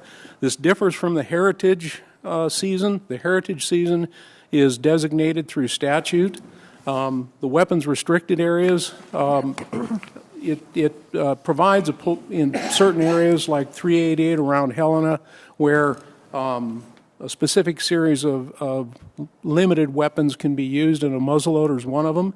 What this change does is largely brings it in line with the current directive that enforcement has provided for hunters that use that in that area. And so it's essentially been in place for probably at least 5 years, but we're just bringing that in and making the definition clear. Also adding a definition for first and only choice. This has been something that we've used it in this fashion before. If it's first and only choice, that means if kind of the summary of it is it's not available for surplus. It's only available if you put it in for it in the draw. And there's been some confusion with the public on that in the past, and so we wanted to provide a clear definition of that. We've also had a kind of a clarification of the bag limit for resident hunters to indicate that you can harvest one deer on each up to 7 deer B licenses and a deer on your general license. So that's 8 deer. There's been some confusion on that. I think it's important to point out that Senate Bill 281 was adopted last year that restricts the access of non-residents to B licenses. And so if a non-resident draws a combo tag, they have access to 2 B licenses. If they do not, it's only a single. If the commission chooses to allow non-residents to have more than that's a provision within the statute. However, it has to be specifically called out and specifically identified. None of the department's recommendations include that provision, but that's something that's available to the commission should they choose to use it. You all have a copy of that also, the bill? Also, we had a designation we called a single region deer B license for whitetails. We're recommending elimination of that. Some instances we want to be able to have a multiple deer B licenses in a hunter's hand within a single region when that's been possible. But for our whitetail populations. They're not in the same situation our mule deer are, and so in instances where we're looking to increase harvest, if someone gets a single region B license in one area, want to be able to make sure they have access to it in another. Then we have a series of summary, and I'm going to not go over each of the changes because they're relatively extensive. They're all within the packet. There's several for deer. There's probably a page, a little approaching 2 pages for deer, and about 2.5 on elk. Those are all detailed, and again, they're all part of the regulations, the mock-up that are in your package. They're all highlighted the same way. Somewhat of a late addition I do want to bring the Commission's attention to, and the public. We've just recently adopted the 2023 elk management plan, and at one point in a discussion, the Commission had requested that we provide a document that kind of lays out a little bit more clearly how it is our special management districts for elk. And so there's a document that was provided to the Commission. It looks like this. It was available on the website for the public. It just, we put it up rather late. But what this does is for the special management districts, and several of those are under discussion today, what it provides is a comparison of what the objectives were in the 2005 plan and what they are now. For clarity, we have not adopted any new special management districts. We basically adopted those units that we've already been managing in that fashion, and so hopefully this gives a little more clarity to that discussion, because I'm sure there will be some discussion as we go through. There's also, as I mentioned before, with any hunting district boundary changes, we've got these identified and lined out, underline, italics for additions and strike through for removals. A lot of it is primarily just to address minor changes, nothing major within there that I'm aware of, and there are a couple of amendments that have been offered by the Commission and one at our request. And when those are considered, we have tried to recommend additional language in our rationale and our response that will help clarify how if an amendment is adopted, how it could be best incorporated. That's pretty much a real quick overview of deer and elk, but I'd sure be willing to try to address any questions the Commission may have. Certainly a lot of expertise within the regions if necessary. Yeah, go ahead, Director. Madam Chair, just a further comment on Senate Bill 281. So I know there's been a number of comments to commissioners, to the department as well, wanting the Commission to take some action in terms of limiting non-resident participation in Deer B. The legislature has done so. So that bill was not in effect last season. It takes effect March 1st with our new license year. So that restriction of one license unless you've drawn a combo tag is the status quo. So it will go into effect regardless of what the Commission does. If you want to make an exception of that, to that, you would need to take an overt action to do so. But wanted to make it clear to the public and to the Commission that that restriction is going into effect with the Senate Bill 281's effective date of March 1st. Madam Chair.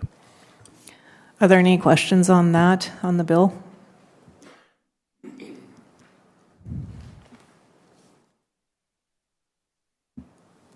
Commissioner Tabor, did you have something? No, okay. Getting really comfy. Getting ready. Okay. So as we've done the rest of them, what I would ask for is the basic motion, and we will amend from there. Madam Chair, I move the Fish Wildlife Commission vote to approve Changes identified in the deer and elk regulation mock-up to include opportunities, season dates, quotas, and quota ranges as presented by the department, and all other deer and elk regulations contained in the 2023 regulations, except for those affected by regular calendar rotations unless addressed in some other proposal to be adopted for the 2024 and 2025 deer and elk hunting seasons and districts. Do we have a second? Second. Okay, Commissioner Lane. Okay. I'm going to do like I did before and just kind of go in order of the amendments as they are in my binder. Commissioner Brooke, you are first with your HD 313, 314. Okay, 313, 314 is an amendment that is going to redo the boundary back to a historic boundary between 313 and 314, which is the boundary of the Yellowstone River.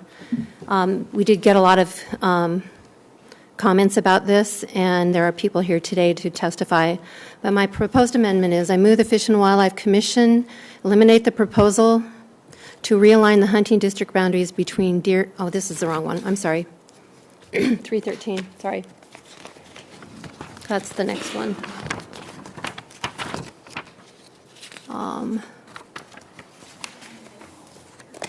Yeah, sorry. It should be the first one in your binder. The first one in my binder, yes, I'm sorry. Okay. I move the Fish and Wildlife Commission approve the adjusted boundary descriptions for 313 and deer elk hunting districts, 313 and 314, that is intended to adjust the deer boundary that extends west of the Yellowstone River to the Yellowstone River. Sorry. Is there a second? Okay. Commissioner Siebel? Okay. Brian, would you like to speak to that? Certainly. Thank you, Madam Chair, members of the commission. I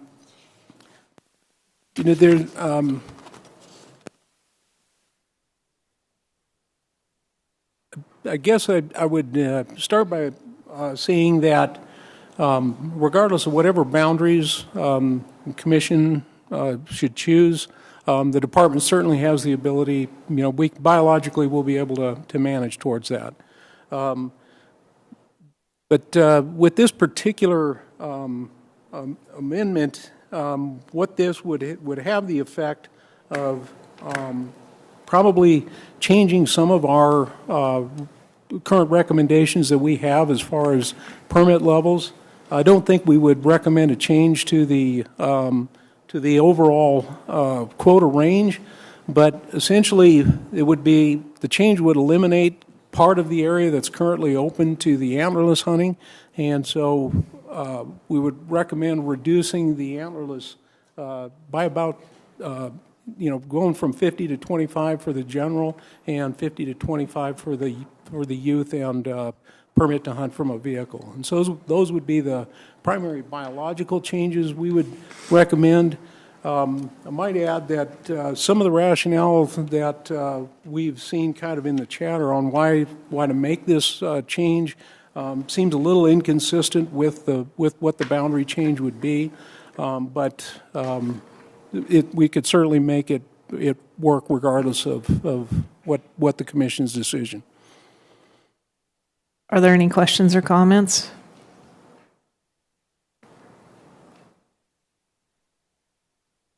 Okay. If not, we will vote on this amendment. All those in favor signify by saying aye. Aye. Aye. All opposed, same sign. Motion carried. Madam Chair? Yes. Just a question for clarification. Would that motion include any permit reductions as recommended by the department? So we would have to we'll have to redo the amendment if that is what you would like to do, Commissioner Brooke. No. I'm sorry, Madam Chair, Commissioner Brooke. If adopted, what we would recommend is that the 313 youth B license be reduced to 25, and the B license for hunters of any age being reduced to 25 as well.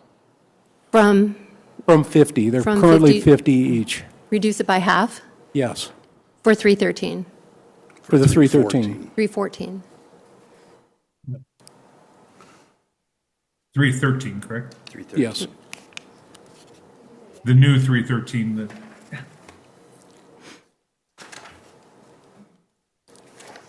Yes, from the feedback that I got from the people that live out there, when I told them that, they were okay for this year. So do we have to put that in the amendment? If yes, if that's what you'd like to do. So what's the effect if we don't? I think I would defer on objective to Warren. Certainly, thanks again, Chair Robinson, members of the commission, Chair Commissioner Brooke. Well, to clarify some of this, so we currently have a regulation in place with a limited permit for youth hunters. Brian, are you also speaking to our proposal that expands upon that permit and to the general public permit that we have proposed? I believe that is the case, and that our current system provides the opportunity for, I think it's 50 youth hunters. We have a proposal to expand that. I think it's 60 youth hunters. And we have a proposal to reduce that to 50 youth hunters and add an additional 50 general public permits for cows. So essentially growing the permit opportunity from 60 to 100 between both youth and general public opportunities. Our recommendation, if the boundary were to change into a new 313, is to eliminate our expansion of general of the permits from 60 to 100 and keep it at a total permits of 50, 25 youth and 25 general public.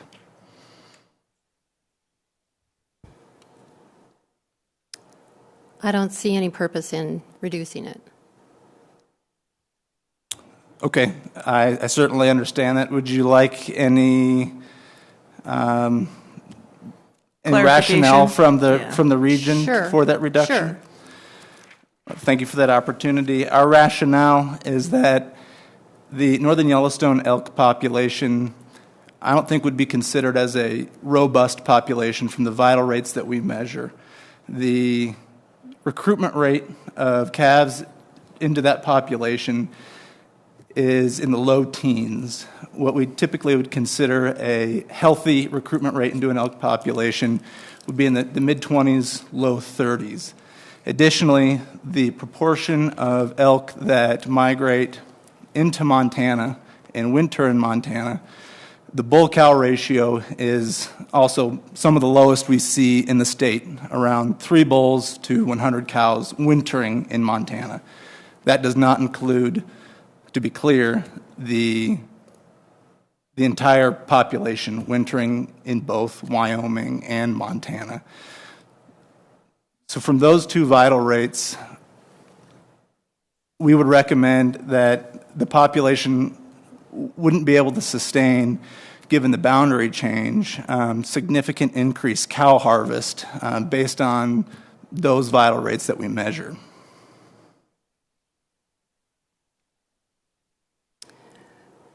Follow-up question. So are the bulls staying in the park, and that's why the bull-cow ratio is low? Correct. So it's not really low. When you count the entire northern Yellowstone population on both sides of the Wyoming and Montana border, it is closer to 10 bulls per 100 cows, which we would consider a healthy bull-cow ratio among most elk herds. But the way we currently manage the population is elk in Montana.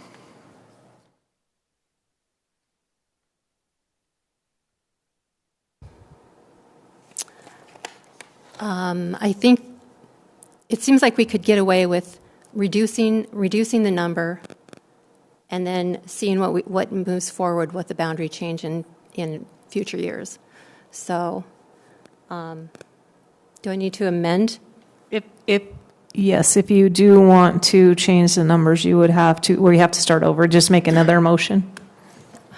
Okay.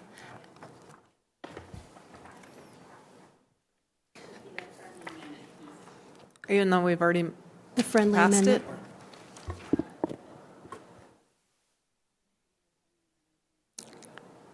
Okay.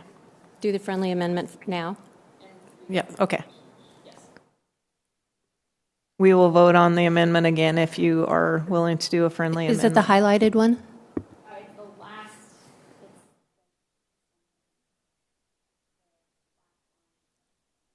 Okay. Okay, so do I need to redo the whole amendment? No, just make a friendly amendment. Okay, and I would like to offer a friendly amendment to reduce HD 313 youth B licenses to 25 and the B licenses for hunters of any age to 25. Commissioner Siebel, do you accept that? I accept that, yes. Okay. All right.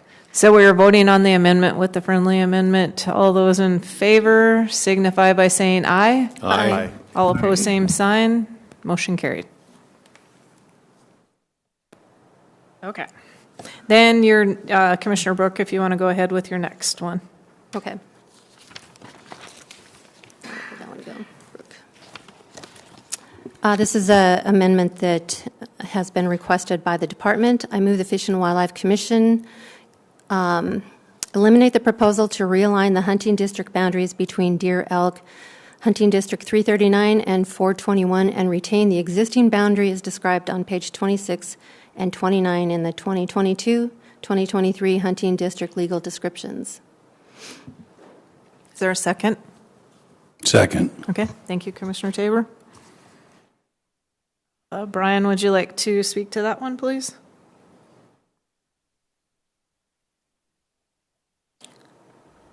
Madam Chair, members of the commission, this was, we asked that this be carried, and we think it's a good idea, or we wouldn't have said so. Okay. Any questions? Okay. All those in favor of the amendment on the table signify by saying aye. Aye. Aye.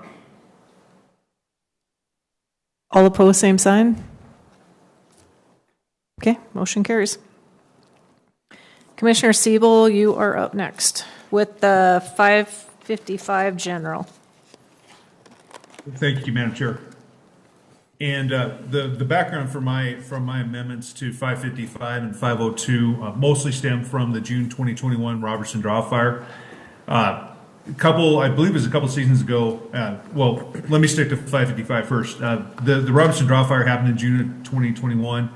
Counts were down after that, and there was some question about what was going to happen with the elk distribution along the east face of the Beartooths. And as we've seen this year, both the department and hunter and landowner observations, there is a tremendous amount of elk, typically or expected that or suspected that they're moving up from Wyoming. And those herds in Wyoming coming up from the Clark's Fork have had a known prevalence of brucellosis in the herd, which is a concern for the state of Montana. As such, the amendments here that deal with 555 and 502 are really to re-separate Hunting District 555 from Hunting District 502, which is to the north, and then establish new ranges and a larger cow harvest for Hunting District 555, and that's what my amendments on this page and then on the next page of the book intend to do. So, if you'd like, would you like me to make? Can I make this all as one motion? They're all combined as far as the logic and reasoning. Can I make them all as one motion with 4 different changes? I think so. Yes, go ahead, because then we don't have to rehash it. Okay. I move that the Fish and Wildlife Commission adopt the following amendments to the proposed 2024 and 2025 elk regulations. Number 1 is modify the quota range on LBT 555-00 from 15 to 50 to 15 to 100. Number 2, is to add LPT 005-00, the Elk B license, back to Hunting District 555. And like other LPT 00500, this would not be valid on National Forest lands after the general season. And then moving on to my next ones, I also, in addition, number 3, modify LPT 50220, make it valid only in Hunting District 502, and set a quota at 5 either sex tags. And finally, number 4, create LPT 55520, which is valid only in HD, Hunting District 555, and set that quota at 25 either sex tags. I'll second. Okay, Commissioner Burrows, second. Okay. Brian, would you like to speak to that, please? Certainly, Madam Chair. The department has no opposition to either of those amendments that Commissioner Siebel has offered. It does remind me, though, that one thing I failed to mention at the outset, and I think the Commission is well aware of this, but so that everybody knows, we have part of our recommendation is to remove quota ranges for the permits for bulls or for elk or for deer. And what that does is essentially permits and licenses differ. Permits are for bulls or either sex, or for antler bucks or either sex. And so in this instance, what we're discussing is eliminating the range. So once the commission sets these, and it's consistent with Commissioner Siebel's recommendation, he made a recommendation for a number of permits. We are not seeking any quota ranges for those. Any changes to the bull segment, we would come back to the commission to make those adjustments in the future. So the amendments as presented do not conflict with what you're looking for? You are correct. Any other questions or comments? Okay. All those in favor of the amendment signify by saying aye. Aye. All opposed, same sign. Motion carried. Okay. Madam Chair, I would defer. I'm going to defer my amendment on HD 700 to Vice Chair Tabor, who also submitted the same amendment. Okay. I'm up next, so. Yeah, in my binder I am. Yeah, mine too. Would you like to do yours first? It's easy for, okay. All right, so the FWP asked me to carry this to, I'm just going to read the amendment. I move the Fish and Wildlife Commission adopt the nope. I back up.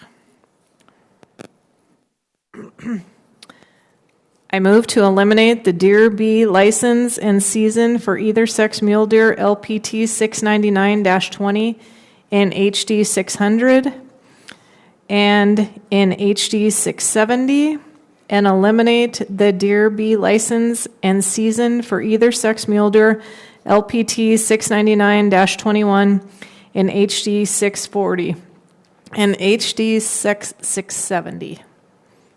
Second. Okay. So I have a motion and a second. Commissioner Tabor, second it. Okay, there was a lot of pushback on this, and I agree with carrying this because we need to go back to the drawing board and have a lot more communication with the hunters, the landowners, before something like this is implemented. So I do stand in agreement with this resolution, or amendment, I guess. So would you like to speak to that, Brian? Thank you, Madam Chair. Again, I think you summarized the rationale fairly well, and I don't think we have anything further to add at this point. Okay. Are there any questions? Okay. All those in favor of the motion signify by saying aye. Aye. All opposed, same sign. Motion carried. Okay. Commissioner Tabor, Region 7 antlerless. No, 417, HD 417. Well, first. if we jump back up to Brian's deal, it was duplicated, so I'm just going Okay, to sure. start with. Okay. So I move the Fish and Wildlife Commission adopt the following amendment to the proposed 24-25 elk regulations. LPT 700-20, increase either sex elk quota from 200 to 250. LPT 700-21, increase either sex elk quota from 660 to 800. I second. Okay. Commissioner Tabor and Commissioner Siebel. Is there any questions? Well, I guess, would you like to speak to that? Thank you, Madam Chair. The department doesn't have any objection to this. I think there's some misunderstanding of the 2005 deer elk plan did have a bull to cow ratio of 30 to 100, and that was the changes that the region and the department approved we're trying to address. However, that is on an upward trend. We did reduce licenses this year. We're going to conduct surveys this upcoming year to see whether or not that had any effect. Biologically, this will have no impact on the population, and the department has no objection. Okay. Any questions? Okay. All those in favor of the amendment signify by saying aye. Aye. Aye.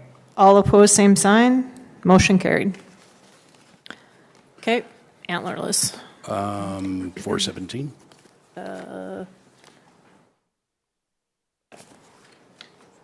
Okay. You okay with that? Go ahead. Yep. I move the Fish and Wildlife Commission reestablish the historic boundary for HD 417, switching the northwest boundary back to its original location of the Stafford Ferry Road. Second. Is that And Commissioner Walsh, is that? Okay. And I believe do I have to amend it, Brian, because it also affects the neighboring one? I was unclear in the department's response in that. Madam Chair, Commissioner, Vice Chair Kaber, that is correct. We've recommended what we would suggest as being the boundary description for each of those, and we'd recommend that you include that. Brian, when you speak, can you make sure that microphone's up to your mouth? Thank you. You bet. So, Sarah, do I need to add that to that? Yes. So I'll read what the department had. It had 417 defined as Armels Creek, those portions of Fergus County line within the following described boundary, beginning at Hilger, then eastern and northerly to U.S. Highway 91 to the Missouri River, then westerly up said river to Stafford Ferry Road, then south on said road to the DY Trail, then westerly on the said road to Route 236 at Winifred, then south on said route, U.S. Highway 191 at Hilger and the point of the beginning. And then 426 would be modified for those portions of Fergus and Judith Basin counties lying within the following described boundary, beginning at Suffolk and then north following Route 236 to Winifred, then northeasternly on the DY Trail to the Stafford Ferry Road, then northerly along said road to the Missouri River, then up said river in a westerly direction to the mouth of Arrow Creek, and up said creek to the State Route 80, then south, and then south on State Route 81, then easterly along said route near Denton to Plum Creek County Road, then northerly and easternly along said road to Salt Creek Road, then southeasternly along Salt Creek Road to its junction with Route 236, approximately 3 miles north of Hilger, then north on Winifred Road to Suffolk to the point of the beginning. Second. Okay. That's friendly amendment. Hilger. I just had to, it's Hilger. What did I say, Hilger? Hilger, yeah. Any questions? That's close enough. Yeah. Are there any questions? Okay. All those in favor of the amendment signify by saying aye. Aye. All opposed, same sign. Motion carried. All right, next one. I move that the Fish and Wildlife Commission establish rules that limit the hunting and harvest of antlerless mule deer in Region 7 to valid only on private land, and that on the public lands and those lands enrolled in block management in Region 7 be closed to the taking of antlerless mule deer. Is there a second? I'll second. Okay, Commissioner Burrows seconded. Okay, discussion? Brian. Oh, yeah, go ahead. Thank you, Madam Chair. From a biological standpoint, restricting antlerless take on further is unlikely to have a biologically meaningful effect. It won't have any harm on the population, be clear about that. But the region and the department have already reduced licenses on public land from the B licenses from 11,000 in about 4 or 5 years ago to 1,000 today. In addition, we came to the commission in June and restricted the general season opportunity on that, and so there's very small proportion of licenses that are still valid.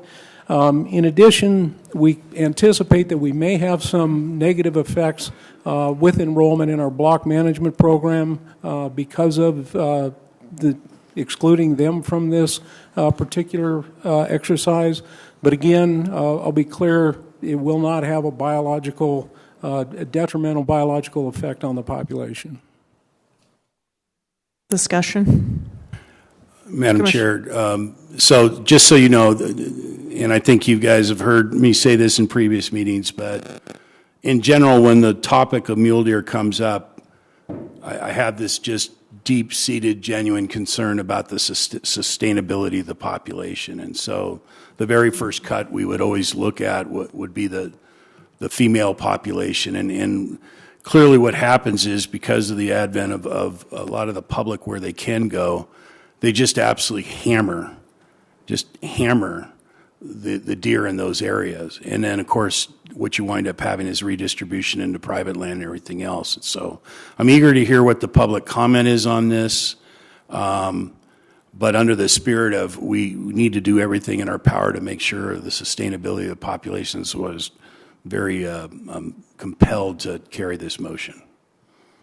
Commissioner Lane. I just have a few concerns with it.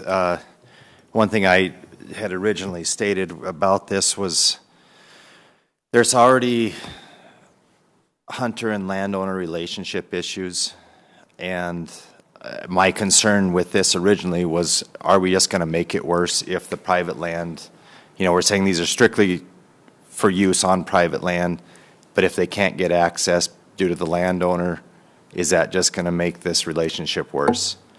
And that's, I definitely want to have that out there for the public to comment on.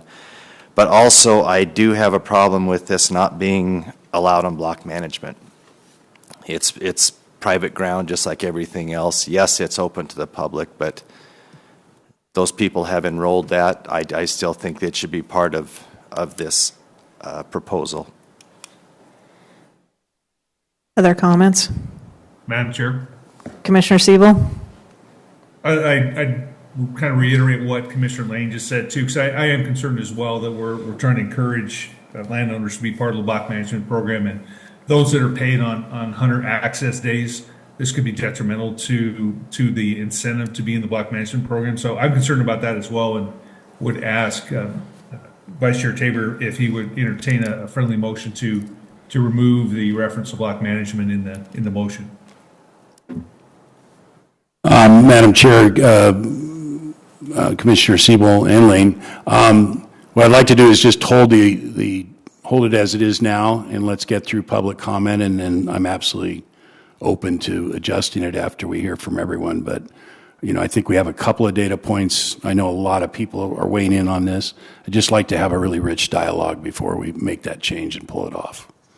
I am strongly opposed to the block management being put in there, and that is where I would stand on this. I think the FWP has spent a lot of time trying to build relationships, and it is private land, and they could still allow the access and still have I mean, open to the public. That doesn't mean they're all going to lock their lands up.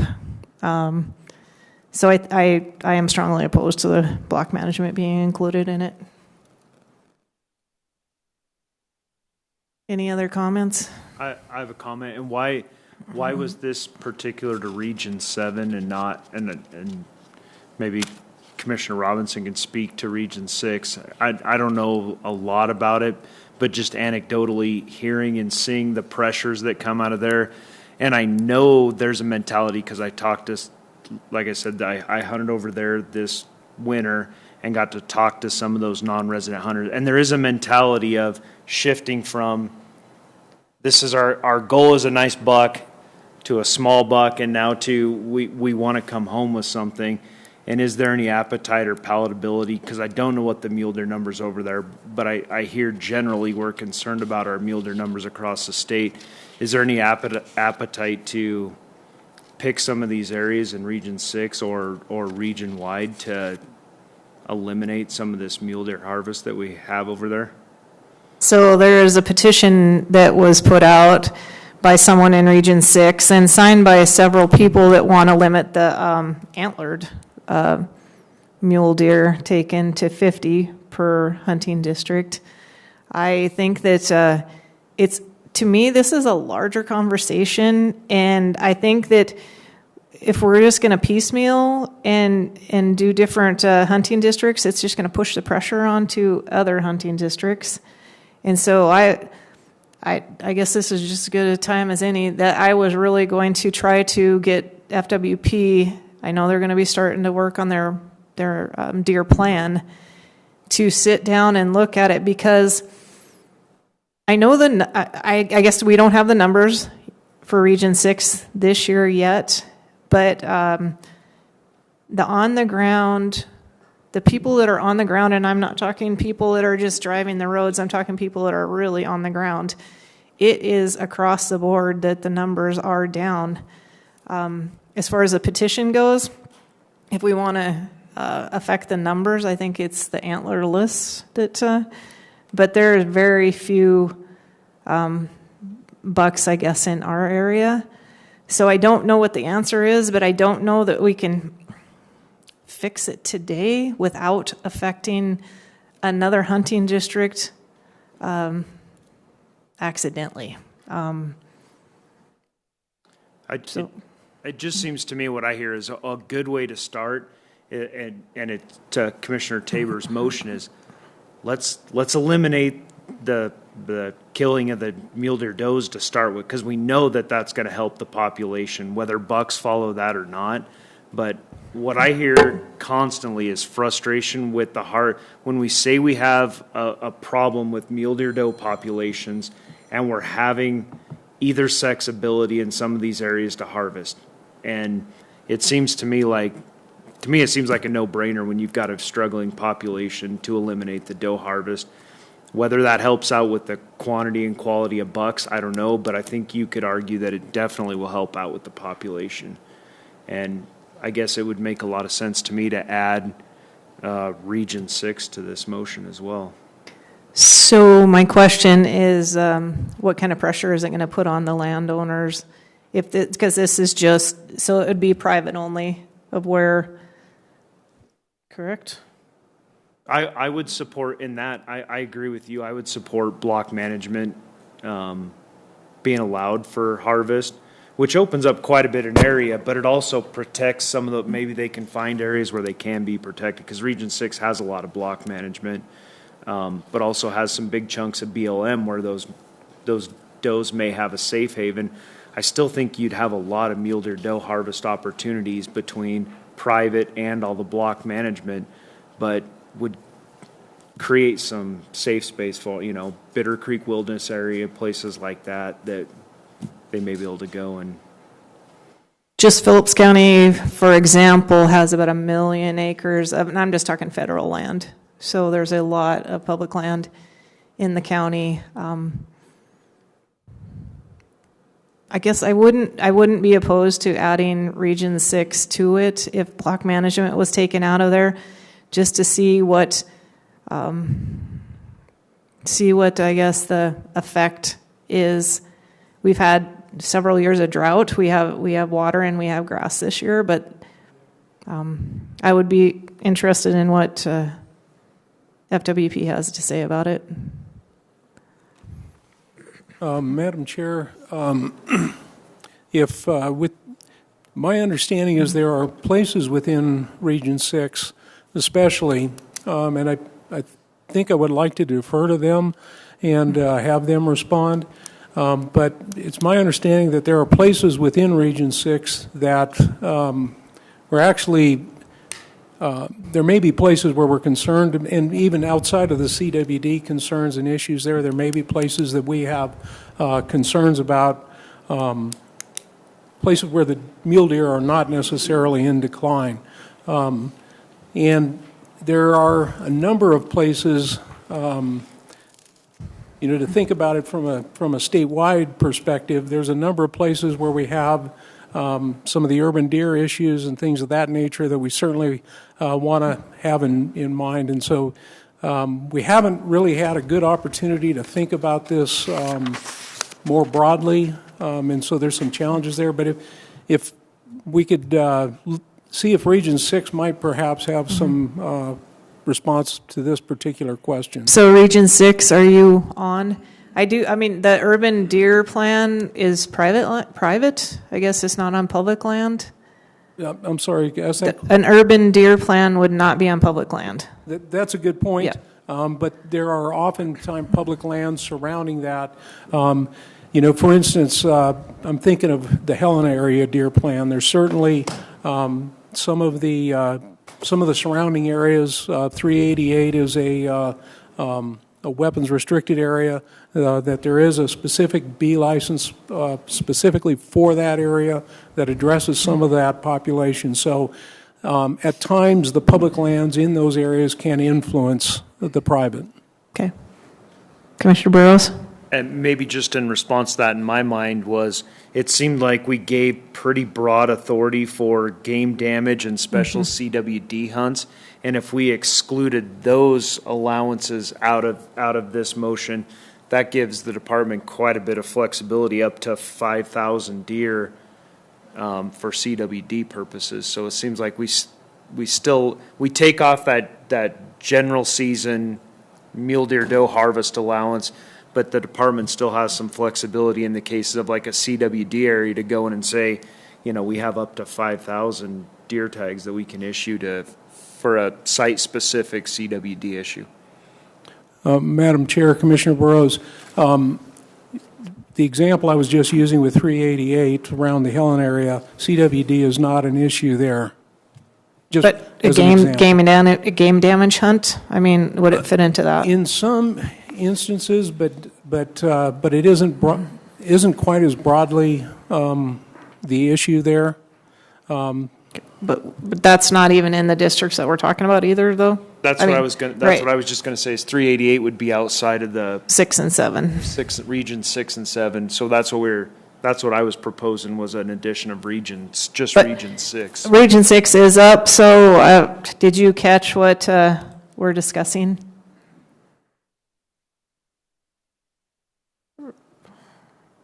Can't hear you. Yes, okay, go ahead. Madam Chair. Okay. Madam Chair, members of the Commission, I'm Scott Thompson. I'm the Wildlife Manager in Region 6. I think Mr. Wakeling was asking about some of our areas that maybe we do continue to have more abundant mule deer populations. And we do, in fact, have some areas north of Highway 2 that, according to our spring survey information, remain well above average.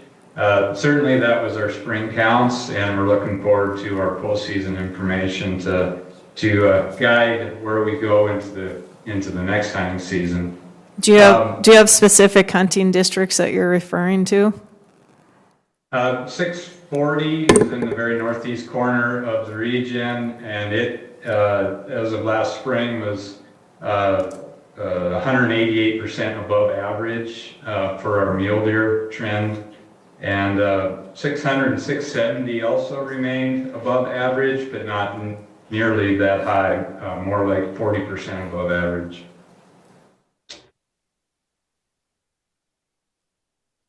Madam Chair, I just want to address the block management issue and just take it in sections. So if we're concerned about the overall female population of mule deer in Region 7, which is where this started, we'd take it in tranches, and it's kind of the same reason why we look to split the antelope and everything else. I think a lot of times we have these population counts in a fairly large basis, but then when you get right down to it, where are the deer?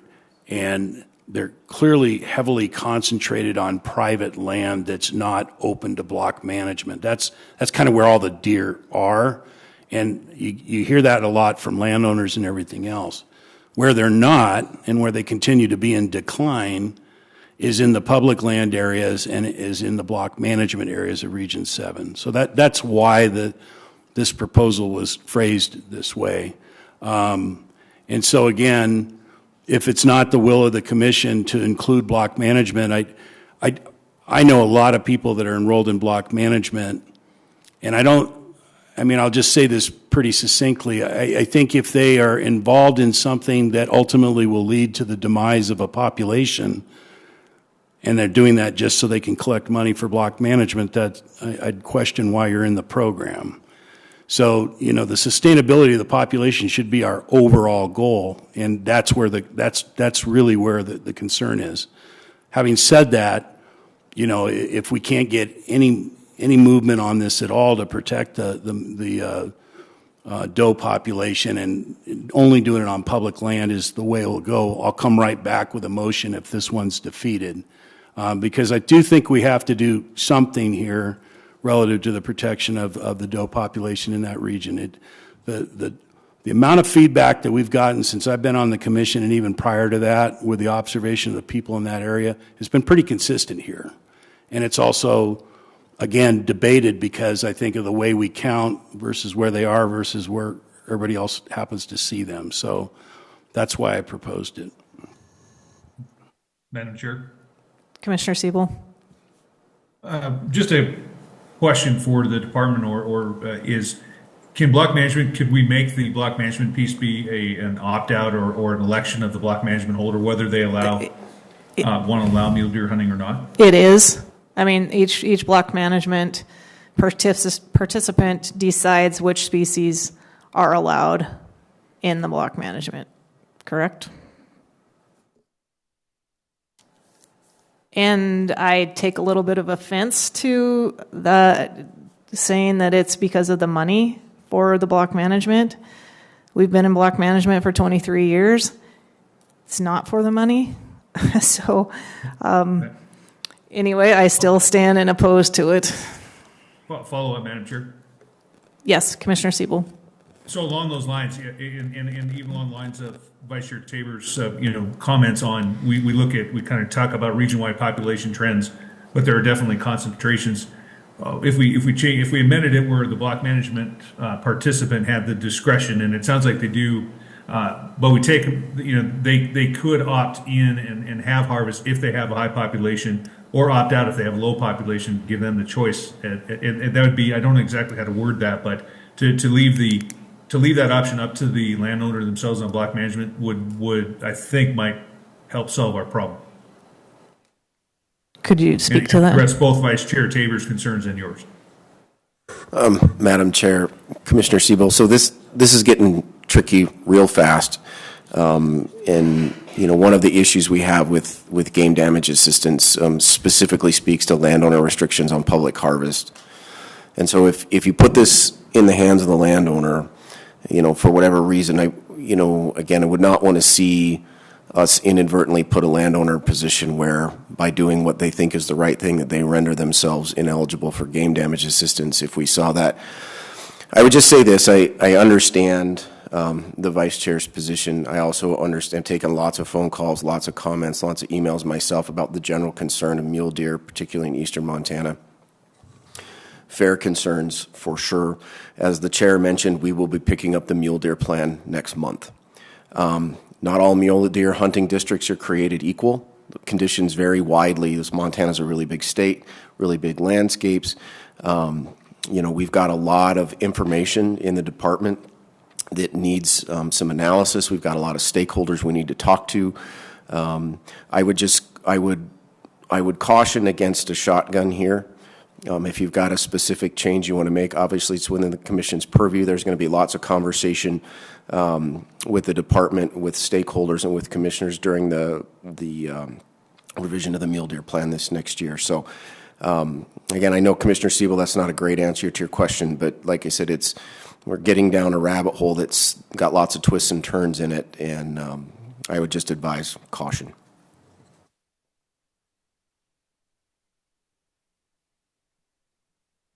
So in Region 6, it's pretty much our northern hunting districts north of Highway 2 that seems like that the FWP feels that they do have higher numbers. I know that they have a lot of pressure from non-residents, and I'm afraid if we did go with Region 6 and we excluded them, that would just extremely make the pressure worse. That's why, I mean, I'm back to my same, I really think it's a big picture thing that we need to see what one decision is going to affect the adjoining hunting district.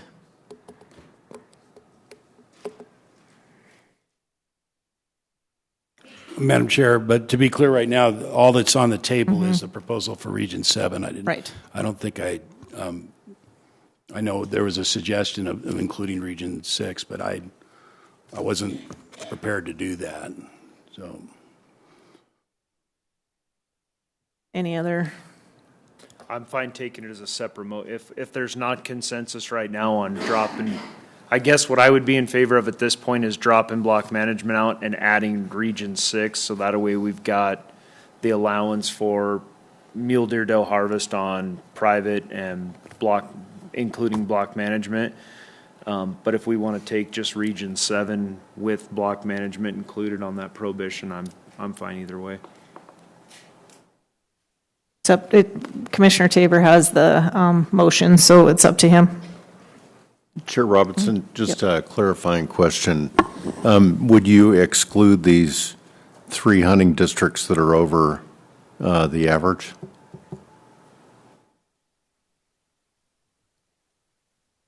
First shot, I would like to take it holistically, because I think if we do exclude some region, we may see a pressure out of an adjacent Region 7 come into 6. And I mean, I guess I would rather err on the side of caution the first year. And if we get to the point where we see that 180% go to 200%, but I still think there's the allowance for game damage and CWD, because Region 6 does have some CWD. I think there's a lot of management flexibility if the department decides in that region that we need to take some mule deer does out of this area. I think that allowance is there, but we're simply just saying we're going to take that hunter allowance out of making that management decision. So Region 6, could you speak a little bit to the CWD prevalence in those, the hunting districts that you said were above? Yes, certainly, Chair Robinson, members of the commission. We've measured CWD prevalence in mule deer in those districts since about 2018. The prevalence continues to go up in mule deer, and our current estimates in District 600 is 14% prevalent in mule deer. In 640, it's 10%, and in 670, it's 8%. And so our CWD management plan calls for trying to maintain prevalence at 5% or less. So with these increasing rates, it certainly is a concern for us.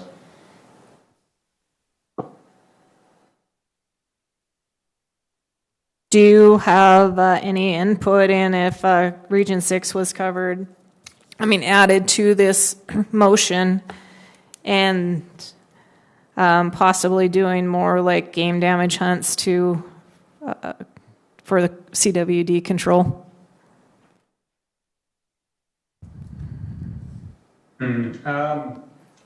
Chair Robinson, members of the commission, I think one thing to consider is these are relatively migratory herds of mule deer, and so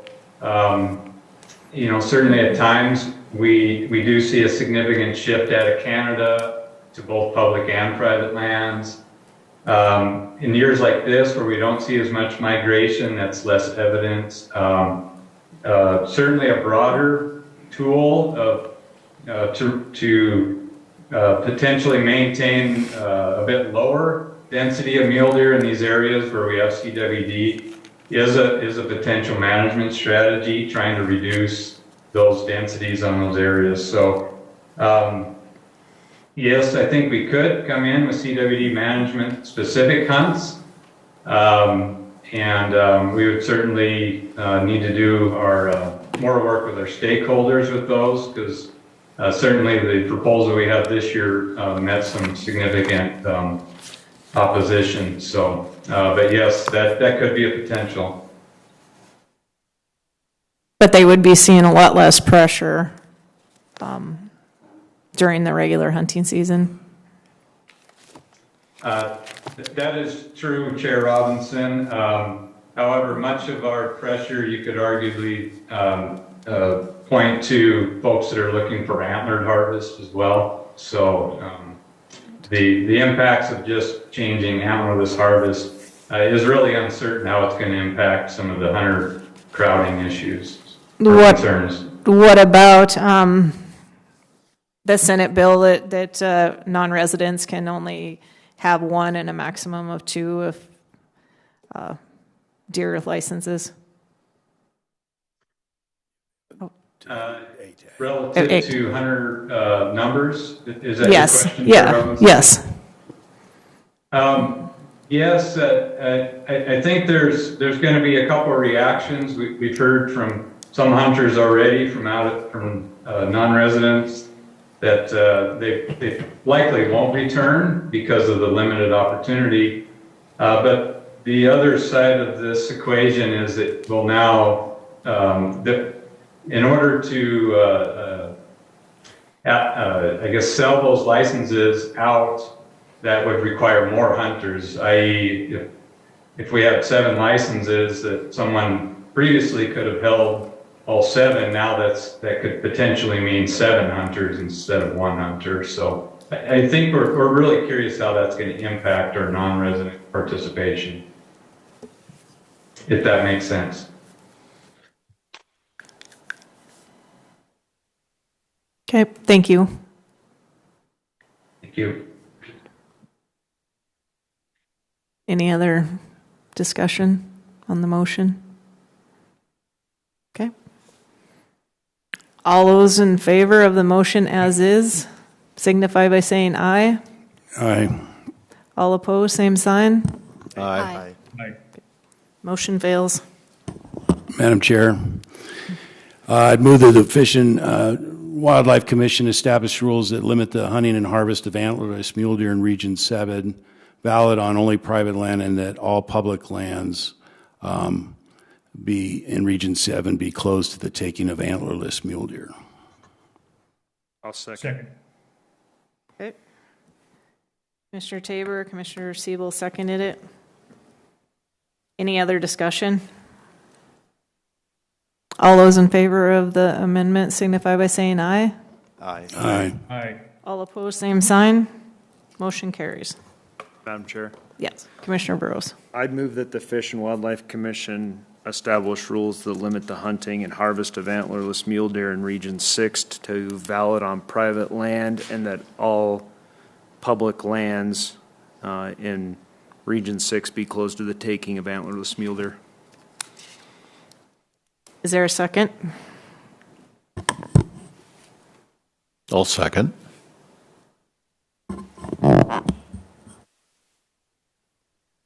Okay, Madam Chair. Commissioner Walsh seconded. Okay, Commissioner Siebel.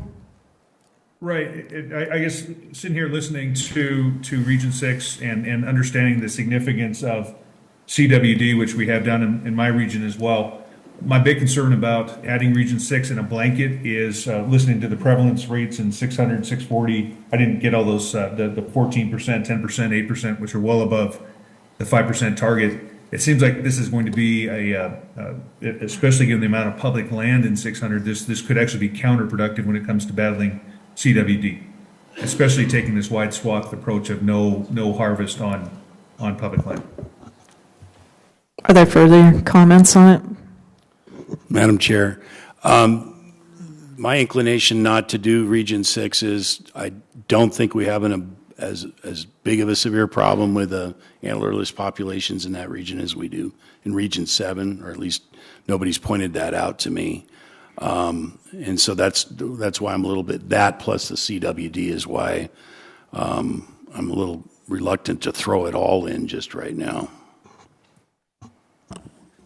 Commissioner Walsh. Chair Robinson, this is just to echo Commissioner Tabor. This is one where I would really love to hear comments from the public.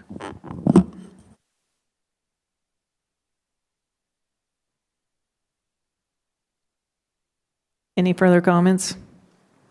Just that I think if we, again, a lot of it's anecdotal, but I do think we have some areas in there that are seeing, I'm talking to a lot of the people that are over there. It is anecdotal, but you hear more and more that there's less deer here, and maybe we do see, if they are migratory, maybe that's why we're seeing counts at different times, but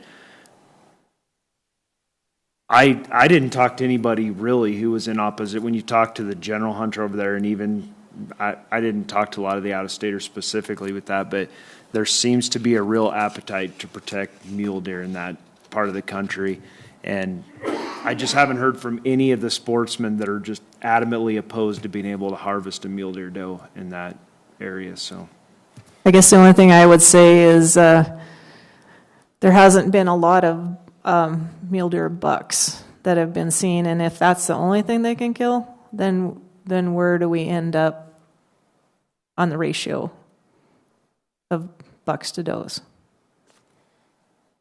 I mean, I guess my answer to that would be is we could take on the mule deer buck situation if we need to, but first and foremost, to help promote that population, I think you need to protect the does first and foremost, and then if we need to limit antlered harvest to some sort of limitation, possibly, but. I have one more question for Region 6, please.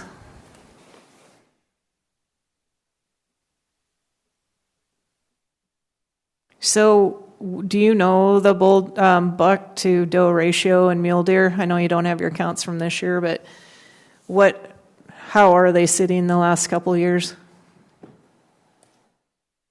1 second, Chair Robinson. So are you interested at a regional scale or Yes. any particular parts of the region? This motion is the region as a whole. Okay. Which you could give it to us, and if you have it broke down in hunting districts, and just run through those real quick.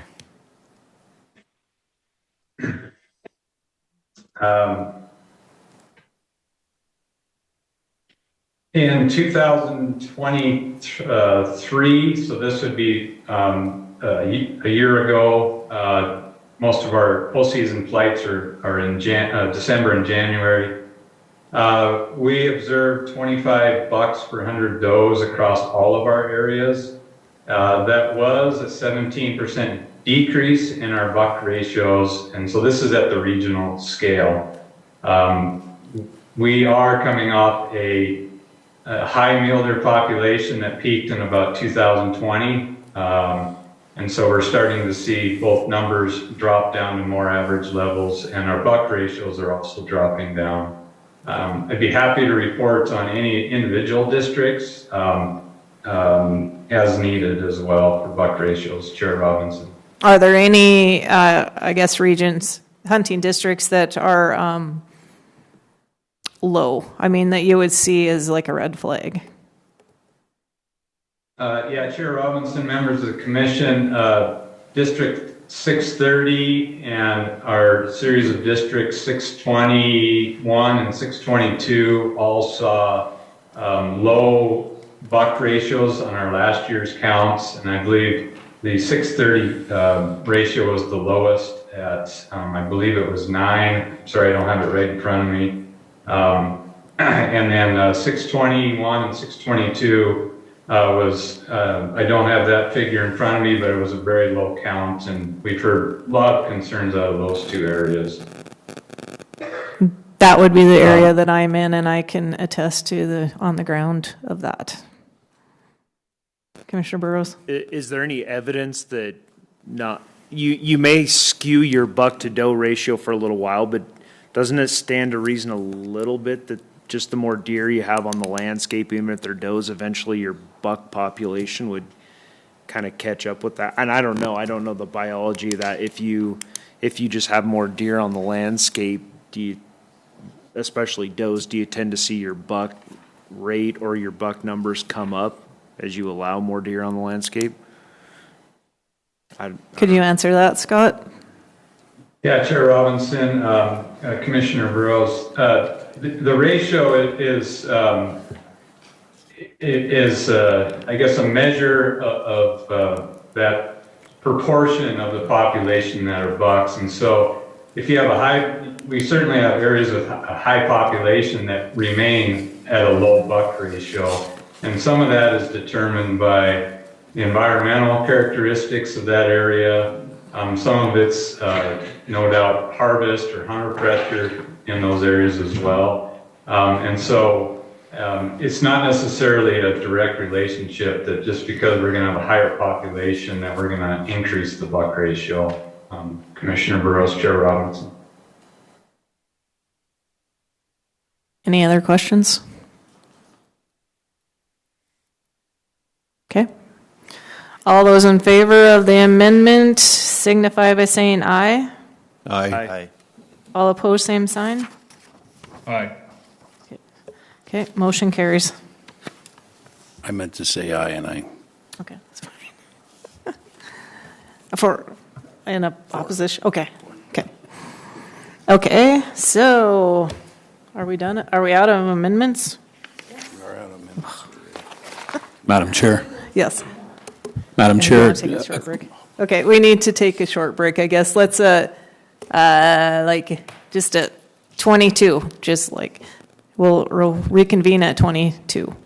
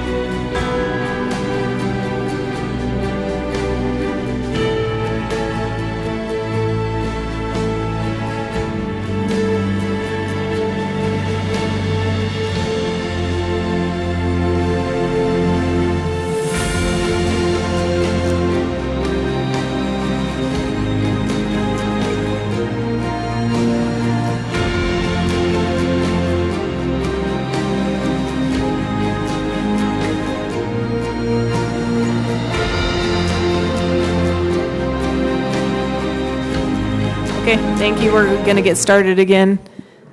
Sarah, legal has an announcement to make first before we start on the public comment. So on an unrelated subject, we've hit 5 of 6 of the wolf quota in 313. And so we're going to notify everybody here today and give public notice right now that the commission's going to have the required meeting under the regs for when we get within 25% of the wolf quota. That meeting will be electronic tomorrow via Zoom with call-in options at 4 o'clock tomorrow. There will also be a press release shortly coming out about that. So notifying everybody publicly here. We'll also have public notice through the press release. Okay, thank you. All right. So I know there's a lot to cover on the deer and elk. I am not going to split them apart. It is a 2-minute time limit. Just focus on, if everybody has to kind of tag team or whatever, but I'm just going to be consistent with what I've done. And so I will start with comments on deer and elk.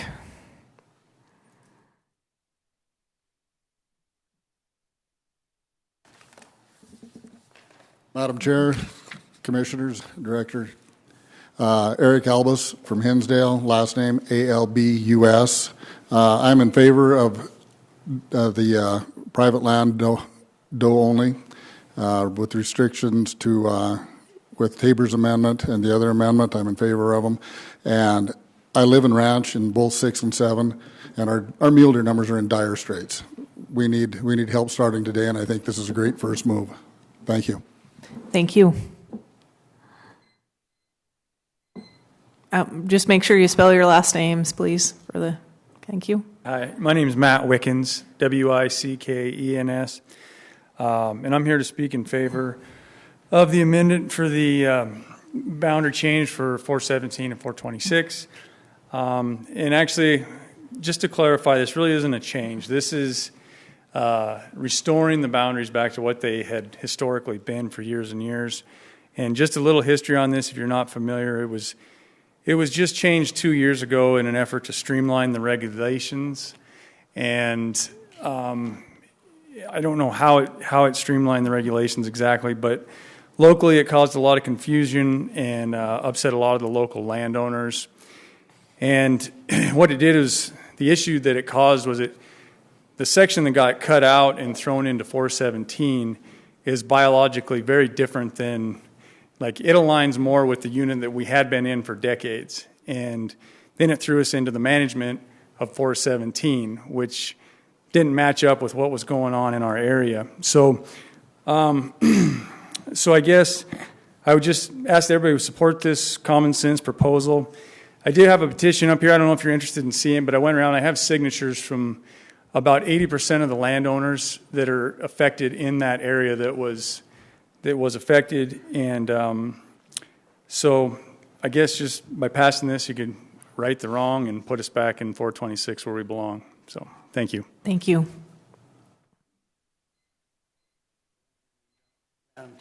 Go ahead and give them to Eric, please. Thank you.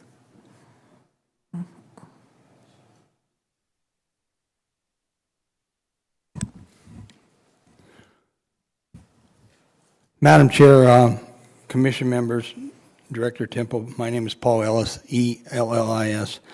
I am full support of all the amendments, but I want to speak specifically to the 700 elk permits that were decreased in Region 7. I am for the Rifle Hunting District 720 and the Archery Hunting District 721. Elk permits back, I want to move them back to the way they were in the quotas in 2022. Region 7 reduced the quotas on April 4th of this year, 4 days after the draw deadline. They reduced the rifle permits from 250 down to 200, and the archery permits from 800 down to 660, reducing the total number of permits by 190. Every applicant that applied for these permits had based their decisions to put in for those permits with the quotas the way they were. So it wasn't really fair that they got reduced after the draw deadline. This reduction removed 45 resident rifle opportunities and 126 archery opportunities for a total of 171 resident hunters. It also removed 19 non-resident opportunities. Every resident archery hunter that applied as their first choice would have drawn that permit. This not only reduced the opportunity for 190 hunters, but it also caused the local communities to lose over $226,000 in lost tourism dollars. However, this isn't the first time these actions of the department and the commission have caused the break communities to lose tourism dollars. Their action in 2008 to implement the limited archery elk permits took over tens of millions of dollars out of those hunting districts from the years 2009 to 2016. Can you imagine how much that would be if you carried that forward? So I'm handing out that study that I referred to. It's going around. I hope I had enough copies for everybody, but I hope you do support this. Thank you.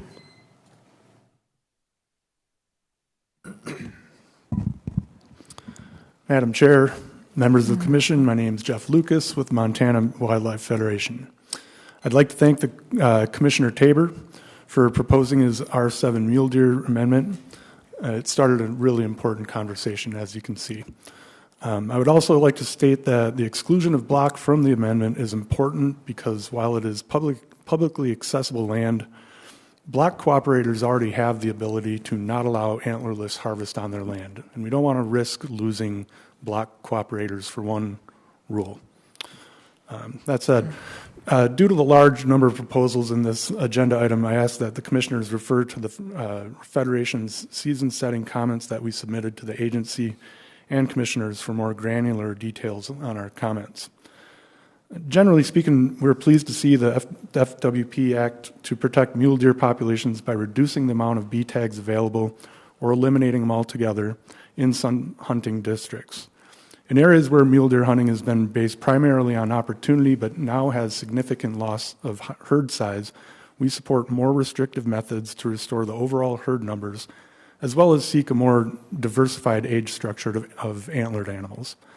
To this end, we support moving to limited entry in more areas first and foremost, as FWP can have a much more granular management strategy relative to hunter pressure, harvest metrics, and overall quality of the hunt while still allowing harvest if and where possible. For elk, we are pleased to see a more granular approach to elk management as well.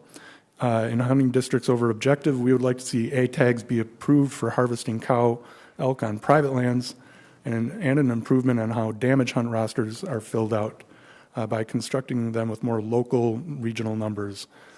And a potential reduction in pressure on public lands via permit allocation where necessary. Lastly, MWF asks that adjustments to limited entry quota ranges and quota ranges for deer and elk remain in the hands of regional biologists, while the Commission's ability to change them goes through the formal process of public commentary and a full vote for the Commission. Thank you. Thank you.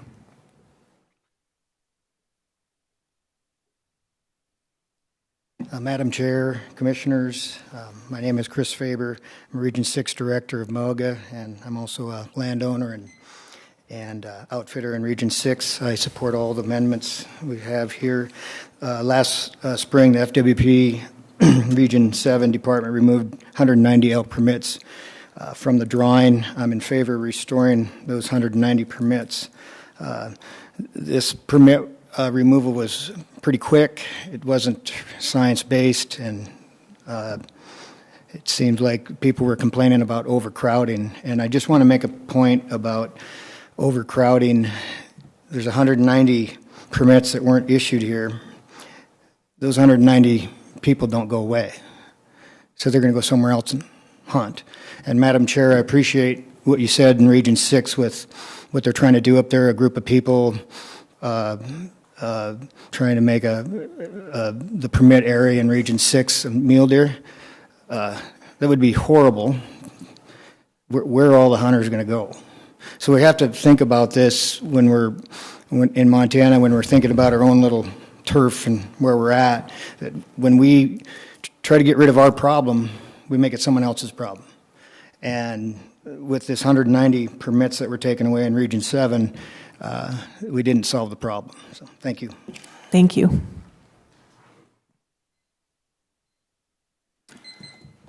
Madam Chair, Commissioners, my name is Joseph Hawes. I'm with Montana Outfitters and Guides Association. I'm in Shoto, Montana.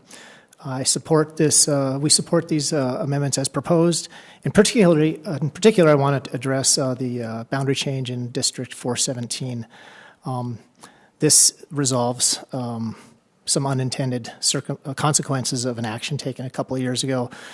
But more importantly, it allows for more, as proposed, this would allow for more consistent, accurate, and effective conservation and management of the mule deer resource, and really allows more effective management of the based on ecology and land ownership parameters that exist between 426 and 417. Thank you for your time. Thank you.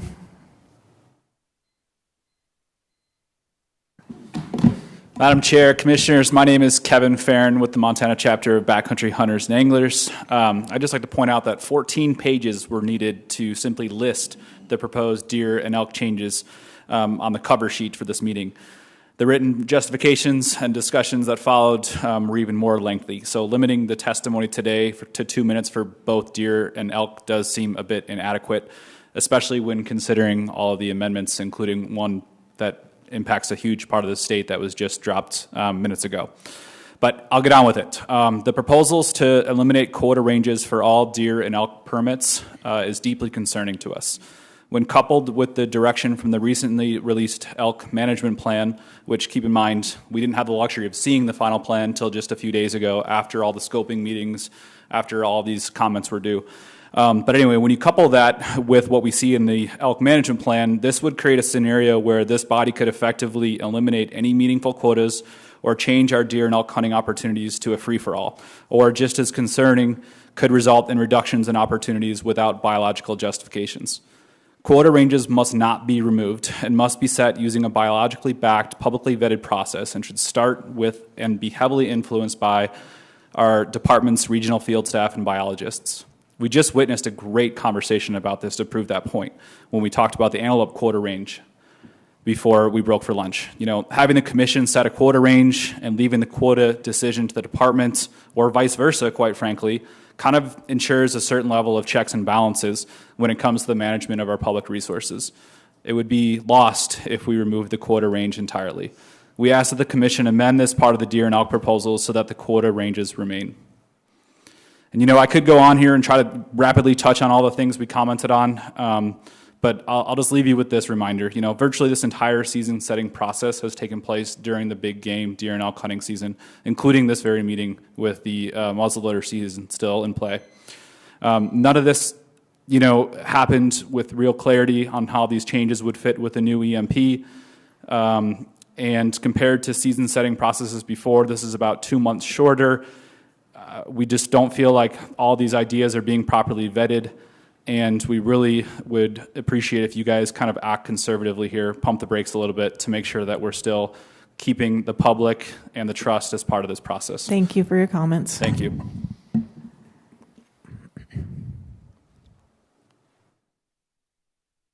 Madam Chair, members of the commission, may I pass these out? Yeah, go ahead and hand them to Eric. And yeah. Thank you. Thank you. Rod Paschke, Jordan, Montana. Last name Paschke. A lot of landowners in Region 7, specifically the Breaks, District 700, I should say, have voiced opposition to the actions taken by the regional staff by reducing the either sex elk permits, and they've also voiced a lot of support in reinstating said permits. Obviously, their big fear is our overabundance of elk up in that country, and the herd is growing exponentially. And they're very concerned about raising objective numbers but decreasing harvest opportunity. Thank you. Thank you.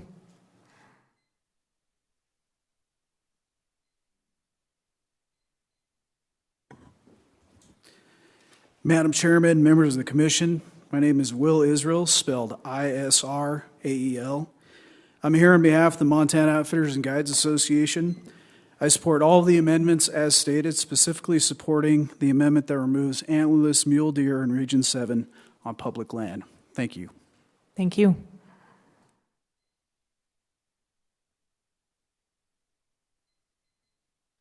Commissioners and Chair, I'm Jeff Dara, Executive Director of Montana Sportsmen for Fish and Wildlife. I support all the amendments that we've talked about, but specifically I support Commissioner Brooks' amendment to change the boundary on 313 and 314, and also Commissioner Burrow's amendment on the mule deer does in Region 6. Thank you. Thank you. Chair Robinson, Commissioners. Again, my name is Stephen LePage, and that's spelled L-E-P-A-G-E, and I'm with the Montana Bow Hunters Association. The MBA supports clearly defining first and only choice for license and permit opportunities that use that designation. We do not support offering surplus licenses or permits using the first and only choice designation. In addition, the Montana Bow Hunters Association does not support the elimination of quota ranges for deer and elk. Thank you. Thank you. Madam Chairman, members of the Commission, Director Mac Menard, M-I-N-A-R-D. I'm the Executive Director of the Montana Outfitters and Guides Association. I rise in support and appreciation for Commissioner Brooks' efforts on 313, 314. This has been an ongoing thing. This makes a correction that is absolutely necessary to move forward. We appreciate the conservative efforts on private land and doe deer. We're looking at circumstances right now where you'll be challenged on permit areas, and we went from general season in mule deer to now the nuclear option of permits in some areas. This action is an intermediate step to help conserve those. We also support the opportunity that will be presented by reinstating the 190 permits. I think Mr. Faber put it very, very well. We've got to stop just transporting one problem to another problem. There were those 5 very specific things that the public spoke to in their comments in the EMP and in virtually every other quadrant, and crowding was one of them.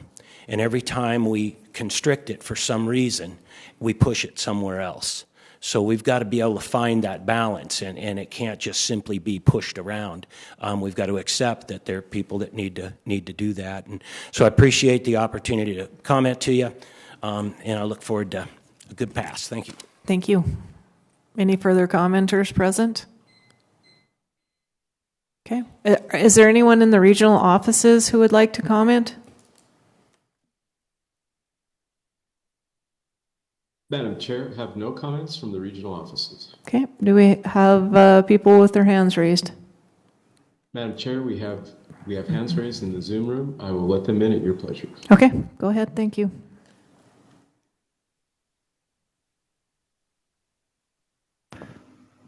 Sherm Russell, R-U-S-S-E-L-L, Haber, Montana. I just recently moved over here a couple of years ago, spent 30 years over in the Flathead Valley.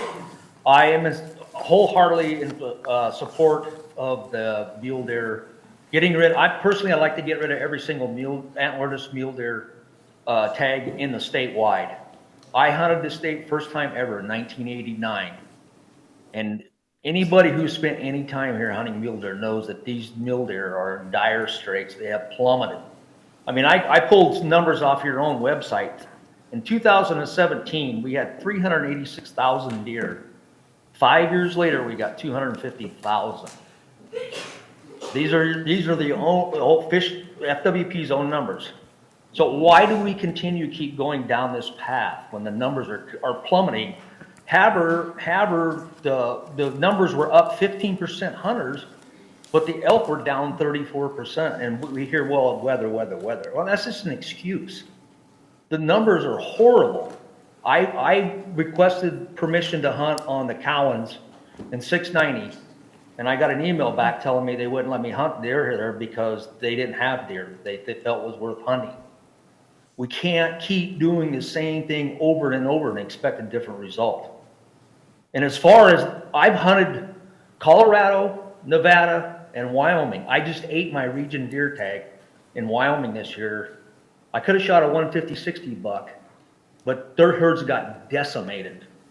So I left those bucks alone to breed and ate my tag. No problem. I have no problem doing that. But I'm getting tired of these non-residents thinking they have a privilege. It's a privilege for them to come here. Why are we giving them any antlerless tags at all? We're the only state that does this. We keep cutting, but we're basically taking away. We give out 66,000 non-resident deer and elk tags last year. Thank you for your comments. We're giving out more tags than we have elk alive.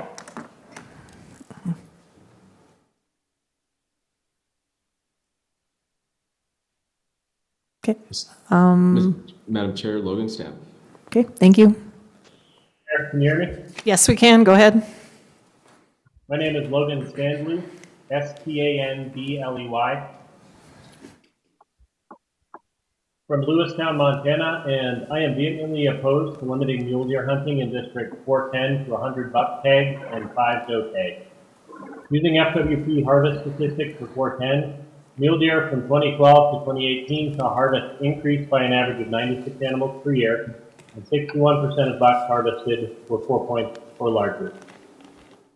2018 to 2022 saw mule deer harvest decrease by an average of 95 animals per year. 58% of bucks were harvested were 4 points or bigger. We don't see a noticeable decrease in the proportion of mature bucks. The bigger change is increased doe and fawn harvesting, going from 3% average in 2012 to 2018 up to 13% average from 2018 to 2022, which I would argue this increased doe pressure with drought and other factors has contributed to decreased recruitment, population, subsequently harvest. Hunting pressure only showed a slight increase over the 10-year stretch. The population is a concern, and the limitation of doe tags should solve, or at least help correct this problem. Newell and Meredith in 2018 in Montana found limited draw had almost no effect on recruitment and similar effect on population as compared to unlimited permits. Limited draw by far showed the lowest number of hunters and days in the study. Bishop et al. in 2005 in Colorado found recruitment actually declined in mule deer and limited draw applications. The only proven benefit by both studies is increased buck to doe ratios and increased maturing bucks. In the past 10 years, mule deer harvest has averaged 400 per year for that district and will drop to around 30 to 40 with new proposals based on success rates and numbers of tags issued. We should not sacrifice 350 plus full freezers and tens of thousands of hours of enjoyment by hunters just for the opportunity for a few individuals to harvest trophy bucks. Thank you.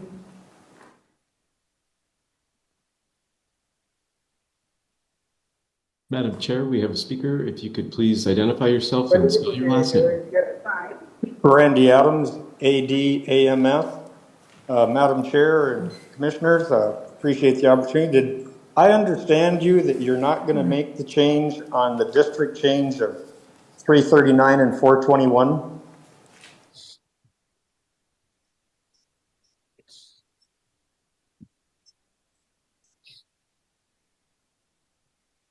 This is time. For me. Go ahead. Can you hear me? Yes, we can hear you. We did this not for time for discussion. It's just time for a comment. Okay, but did I understand that you were approving that boundary change or not? Or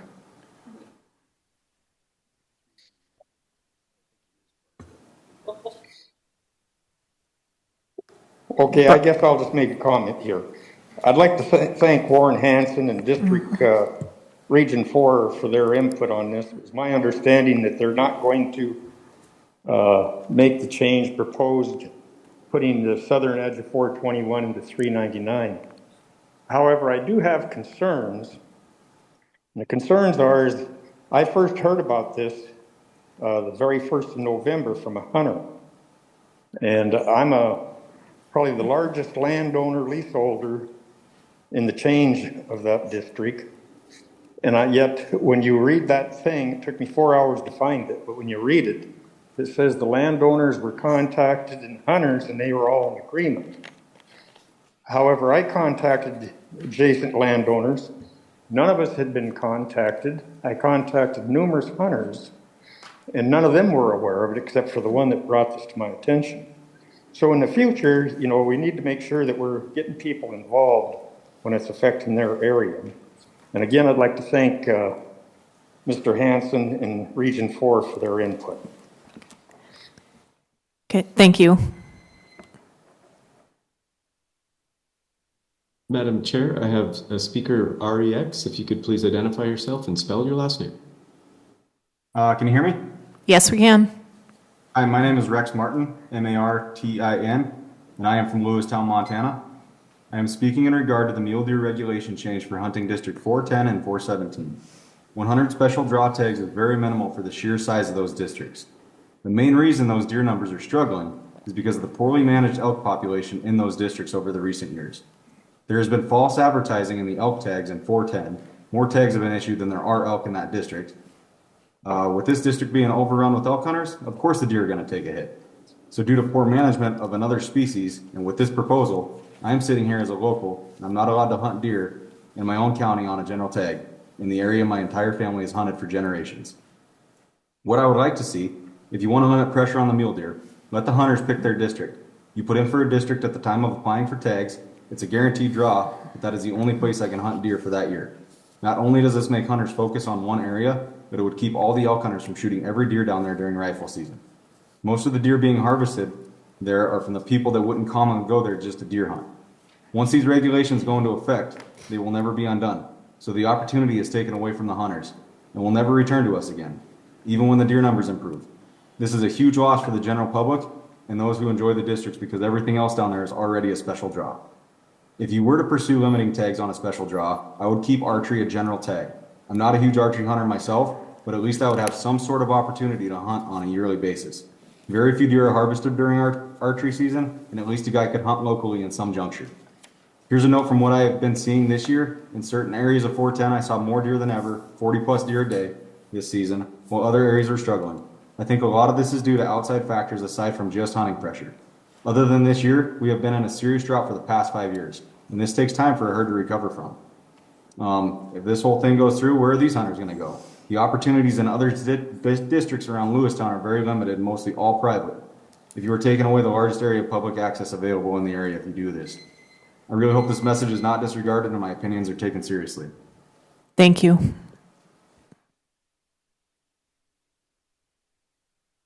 Madam Chair, we have Daryl. If you could please spell your last name for the record.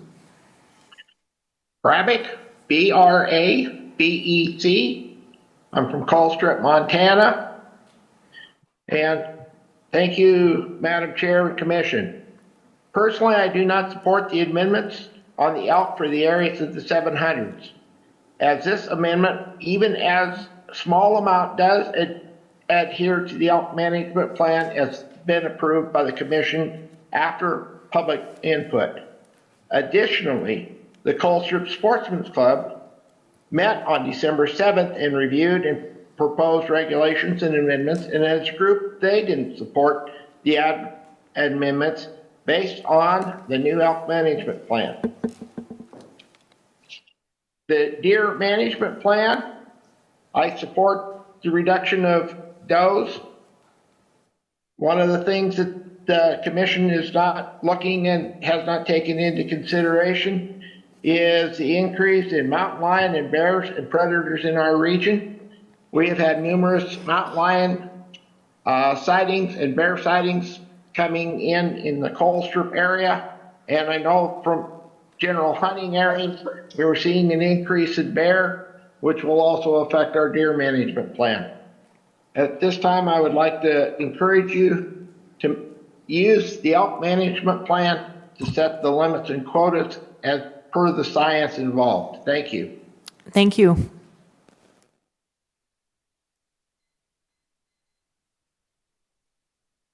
Madam Chair, Don Wilkins. Madam Chair, can you hear me? Yes, we can. My name is Don Wilkins. I live in Libby, Montana, Region 1, WILKINS. And I want to say I support the changes in the permit to hunt from vehicles being proposed in Region 1 for deer and elk. My only concern is there's almost 1,500 permits to hunt from vehicles in Region 1 that are given out every year. And with our elk numbers seem to be spiraling downhill, I would think that, or suggest that maybe down the road, the commission figures out a way to determine how many extra beyond the 25B licenses that are given out, where the people that have these permits to hunt from vehicles are shooting antlerless elk, and how really many antlerless elk we are harvesting in Region 1. Thank you. Thank you. Madam Chair, Michael Kelly. Hello again, Michael Kelly, Kelly, out of Miles City, Montana. I'm going to disagree again on these amendments and oppose them. Again, it feels like these are coming from, I'm going to assume MOGA, a private interest group, and we're dictating policy for a public resource. On the grounds of that alone, I disagree with it. I could get behind lowering mule deer doe tags. I don't agree with private land still getting to go after them. It feels like outfitters are still going to get money from that, while the public has to give up opportunity. And we should be waiting to decide anything on the either sex elk tags until after FWP's done their survey flights. So, thank you. That's my comment. Okay, thank you.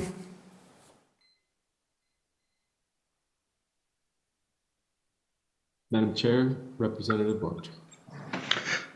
Representative Denley Logie from St. Regis, and I want to comment on Region 2 and actually part of Region 1 as well. Hunting District 201, there are 150 cow tags that are given out, and then an unlimited number of B tags in addition to that on private property. Well, I own the private property on the west end of the county that gets hunted and of that district, and I took that off of block management to 201 B tags over the counter because the pressure and the numbers of the elk that we do not have in the western part of 201. Right across the river, we have districts 200 and 202 across the river from my properties. And one of those gives out 50 B tags. The other one gives out 5. We have districts 123 and 124 just to the north that only give out 50 tags each. So there are more tags in 201 than there are in 4 other districts that are around us. And the west end of the state gets forgotten. People are over numbers on elk all over, but in the west, ours have gone down. We used to be the mecca in the 90s and 80s for hunting, and I think you need to start looking at western Montana and what we can do to bring those elk numbers back due to predator, but due to habitat as well. There are a lot of reasons, but I just feel 201, I'd like to see that divided. The west, about 4 years ago, they cut off the point at Deep Creek, and nothing west of that was over-the-counter tags, and I'd like to see that returned again, please. Thank you. Thank you.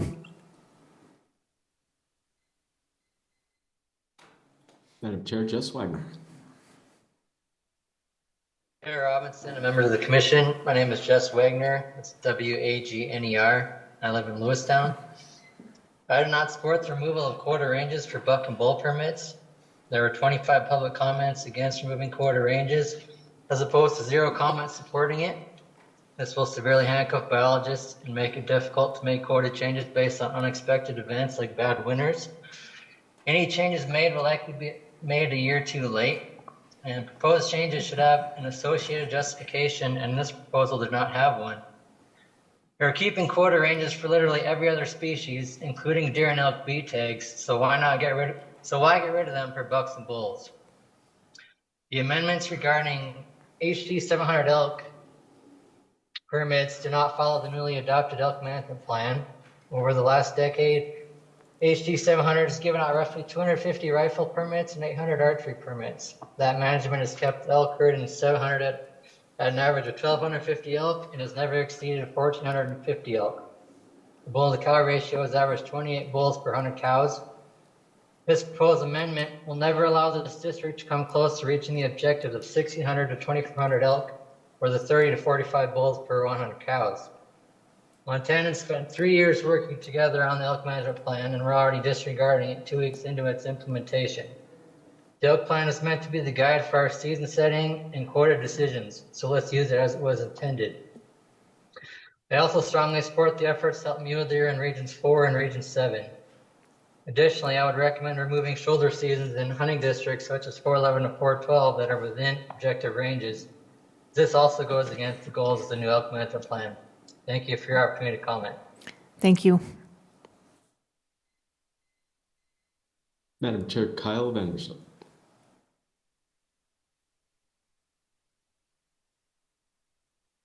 Okay, go ahead. Chair, hi, my name is Kyle Vanderstip, last name Vanderstop. Chair Robinson, members of the Commission, thank you for the opportunity to comment. I would like to voice my opposition to the amendment changing District 313's boundaries. Thus, hunting district change would lead to inconsistent management of the northern Yellowstone herd. The boundaries of these units have been validated using GPS collar data, which is why the historical boundary was changed. This would increase hunter pressure significantly on mule deer, bucks, and bulls due to the expanded season under 314's regulation. Could you, I don't know if you could get closer to your speaker. It's just kind of muffled. How about now? Better. Well, go ahead and Got start. Should I? Okay. Yes, go ahead and start over. I'll start the time over. Yep. I appreciate it. I'd like to voice my opposition to the amendment changing District 313's boundaries. This hunting district change would lead to inconsistent management of the northern Yellowstone herd. The boundaries of this unit have been validated using GPS collar data, which is why the historical boundary was changed. This would increase hunter pressure significantly on mule deer, bucks, and bulls during the expanded season under the 314's regulations in an area where these species are already extremely pressured. There would be no additional cow opportunity with the new boundaries due to the portion regulations in 314. Even in the limited public comment period, the public has been overwhelmingly opposed to this amendment. I'd also like to voice my opposition to eliminating quota ranges for bucks and bulls as well. We should give the biologists the flexibility to adapt to changing conditions on the ground. Thank you. Thank you. Madam Chair, there are no more participants in the attendees room. Okay.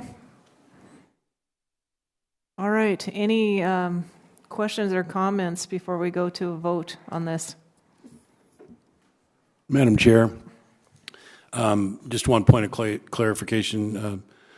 Mr. Wakeling, just to be clear, the proposal for tightening or eliminating the quotas, that came from the department, did it not?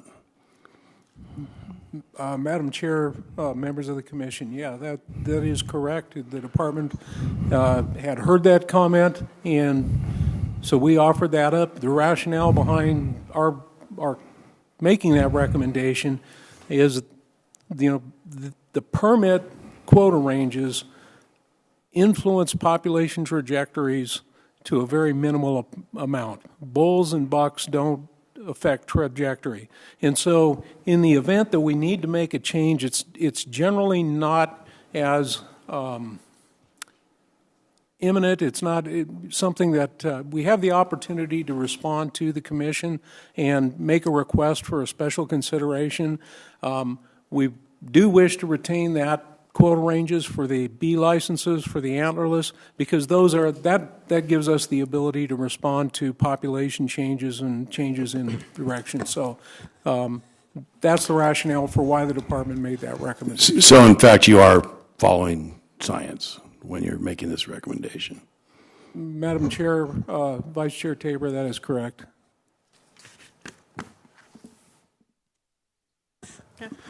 Madam Chair, Mr. Vice Chair, if I might make a further comment on that. So as it relates to buck and bull permits, those opportunities are highly sought after, coveted by every applicant.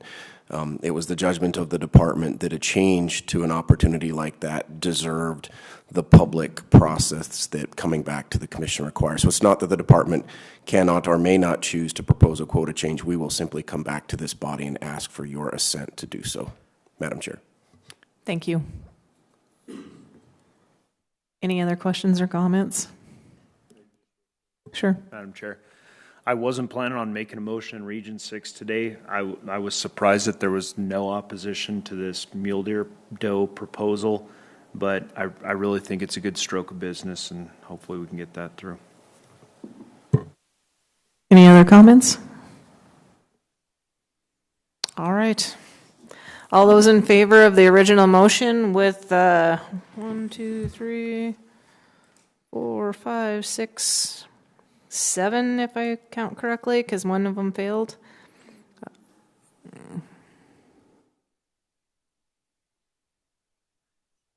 I have 8.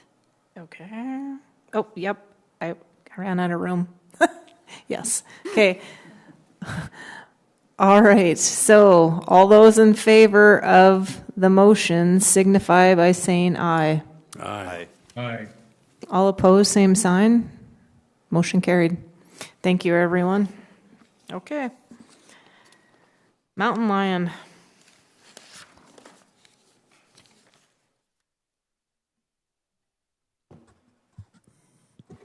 Madam Chair, members of the commission, as with all the others, I'm just going to hit the highlights. So the season dates presented there, a couple of the proposed changes. The first one is currently, if you look within the regulations, there is a quota for the fall and archery season. And the way that's established is it's a percentage of the total quota. So 20% of the total quota. So if the commission establishes a quota of 10, we would have a quota of 2 for the fall and for the archery season. What we're proposing is that we eliminate that sub-quota, if you will, and so any harvest, as it is now, any harvest that occurs during the fall or archery season would apply to the total quota. There just wouldn't be a limit. And to give you a perspective on that, typically of all the management units within the state, we usually hit that in just a handful. I think this year we're probably, I think it was 4 or 5, sometimes as high as 7, but it rarely limits opportunity. It kind of complicates the regulations to some degree, and also limits the take of lions in some instances. So the department's recommending that we eliminate that. We're also recommending that within units 141 and 150, aligning the winter season there to be consistent with, and essentially we're looking at the scapegoat wilderness, trying to make that similar to what it is in the Bob Marshall. And Region 3 is proposing to establish sex-based quotas. What sex-based quotas help us to do is to actually achieve population trajectories. In some instances, if we don't have those in place, what we wind up with is a harvest that may be skewed towards males, or may not harvest as many females as we want to, or it may overharvest females. So females are what really drives that population. So by establishing those sex-based quotas, we're hoping to be able to meet population trajectories that the commission may establish for us.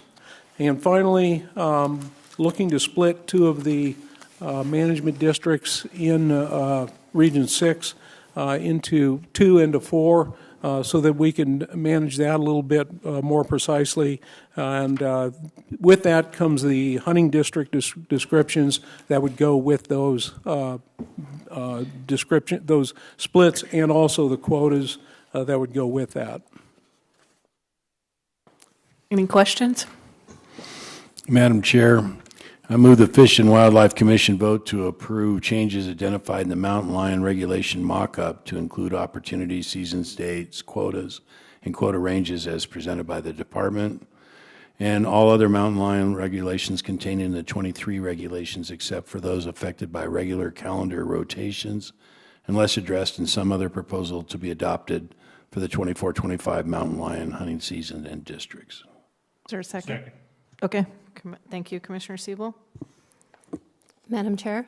Yes. Oh, yeah, Commissioner Brook. Following the June meeting of the season setting quotas for mountain lions in Region 3, we had a lot of blowback from the hunters that they thought the quotas were high and that they were going to hurt the mountain lion population. And in fact, the mountain lion census data that they're just beginning to collect right now in Region 3, the numbers aren't in. And so because of that, I would like to offer an amendment to strike all of the language regarding the change in Region 3 mountain lion LMUs that use a total quota with a female subquota to separate quotas for males and females with no total quota for each LMU, so that the hunting season will close for each sex independently when the quota for that sex is reached. And my reasoning, and I have talked to the biologists about this, we can revisit this at the June quota setting meeting for mountain lions for Region 3. Do you need a copy of that? Yeah. or if you can just say it slowly, I can Could type you just it. take it? It's right at the bottom of this. It's on page 2 of 4 where they inserted that language. It's on the bottom of that page. And I'm just asking to strike all that language from this amendment. Starting at change? Yes. Strike that. Strike all that language. Strike that language. Thank you, yes. Commissioner. Okay, Madam Chair, I'm going to try and get this up here to make sure that I've got it right. Okay, but is that a friendly amendment from that would the Commissioner Tabor and Commissioner Siebel would accept? I'm still a little confused, so Me too. I'm trying to find where this language is that Commissioner Brook is. On the cover sheet? Cover sheet.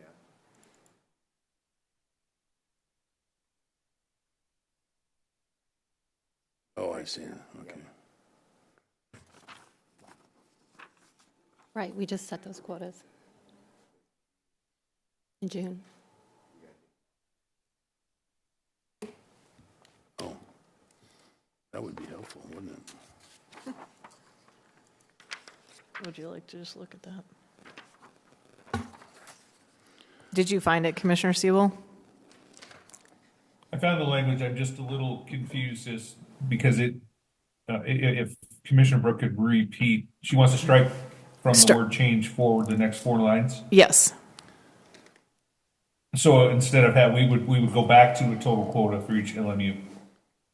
Correct, the total quota that we just passed in June.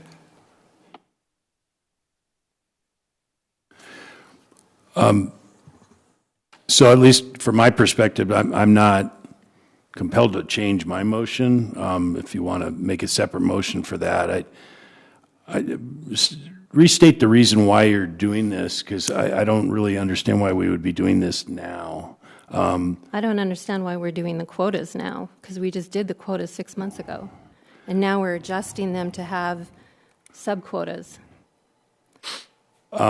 So, Madam Chair, sorry, Commissioner Brooks, the way I view this, the female-male quotas, that's a management tool and pretty consistent with all our other regions in the way we manage lions. And so, drawing from the experiences of regions 1 and 2, it's a mechanism to control the overharvest of males in particular, because there's usually mostly focus on males. So you're not getting to your population objectives if you don't put some kind of limit on the males. And so that's why I saw that this was put in. Now, these numbers can and probably will be changed in June in terms of either overall totals or ratio. But in terms of putting in the science of managing both male and female, you know, and putting that into the regulations, that seems like a sensible move for us to do. That's why made the motion.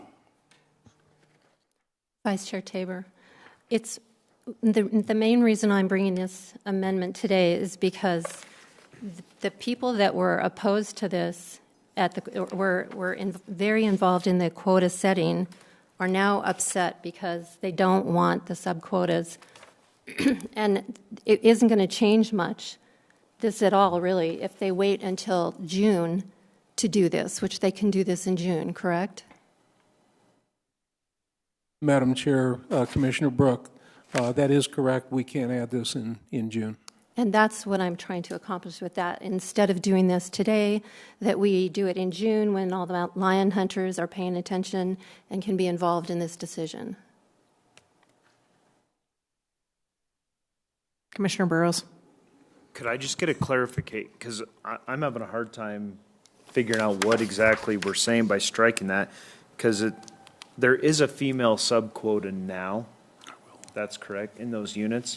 And that's the data on page 3, that information with the male-female quotas. Yeah, I know. So I guess I'm not even tracking on what exactly this language changes right now. Right. And the public's not, I mean, the lion hunters have not weighed in at all on this in Region 3. But we established a quota with a female quota, correct? During the, didn't we have a male-female quota when you, at Region 2 we did. Brian, could you speak to that, please? I'm not sure I heard the last of that question. I was trying to that there was find a way already to illustrate female it sub-quotas. within the regs itself, the mock-up. But essentially, as I understand Commissioner Brooks' recommendation or amendment, is that if we look at what the season structure was last year, that's what you would like to retain going forward for Region 3 for this year, with the concept that we would consider this particular change in June. Correct.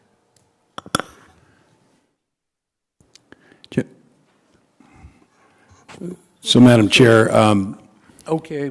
I'm going to let Warren Hansen, I think he's got a better handle on exactly what the specific question is. Okay, go ahead. If I understand the question correctly, yes, the region has a female subquota. The region's proposal is to also have a male subquota.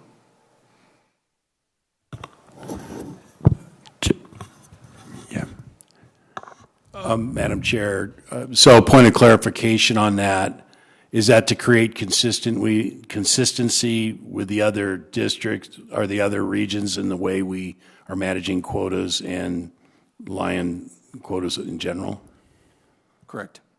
And then the other question, because I know I presented this in the pre-commission meeting, there is no proposal in the change of the number of lions at this point in each of these hunting districts for Region 3. You know, because I had asked that question, I said, and I think the answer that came back from the department is no, because that would be done in the June meeting. So all this is really doing is taking a number that was already established. And I might remind Commissioner Brook that even though there was a call for reduction pretty much statewide for lions, you know, at the request of this same group, we did not go down in the increase the lion harvest for Region 3. We kept it at fairly at historical levels. And so all this is taking is the historical levels of the quotas and then divvying up between male and female at this juncture. If you don't take it as a friendly amendment, we can vote on this amendment, and then Commissioner Brook, you could try with another amendment. Okay. Any other discussion before we vote on the amendment on the table? Commissioner Burrows? Does everybody else understand exactly what the difference in this motion is? Because I guess I'm still not tracking.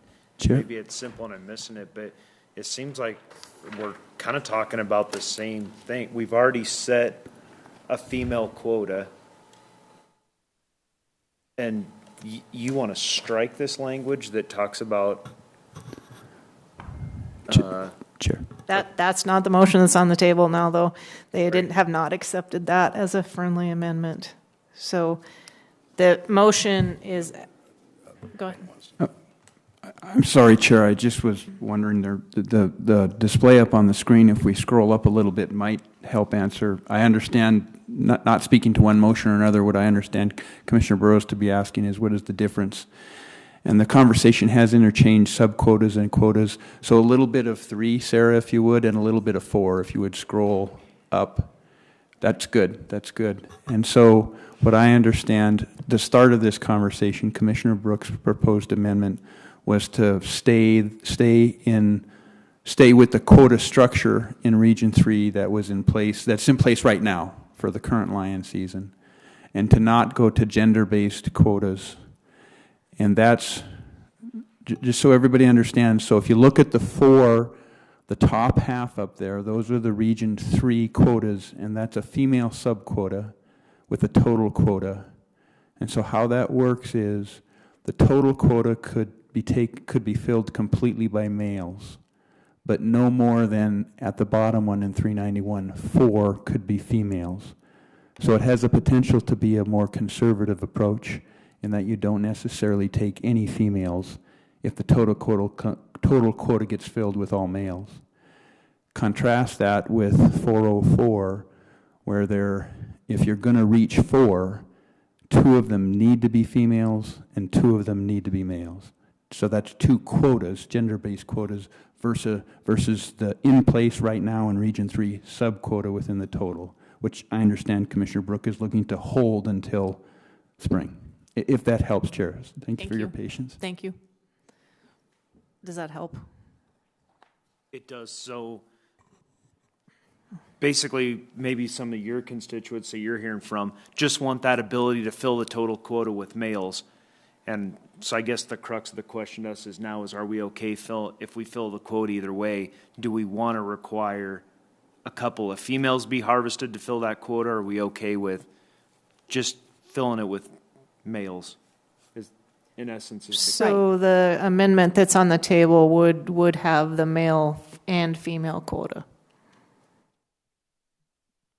So that is the question you have to ask yourself when voting for it.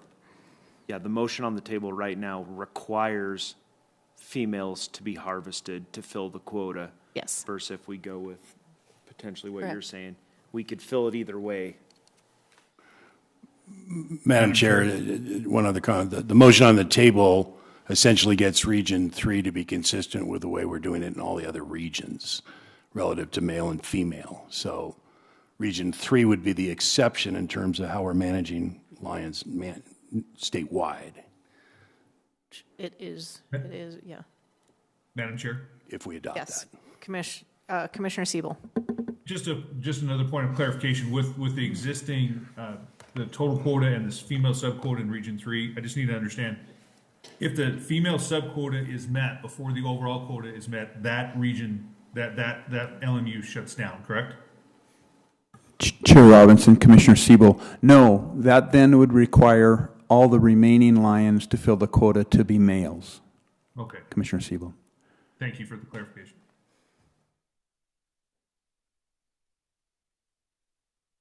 Any other clarifications before we go to a vote on this amendment? Wait a minute. Is it an amendment or is it the actual motion? It's just the motion. Okay. So I guess I can take an amendment. If you would like to make a motion to. Madam We Chair, don't have an amendment. The question was whether it would be a friendly amendment or not. Right, but she can make an amendment that we have to vote on that would change this. Because this is the original motion. We haven't voted, Madam Chair, on this, have we? No, because we won't vote on it. We won't vote on the original motion until we hear public comment. But if there is an amendment, we can make an amendment and vote on that before we go to public comment, which is no different than what we've done with all the rest of them. It's been a long day. So I believed, Madam Chair, I did make an amendment to the motion but there was not Is a there second. Okay, is there a second? One more. For the sake of discussion, I'll second it. Okay. Okay, so the motion is to remove the wording from change on down.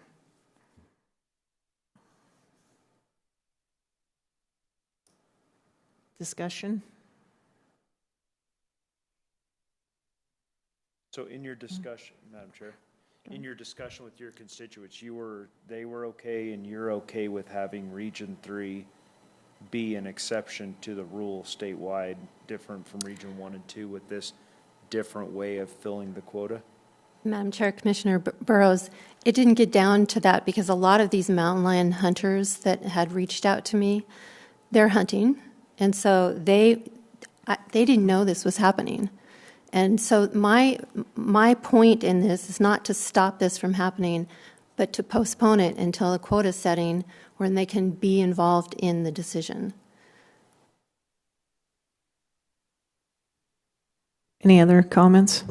Madam Chair, so one element of this, because it came up in deer and elk and everything else. So if you do not adopt consistency between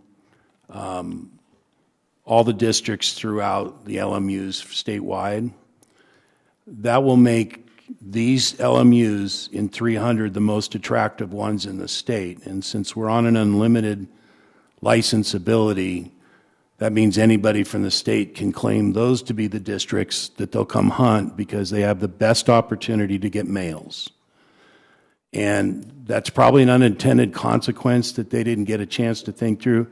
I would indicate, too, that really nobody's actually started hunting much because the weather hasn't really permitted it. So this has been noticed for many, many, days prior to this. So it's not like this just happened today.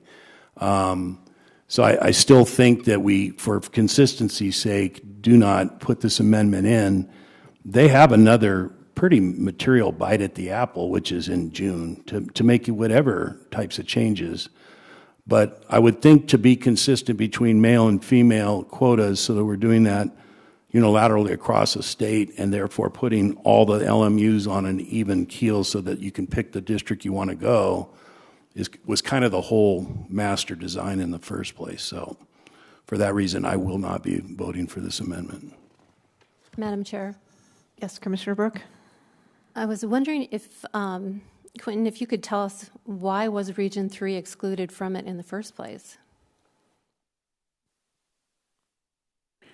Chair Robinson, Commissioner Brooke, I'm not sure I can answer why. I can say that for a long time, this diversity has been in place. You've seen, for example, in my experience, Region 4 has a long history of no total quota, but 2 gender-based quotas.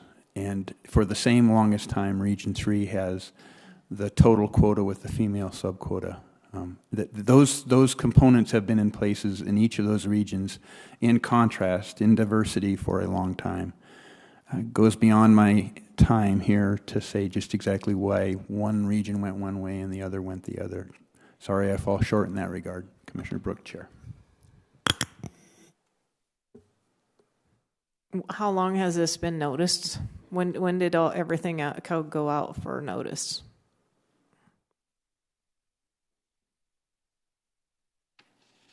And Chair Robinson, specific, you're speaking to, because what I think we're talking here is the department's recommendations. Is that correct? Yes. Do I interpret that correctly? Yeah. So, this specifically, yes.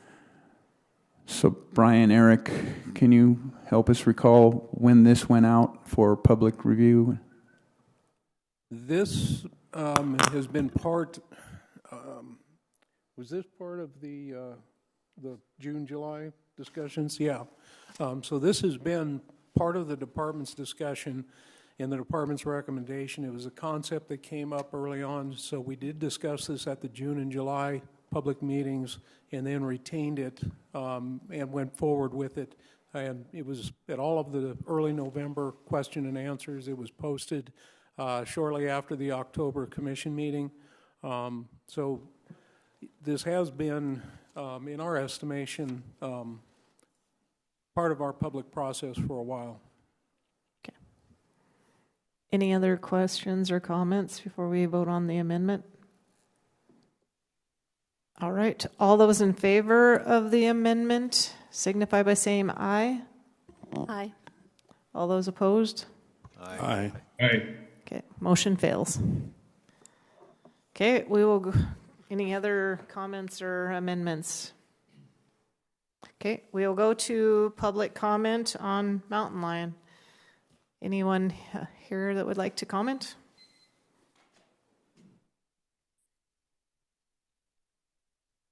Madam Chair, members of the commission, my name's Rod Bullis, and I'm one of these old houndsmen. And I want to give you a little history about why this 20% to keep it is important. Up until the late 80s, a person without hounds and without a mountain lion license could not harvest a mountain lion, period. Okay, it had to be done with dogs. And we houndsmen were really criticized by the boot hunters for being selfish and not providing them the opportunity. So what we did is we agreed in great meetings that 20% of the quotas by hunting districts would be acceptable for the non-hound hunters. And that's worked for over 20 years. Now, what happens if you don't have hound dogs? You're out here in the woods and you see a mountain lion, you shoot it, you go up there, and more often than not, it's a lactating female. So there's this shoot without identifying, which is totally unethical. And it provides the opportunity for more illegal. Then you shoot it, and then here comes 3 cubs trying to nurse on a dead female. I've been there. So this 20% going away from it is the wrong thing to do. What we have in place works really well. I'm going to stop on that lecture, but in Hunting District 280, where I'm at in the Blackfoot, all the males have been killed, all 6 of them, and 50% of the females have been killed as of yesterday. So you get a hunting district, it gets a skiff of snow, everybody and their brother comes in there. And that's what happened in the Blackfoot. So anyway, this 20% is a good thing. It's a good thing. And going away from it is almost immoral. Thank you. Thank you. If you guys don't mind maybe lining up so we could get the comments done. Thank you.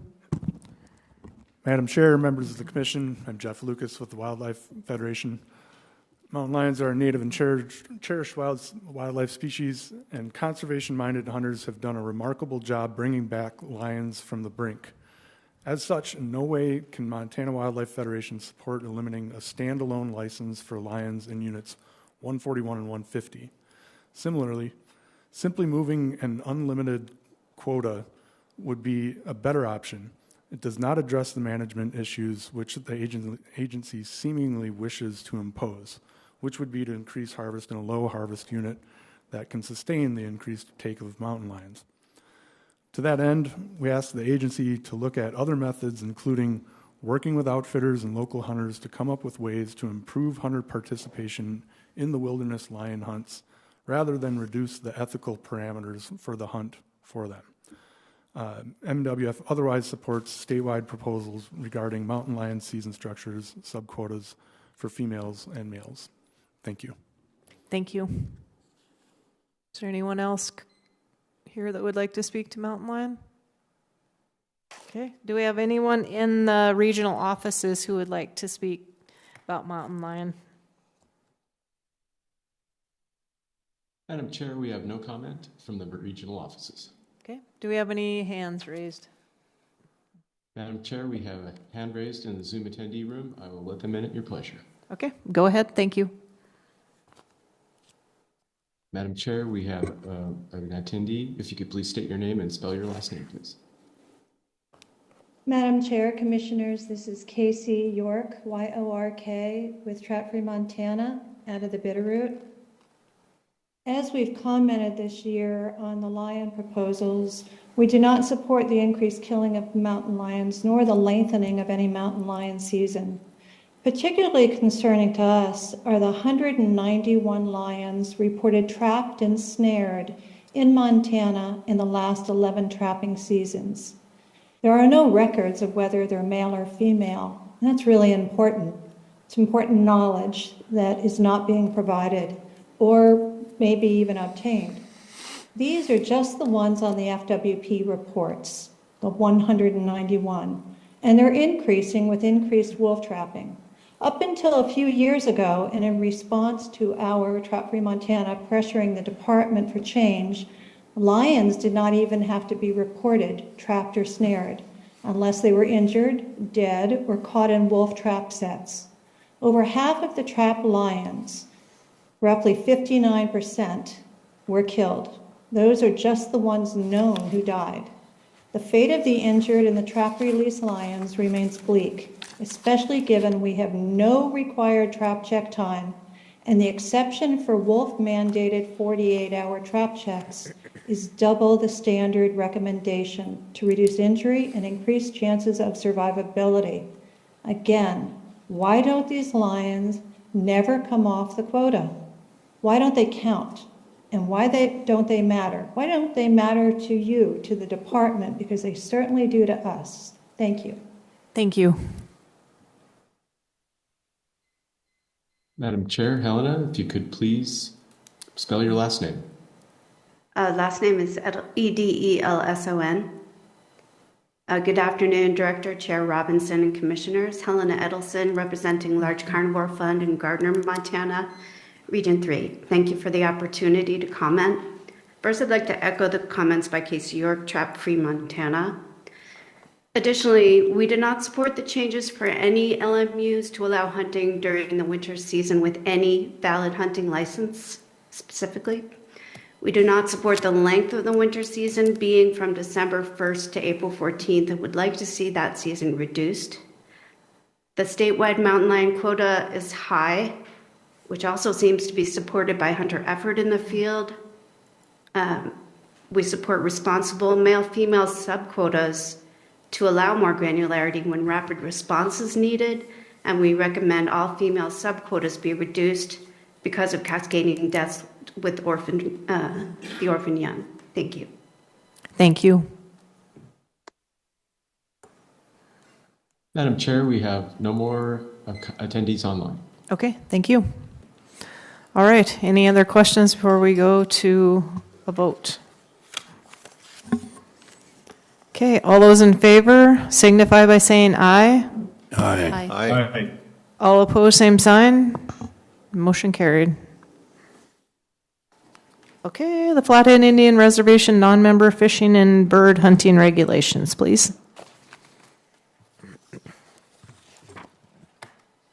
Madam Chair, members of the Commission, this is an annual request that, based on a cooperative agreement that we have with the Consolidated Salish and Kootenai tribes. Essentially what this is the tribes provide us with their seasons, and specifically the seasons that are available for the non-members to participate on. And what this allows the department to do is, based on the approval of the commission of the agreement and of what they've provided as far as the regulations, this allows our enforcement personnel to participate in the enforcement of non-member opportunities within the CSKT, and also on the Flathead Indian Reservation, which is what their reservation is named. And so with that, the department's recommendation is that the Fish and Wildlife Commission approve this agreement for this year. Okay, thank you. Any questions? I would entertain a motion if not. Madam Chair. Go ahead. I move the Fish and Wildlife Commission approve the 2024-2025 Flathead Indian Reservation non-member fishing and bird hunting regulations as presented. Second. Okay, moved by Commissioner Lane, seconded by Commissioner Tabor. Any questions? Okay, anyone present? Madam Chair, members of the Commission, Jeff Lucas with MWF. MWF supports each of the regulation changes proposed for non-residents on the Flathead Reservation regarding northern pike, brook trout, bats, bullfrogs, as well as protections for nesting birds and wildlife. MWF opposes ending any catch and release regulations for trout on the Flathead and Jocko rivers. Populations of trout on these rivers are relatively low, and they are currently sustained by catch and release regulations.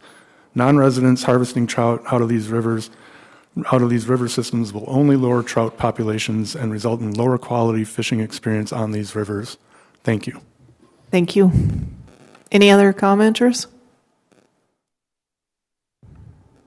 Okay. Is there anyone in the regional offices who would like to speak to this motion? Madam Chair, we have no comment from the regional offices. Okay. Do we have anyone in Zoom that would like to comment? Madam Chair, I'd like to ask anyone in Zoom to please raise their hand if they wish to comment on the matter at hand. Madam Chair, there is no comment on Zoom. Okay. Thank you.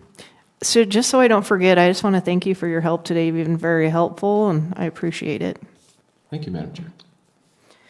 Okay. All those in favor signify by saying aye. Aye. Aye. All opposed, same sign. Motion carries.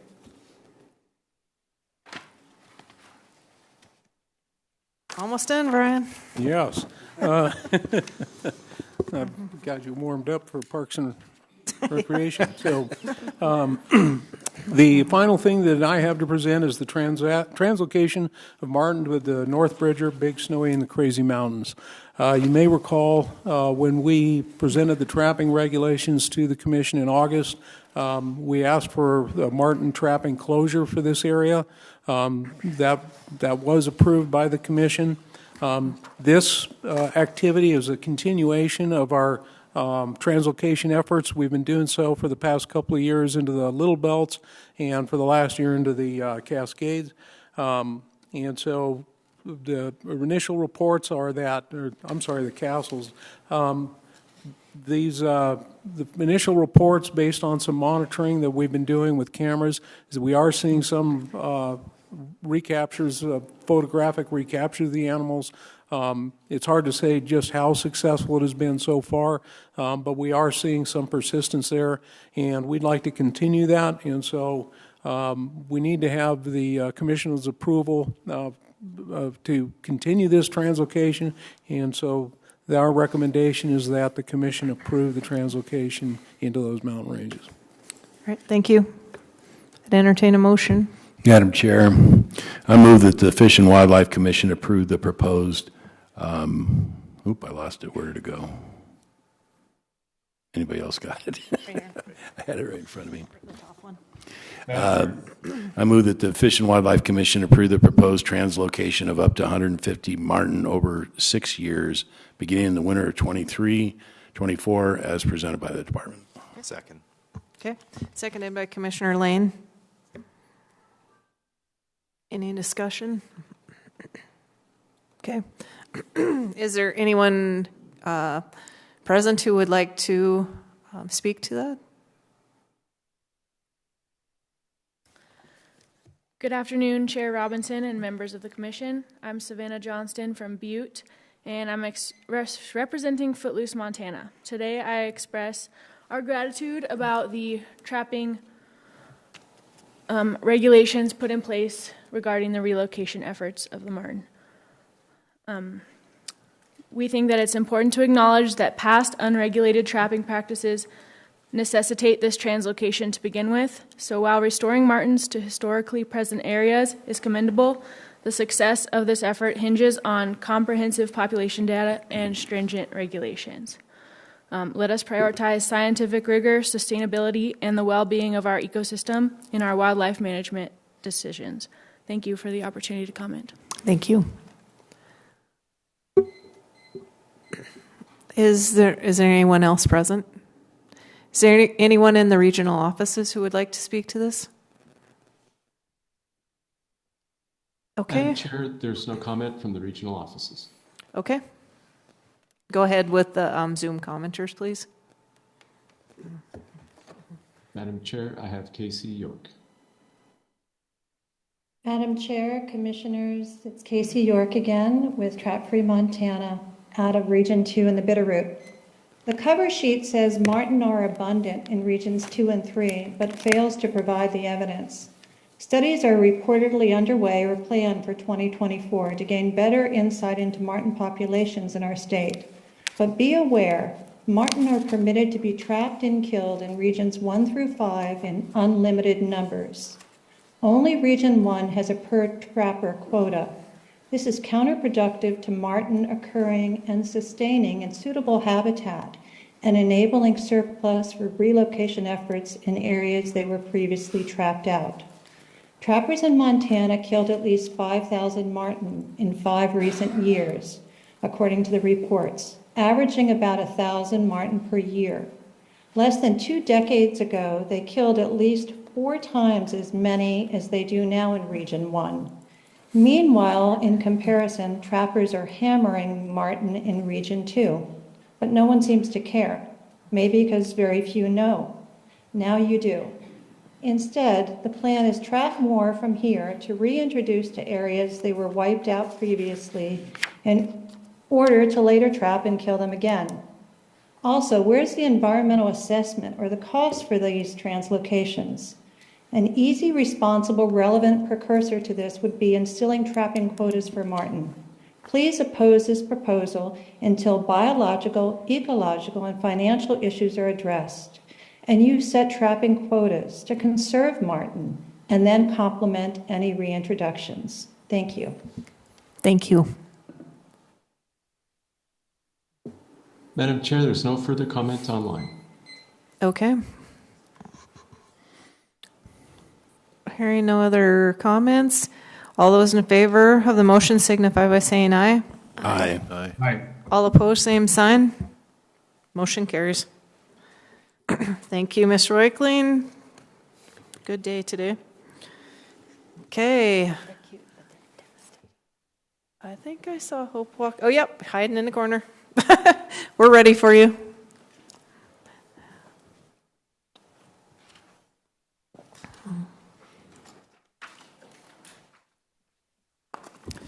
Good afternoon, Madam Chair and members. For the record, Hope Stockwell, Administrator of the Parks and Outdoor Recreation Division here at Montana Fish, Wildlife, and Parks. And I wish I could say this would be short and sweet. It's going to take a little bit of time. I apologize. But just to refresh you, we're coming back to the proposed consolidated public use rules for lands administered by FWP. These are administrative rules of Montana in the ARM.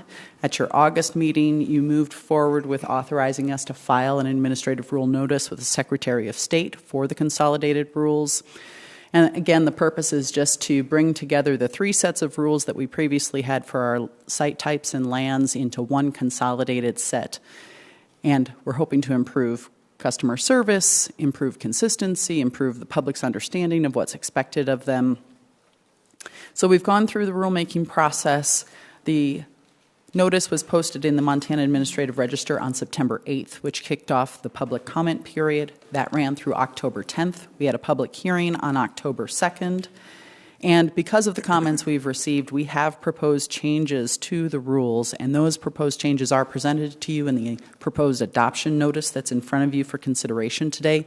I do want to walk through a couple of the major items that came through those proposed changes. Based on the public comments we did receive. First, we received numerous comments related to the new Rule 13 on weapons and our sites, and there was a lot of concern about inadvertently getting in the way of the Second Amendment right to bear arms. And so the rules have been amended to fix that language and clarify that using a weapon on public land has to follow state law, and also emphasizes that a plea of self-defense is always allowed. This decision to prohibit weapons discharge in certain places or areas would be based by the Department on concern for human safety and protecting resources and property.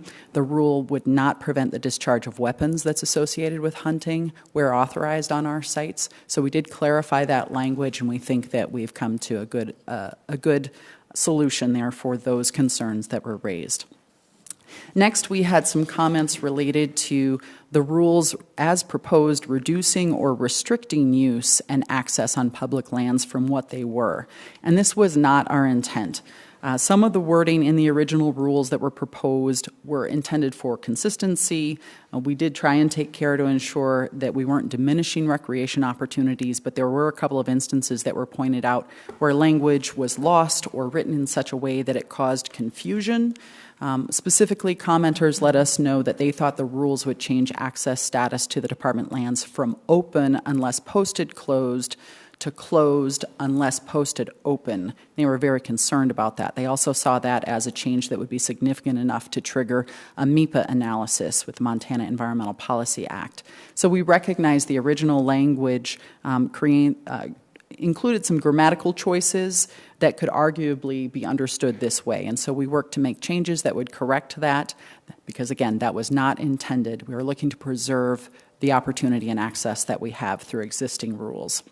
So because we, again, updated that language to better reflect that and that we are not changing these things, we have determined with legal consideration that a MEPA analysis is not required. There's no significant impact, no significant changes occurring.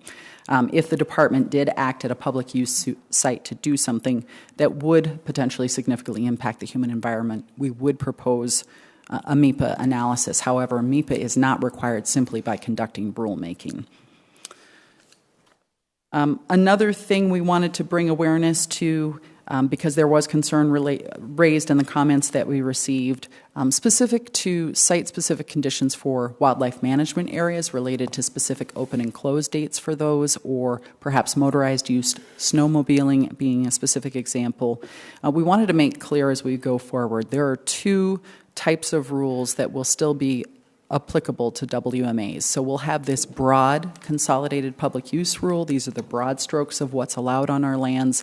Then we'll still need site-specific biennial or annual rules that'll come back through the commission for those specific date closures for places where they're not just under the regular winter management closure, and for sites where snowmobiling, for instance, is allowed.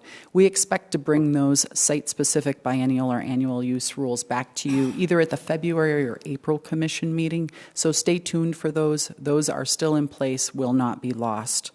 Wanted to make sure that everybody heard that message. And then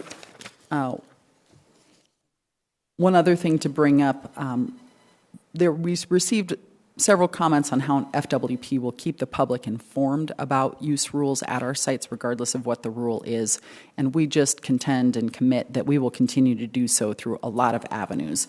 We currently do that using signs at sites, information on our website, maps at sites, on the website, social media, other public awareness campaigns. We know we can always improve and do better, and we do already have plans for doing that. We have a new administrative assistant in the Parks and Recreation Division, and one of her winter projects, along with her supervisor, who is here with us today, is to work through the web pages for all of our sites and update them and make sure they're accurate for the types of activities that are allowed at those sites, linking to the rules that are applicable to those sites. It's going to be a big undertaking, but she's terrific. Jaden Ewert is her name. We're glad to have her on board, and she's going to be helping us do that. We also have sign improvement money that we received from the 2021 and 2023 legislatures that we'll be using as we need to upgrade and update signs at our sites. So we do have funding to support that. The last item to bring for you in front of this is there are a couple of clerical edits that legal worked through, and I see that Ms. Clergett is displaying. So on page 3 of the draft adoption notice, we caught in subsection 1D that there was a reference to recreation site, and it should be a public use site, so we proposed that today, if you would include that in your motion. And then also on pages 5 and 6 of the proposed adoption notice are references to new Rule 20, and in subsection 3D, there's a numerical reference to subsection 5 of that rule, and that relates to sites that are designated for permitted public assembly. The subsection reference is just wrong. It's referencing sub 3 and it should be subsection 5. So that's a clerical error that we'd ask both of those be included in your motion today, Madam Chair and members. So to try and give you an overview of what the motion should be based on all of this, I would recommend alternative B from your cover sheet, to adopt as final the proposed consolidated set of public use rules with edits drafted by FWP in response to the public comments received, as reflected in the draft rule adoption notice, plus the 2 clerical edits that were proposed today and reflected on the screen by Ms. Clergett, for all land types that FWP administers to improve consistency and customer service. Thank you, Madam Chair. Questions? I'd entertain a motion if we're ready for that. Madam Chair? Yes. Commissioner Siebel? Yes, it's Hope recommended. I'll go with alternative B. Madam Chair, I move that the Fish and Wildlife Commission adopt as final the proposed consolidated set of public use rules with edits drafted by FWP in response to public comments received as reflected in the draft rule adoption notice, along with the clerical corrections proposed today for all FWP land types to improve consistency and customer service. Okay, seconded by Commissioner Lane.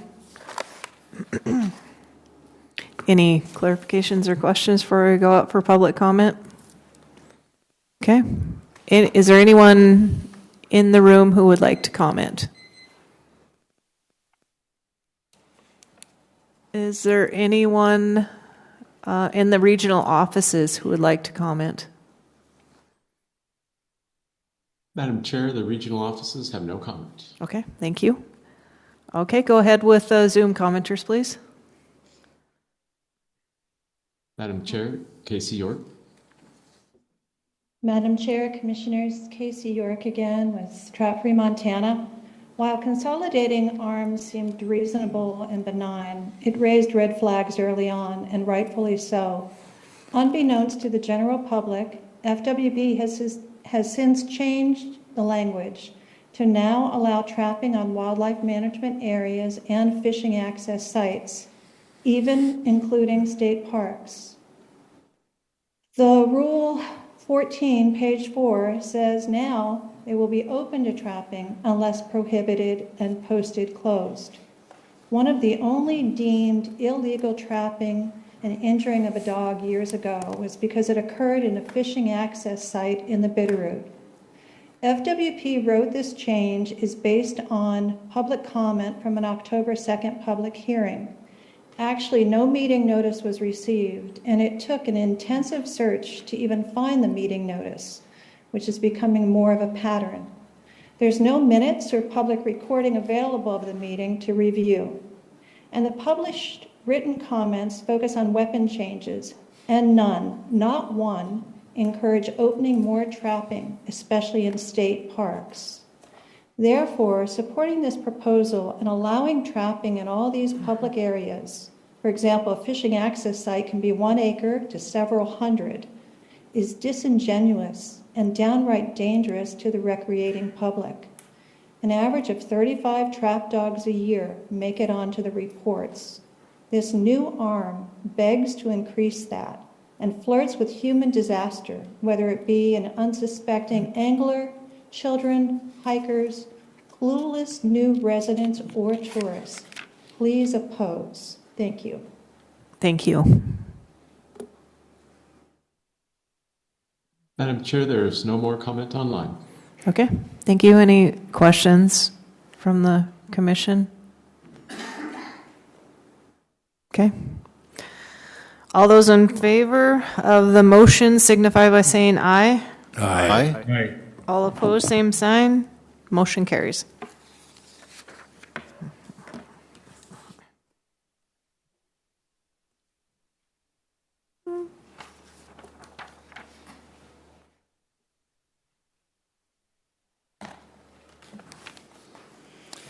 Madam Chair and members, the next item in front of you today is for weapons restrictions for certain state parks.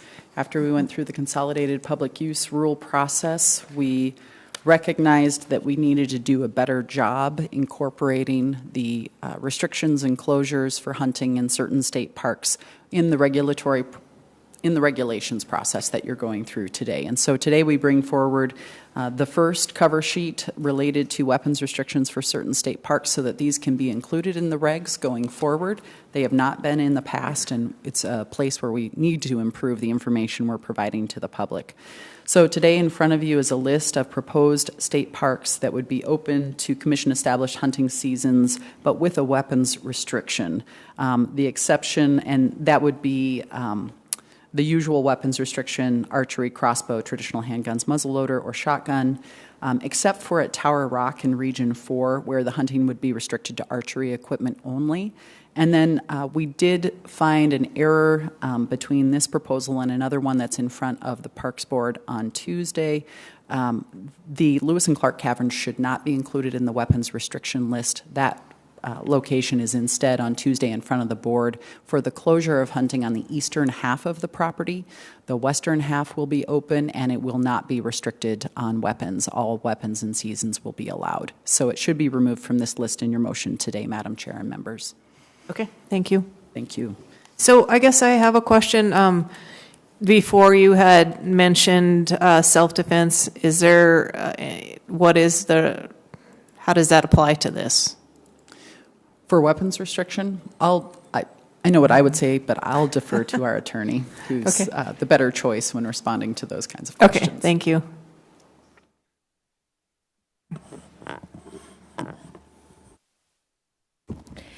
Madam Chair, members of the Commission, my name is Jamie McNaughton. I'm one of agency legal counsels over Fish, Wildlife, and Parks.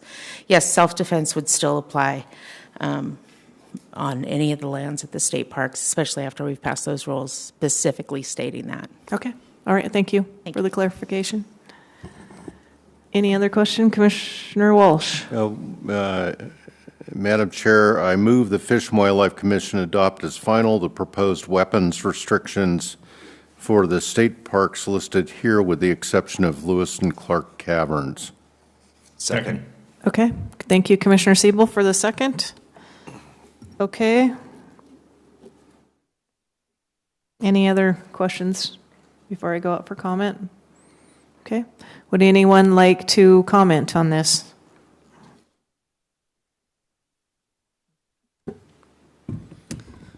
I'm sure you're all tired of seeing me walk to the podium, so I'll keep it quick. Madam Chair, members of the Commission, I'm Jeff Lucas with MWF. The Federation supports expanding hunting opportunities in these few select state parks through easing weapon restrictions where it's deemed appropriate by the agency. These are reasonable proposals to keep public safety in mind while giving the public a few more places to hunt, which could disperse hunting efforts slightly. If public safety proves to be jeopardized after implementation of these proposals, it's our hope that these regulations will be modified at future commission meetings to ensure that public safety is held in a higher regard than hunting opportunities within these state parks. Thank you. Thank you. Any other commenters?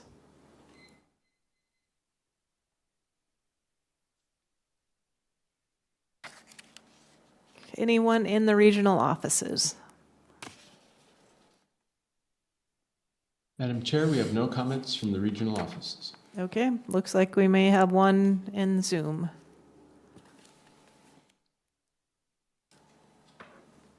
Madam Chair, Ken Sine. Okay, go ahead. Hello and thank you. My name is Ken Sinay, S-I-N-A-Y, in Bozeman, Montana. My comments are with regard to Missouri Headwaters State Park. I suggest the Commission amend the final proposed weapons restrictions for the listed parks to close Missouri Headwaters State Park to all hunting. While it may not be part of this proposal, trapping should also be eliminated from the park itself. Missouri Headwaters is approximately 540 acres, less than 1 square mile, so it is small, but it is also long and narrow in shape and bisected in a linear fashion with the paved road to Trident, which is used as a haul road by the Trident mine. If you look at a park map, you will see numerous trails, parking areas, and developed areas. There are also numerous social trails, and be aware children simply like to explore off-trail. The park is used by dog walkers, strollers, families, bicyclists, wildlife watchers, photographers, horse riders, floaters, fisher folk, campers, picnickers, cultural history aficionados, And these people come from the town of Three Forks, to which it is connected by a paved trail and is only 3 miles away, the entire valley, and tourists. The people use the park year-round, any time of day, and rarely wear fluorescent orange and aware of hunting seasons. Missouri Headwaters provides tremendous wildlife, natural, and cultural history values. These values attract an incredible number of visitors, which has been increasing exponentially. In 2015, there were 33,000 visitors. In 2019, 52,000. And in 2021, 75,000 visitors, an increase of 23,000 visitors over a 2-year period. The park is essentially too small for hunting due to safety issues and potential user conflicts. The majority of Montana landscapes are hunted. It is appropriate to have sites on which the public can recreate without fear of hunting conflict or potential threat. Thank you very much for this opportunity. Thank you. Madam Chair, there are no further comments online. Okay, Commissioner Walsh. Yeah, a question for Ms. Stockwell. I'm curious about Headwaters State Park. Did you evaluate that? Madam Chair and Commissioner Walsh, we did look at Headwaters. Headwaters is, I should have mentioned, a new weapons restriction proposal this year, as is Madison Buffalo Jump, based on site-specific conditions.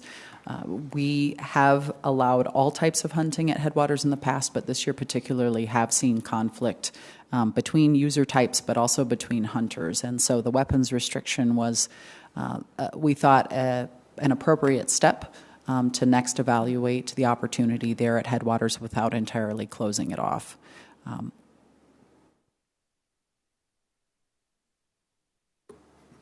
Go ahead. What's the timing on that? I'm sorry, Madam Chair and Commissioner Walsh, I'm having a brain freeze. The timing on the timing for a weapons restriction? On this list? Headwaters State Park would be on this list for a weapons restriction that would be in effect for the fall of 2024. You need to. I'm confused because I don't see it on the list. Missouri Headwaters. Missouri. Oh, I apologize. Thank you. That's okay.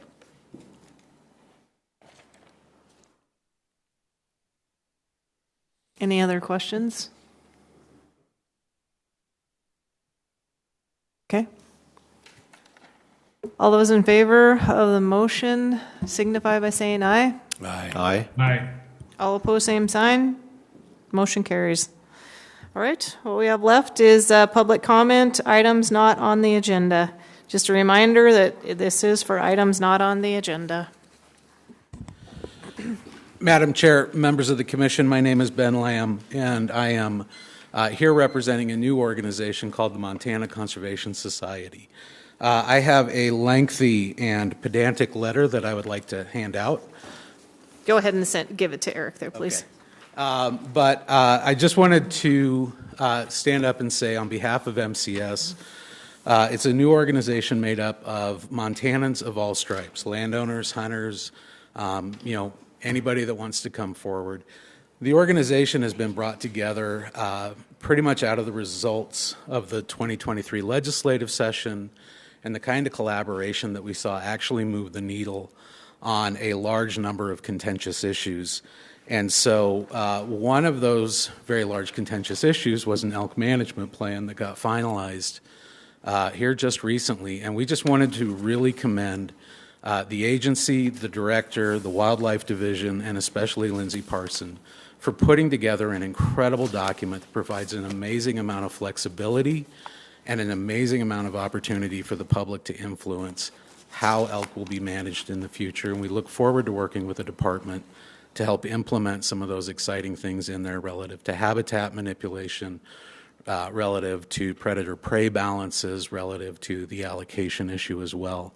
And so we just really wanted to thank the agency and the commission adopting this and the huge amount of effort that went into creating a document that we hope will really help guide and reduce conflict in the future. That's all we wanted to say. Thank you very much. I hope you guys have an enjoyable evening. Thank you.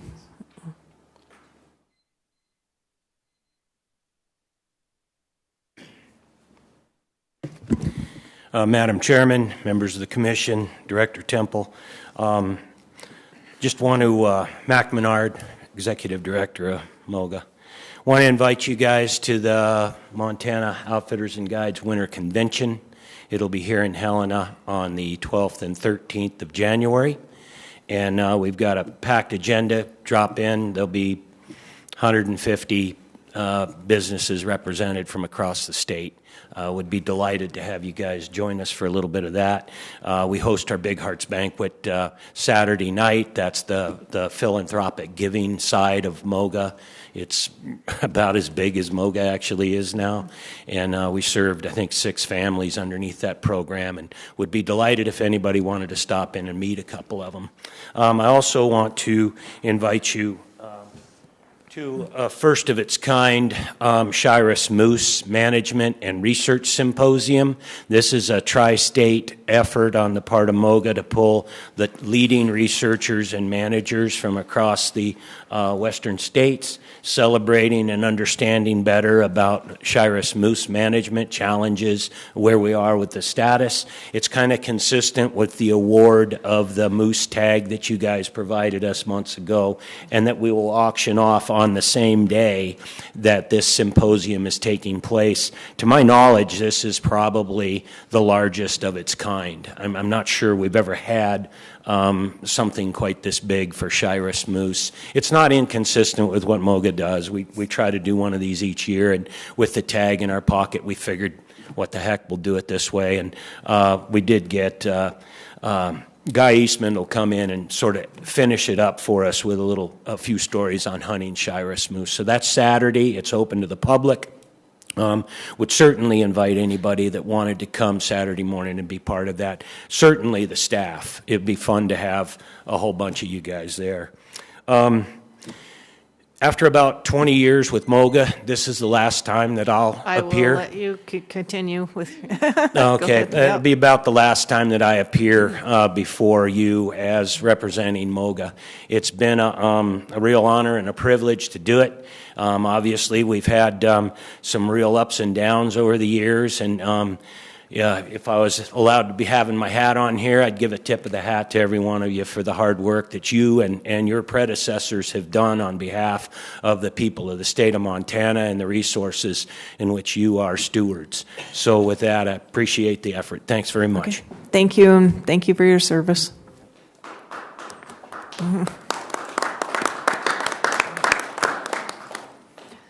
All right, anyone else? Okay, anyone in the regional offices? Madam Chair, there's no comment in the regional offices. Okay, I guess we have a couple on Zoom, so we'll take those. Madam Chair, Casey York. Madam Chair, Commissioners, it's been a long day, but this is important to us and all the wildlife we represent. We want to know when are other species besides big game and large predators going to get your attention and be on the agenda, such as spotted skunks, snowshoe hares, beaver, the 5-pound rare swift fox, and revisiting fisher. Years ago, FWP wrote an article, "Where Have All the Porcupines Gone?" Once numerous, they have reportedly disappeared in western Montana mountains. Who cares? Worse, porcupine are legally trapped, unlimited, unreported, no trapping license required, and year-round in our state. Wildlife do not operate in a vacuum. All are interconnected. They are threatened by habitat loss, encroachment by people, and climate change. These many species are ones you are entrusted to oversee, and for all of us, under the public trust. It's past time conservation, not consumption, dictate wildlife management in Montana, and these other wildlife receive your much needed and immediate effective attention and action. Thank you. Thank you. Madam Chair, Darrell, if you could please expel your last name for the record, please. Darrell Brabec, B-R-A-B-E-C. First, I'd like to thank the Commission for all their work. I would like to address the procedures that you used. Once the amendments have been made on proposals, and then the entire motion or the entire regulation is voted on, it doesn't seem like there's any discussion on public input on the various individual amendments. And so that makes me question really how well our public input is taken into effect. So I would like you to consider that as you move forward with your procedures to better open up and have that meet some of the open meeting laws. And again, thank you. And it's been a long day, so have a good evening. Thank you. I just want to thank everyone for participating today. It's been a long but a good day. I just want to wish everyone a Merry Christmas and safe travels. Meeting is adjourned. Thank you all. Merry Christmas, everyone.